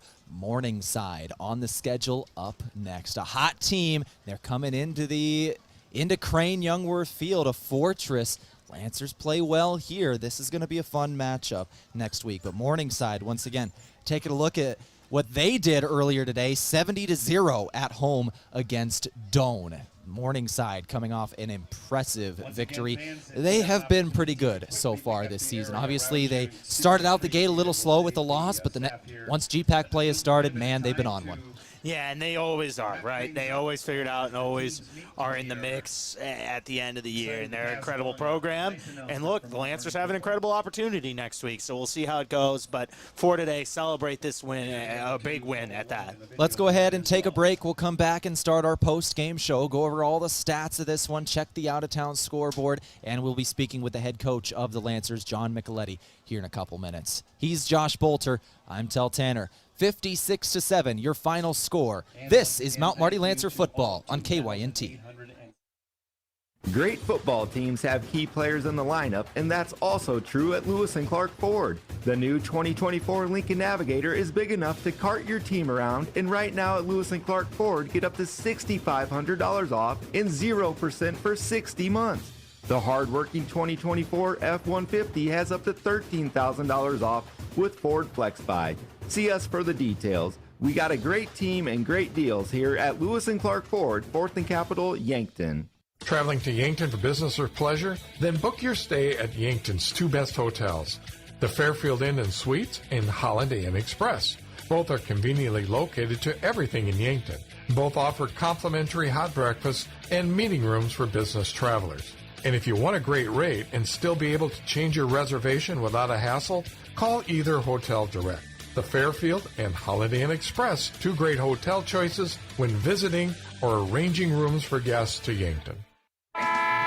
Looking for an easy way to travel? Let Foreman Charters do the driving for your next trip. Upcoming Christmas tours include Branson on November 17th to 22nd, features Christmas shows like the Grand Jubilee Buffet Dinner and Show, Showboat Branson Bell Dinner Cruise, and so much more. On December 6th to 8th, it's a musical Christmas in the Twin Cities area featuring the White Christmas and the Chanhassen Dinner Theater, and shopping at Mall of America. For more on Foreman Charter Tours, go to foremanbus.com. Did you know Sherco offers more than egg tarps? As an industry leader in construction, waste, and flatbed tarping systems, Sherco offers manual and electric tarp systems for not only grain trailers and grain carts, but also side dumps, end dumps, belly dumps, roll-offs, flatbeds, and more. To learn more, give us a call at 1-800-474-8756 or find us at Sherco.com. Demand the best, demand Sherco. Pizza Ranch is all about the cookie. This is Mike from Yankton Pizza Ranch. Get ready for our famous family-sized chocolate chip cookie filled with chewy, gooey, chocolatey goodness. And right now, you can feed your group for just $20. Grab our online pizza deal, 2 single-topping medium pizzas, a small cheesy ranch sticks, and a small cactus bread, all for $20. Simply go to pizzaranch.com to order now. Whoa, that's good. Did you ever hear that cheese is the favorite food of all mice? Well, that's just a myth. Here's the fact. Mice love all food, often eating up to 8 pounds of it in their lifetime. Mice spread disease through urine, droppings, and dander, contaminating food and surfaces like counters and floors, and that's no myth.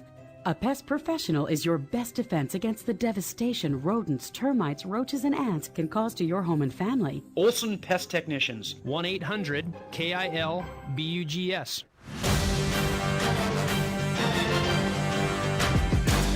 All right, let's go ahead and begin things on our Aztec post-game show.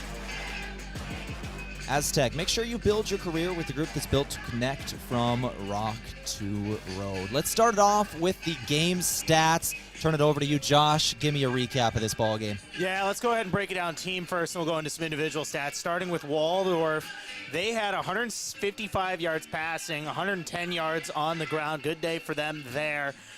Looking at some individual stats for them, their quarterback, Lewis Williams, he was 14 for 30 with 155 yards. He had a touchdown and a pick on the day. He also had 37 yards on the ground. Their leading rusher on the day was Rocky Ketchum, 12 carries for 40 yards. And their leading receiver was Bryce Jones, who had 3 catches for 39 yards. Looking at the Lancers today, they had 131 yards through the air, 178 yards on the ground today, Tehl. An effective ground game for them.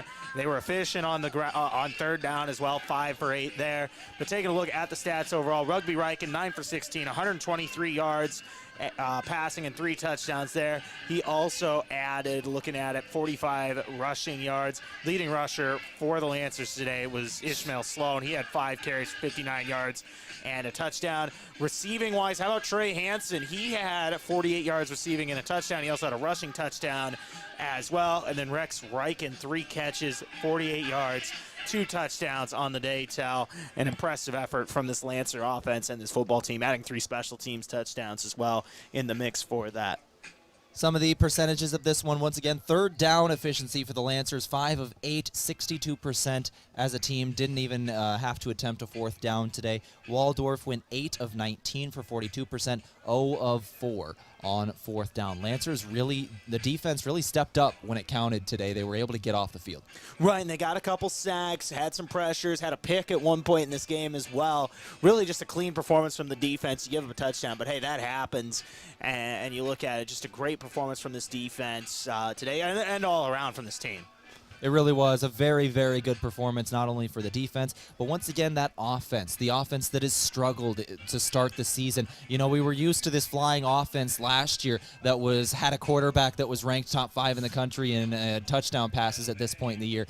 We had Rex Riken and a wide receiver who was with 10 receiving touchdowns throughout the season. You know, that's what Lancer fans expected, and that's what they got tonight. This was a team that needed a little bit of time to get comfortable, and it's looking like they're getting comfortable. This is a really good sign for this Lancer offense, I think. Yeah, and I think there's 2 stats that mean something to me. The number is 3. That's the amount of touchdown passes Rugby Riken had today. Yep. And then the other number that means something to me, 178. That's how many rushing yards the Lancers had today. As we welcome in Coach John Micheletti to the booth. Coach, welcome in, and congratulations on a big victory. Yeah, thank you. It's always good to be back home at Crane-Youngworth. Always good to get a homecoming victory and get a lot of guys in the game, a lot of positives. Coach, you also set a program record in total points in a game. That's got to feel good. Do it at home, do it on homecoming. Yeah, and it's good when you got guys operating on all cylinders, you know, getting some special teams touchdowns.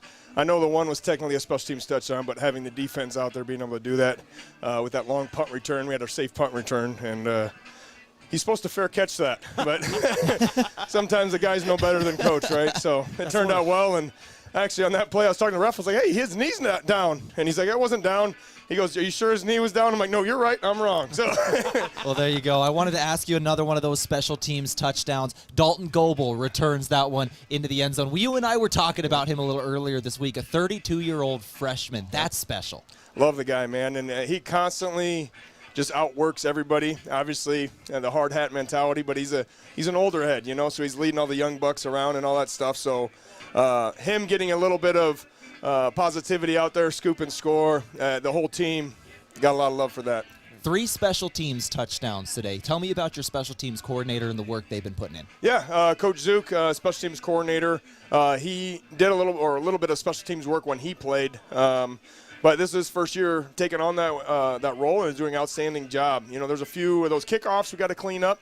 Not happy with some of the big returns, but you know, forcing turnovers and scoring points on special teams is huge.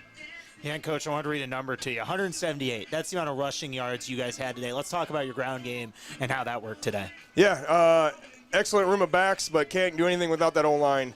You know, I think Malachi, Hirsch, and Sloan did an excellent job. I was glad to see Sloan finish the game and get in the end zone there. But no, it's a RPO offense, so it starts with the offensive line, and then the quarterback's got to make the right play, be the nice facilitator that he is. And Rugby was very comfortable back there. Was glad to see him get some of those confidence back and get rolling. Wanted to talk about Rugby. Obviously had a very good game with 3 touchdowns, 2 of those going to his older brother, which was really nice to see. We saw him connect in the middle of the field, now in the end zone twice. Yeah, it's awesome to see that. I mean, just such a great family, such a obviously a local family too. But yet to see that connection. So being able to see that connect in the end zone there. We were trying to get one that Riken to Riken other way around. But I don't think Rex wanted to throw it. I think he wanted to run it in there. So. I was screaming when he didn't throw it. I was so upset. I wanted it. The play before that, he was supposed to throw it to Rex, and Rugby's like, I was like, switch it, so then Rex could force it. Oh, man. A little bit of a little rivalry at home, I bet. You know. Oh, yeah. We were joking of whether they were going to be arguing about that one in the car ride home. They for sure will be. I love it. And Coach, I wanted to ask you with this. You mentioned earlier, homecoming, your guys' first home game of the season. Can you just talk about that and just getting a win, not only for the fans, but for you guys just being at home today? Yeah, I mean, unbelievable community. Everybody in it just continuous support. A homecoming game is always great because those people even farther away, and then they bring their families usually as well. So it's just great. We're a big family. We talk about family a lot within our culture of our team, and so being able to see that and be comfortable at home. I was talking to some of the guys. I'm like, man, we're almost more comfortable on a road game right now than we are at home. What's home game's going to be like? So being able to get that first one knocked out, be back home, and win in this fashion is awesome. Coach, it was a special day, too, because the Athletic Hall of Fame was able to induct some people. They honored them at halftime of this game. And I was sitting here thinking, one of these days it's going to be one of your players. One of these days there will be a football player in the Mount Marty Hall of Fame. Have you ever thought about that? I actually thought about that this week. I'm like, well, how long do they got to wait to put Rex in the Hall of Fame? Yeah, pretty much. Did you figure it out? How long do they have to wait? I'm assuming it's got to be either 4 or 5 years, but I'm assuming it'll be soon enough. You got to assume, I hope I don't jinx it there, but he should be a first ballot Hall of Famer, right? Oh, honestly. I mean, my gosh. Speaking of some other pretty cool things, you just got the announcement of the Catholic Cup with Briarcliff a little later this season. Tell me about that. Yeah, obviously, starting rivalries, it's hard to say there's a rivalry when we're just 4 years old, but them being another Catholic school, being nearby as well, we're excited. I'm very close with Coach Ladaghi.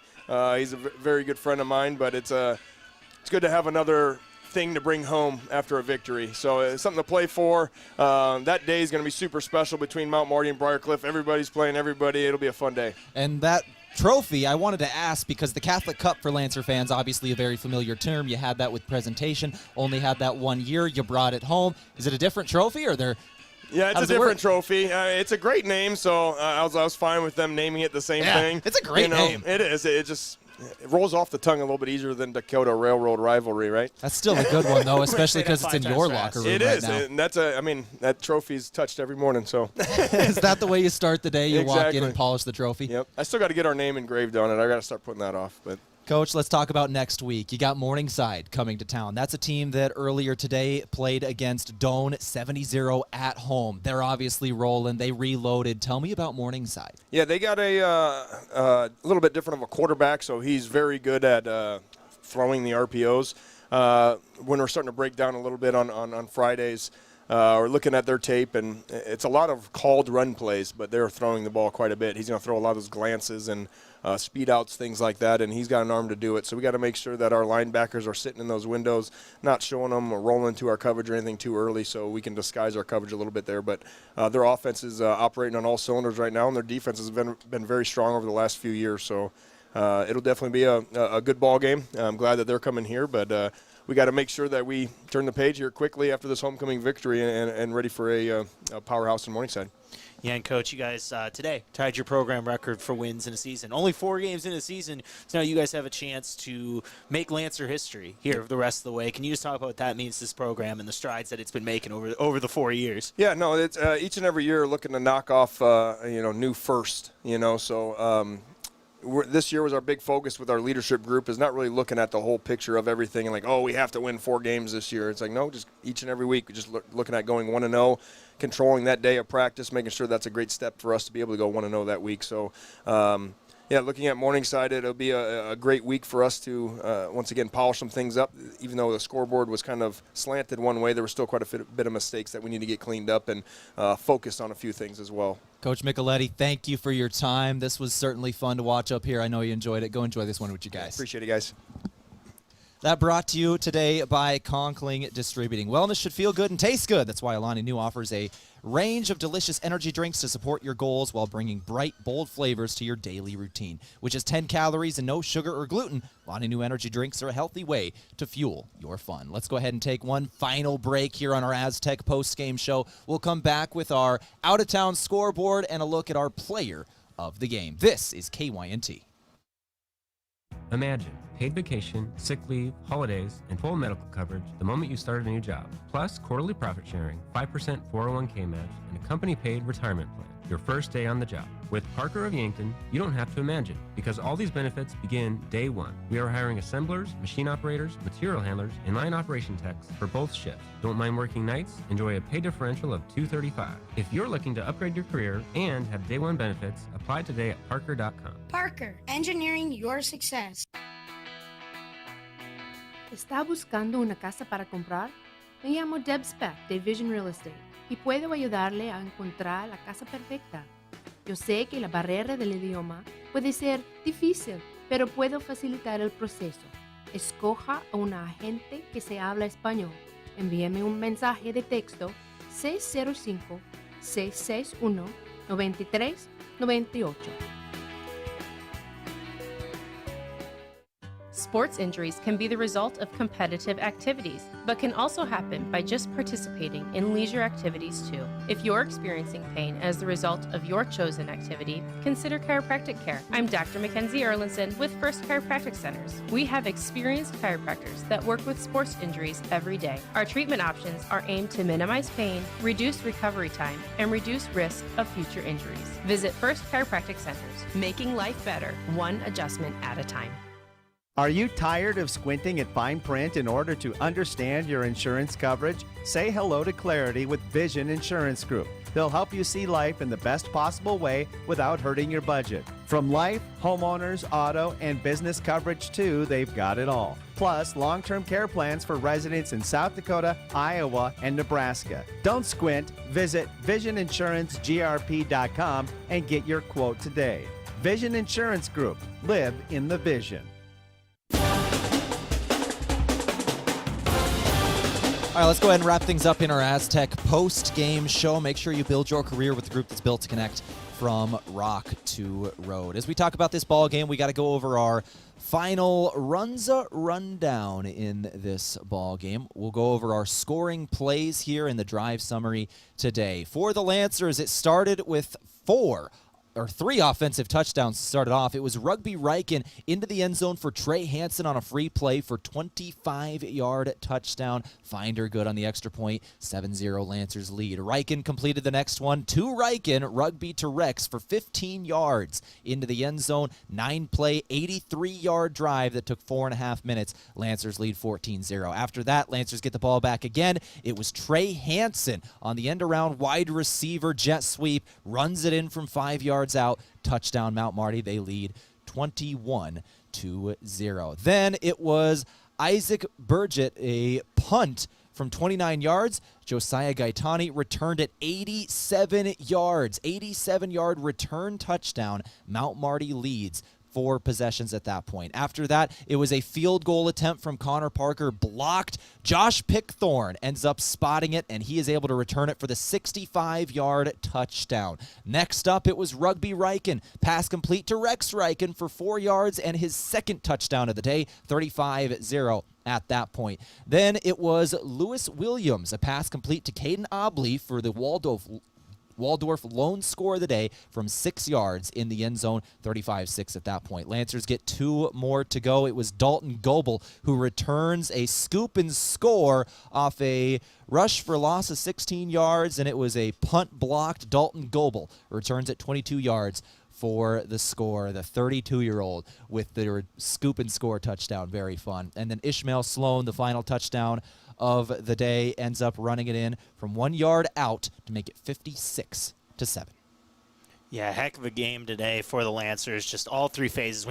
Any day you have 3 special teams touchdowns, that's a heck of a day. Yeah. And you hear it right there. And then, of course, the freshman quarterback, Rugby Riken, 3 touchdowns today. Really just a complete performance from this football team. Complete performance from the football team. Let's go ahead and go to our out-of-town scoreboard now. Then we'll go to our move and player of the game. Once again, we'll go through GPAC scores first, then major college football, and check out the Valley as well. Morningside once again defeats Doane 70-0 in GPAC play. Morningside comes to Yankton next week. We'll have coverage right here on KYNT. Dordt defeats Hastings at home 58-0. Those two teams shutting out their opponents, putting up massive numbers. Midland falls at Northwestern 17-7 in a low-scoring affair. And Concordia defeats Briar Cliff 63-13. Those are your other GPAC scores today. And then obviously our final score being 56-7. Yeah, and looking nationally here, I was talking earlier about Vanderbilt, Missouri. That game is actually in triple overtime, and as I said, it just went final. So Vanderbilt lined up for a field goal in triple overtime, scores 30-27, and they missed it. And Missouri escapes with a win at home over Vanderbilt in double overtime there. Other scores going on right now. Miami's in a close one at the end of the first quarter with South Florida. That scores 14-9. Miami. Taking a look at some final scores today. Actually, we'll continue with some scores still going on right now. Tennessee and Oklahoma are about halfway through the first quarter, tied at 0. Iowa up 7-0 over Minnesota in the first quarter with 6:31 to play there in the first. Ohio State with a big win over Marshall, 49-14. James Madison, the Dukes, they had a 70-50 win today, Tehl, over North Carolina. Oof. Yeah, wow. I hope no one had the under in that game. No kidding. Looking further. What is that, 120 total points? 120 points. I don't know the exact record. I don't think that's quite it, but Probably that is not. a lot of points. That's a lot. West Virginia with a close win over Kansas, 32-28.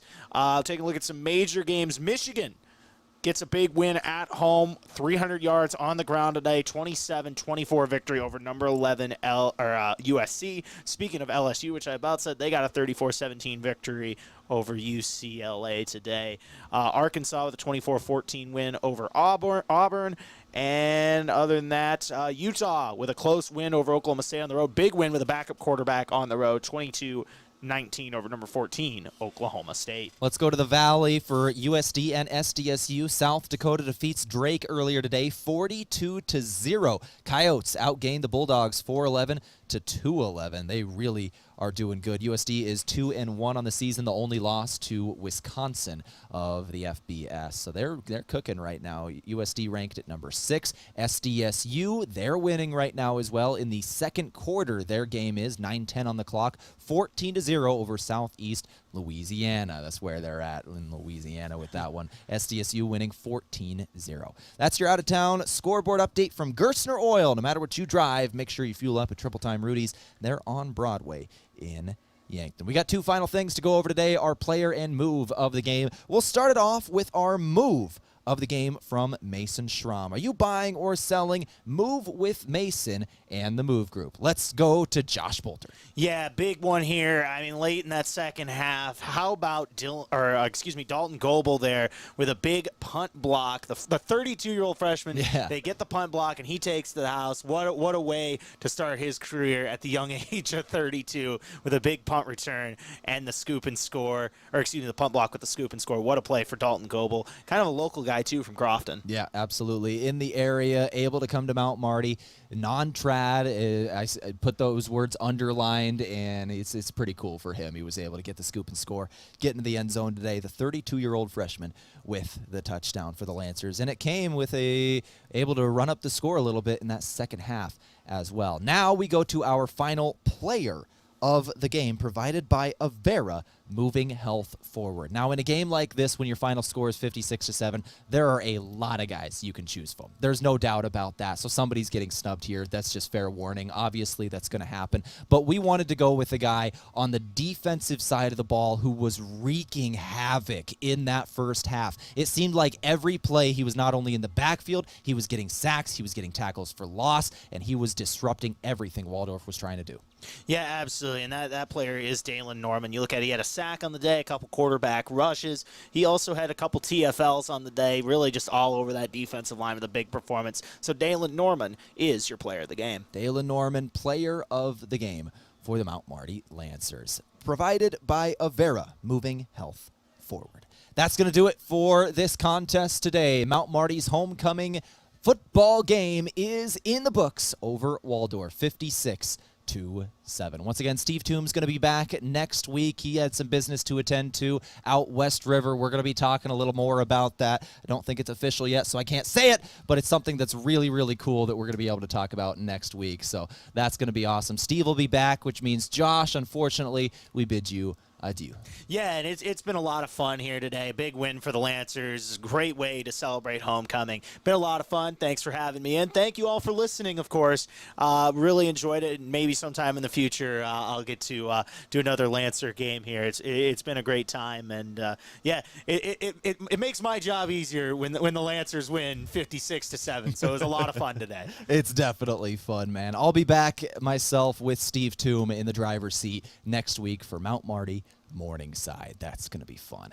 That's going to do it for our broadcast today. Final score, once again, 56-7. Mount Marty victorious on homecoming. Big thanks to Dan Dykstra back at the studio holding things down for us. Zach Clark running our scoreboard. Braden Butler running the camera. Josh Boelter sitting next to me. For the final time from Crane-Youngworth Field tonight, I'm Tehl Tanner. This has been Mount Marty University Football on KYNT. This has been a Mount Marty University Athletics broadcast on KYNT, the flagship station for Lancer Athletics. Remember to follow KYN-TV on YouTube, hit the subscribe button, and ring the notification bell to never miss the action. KYNT, Yankton's home team.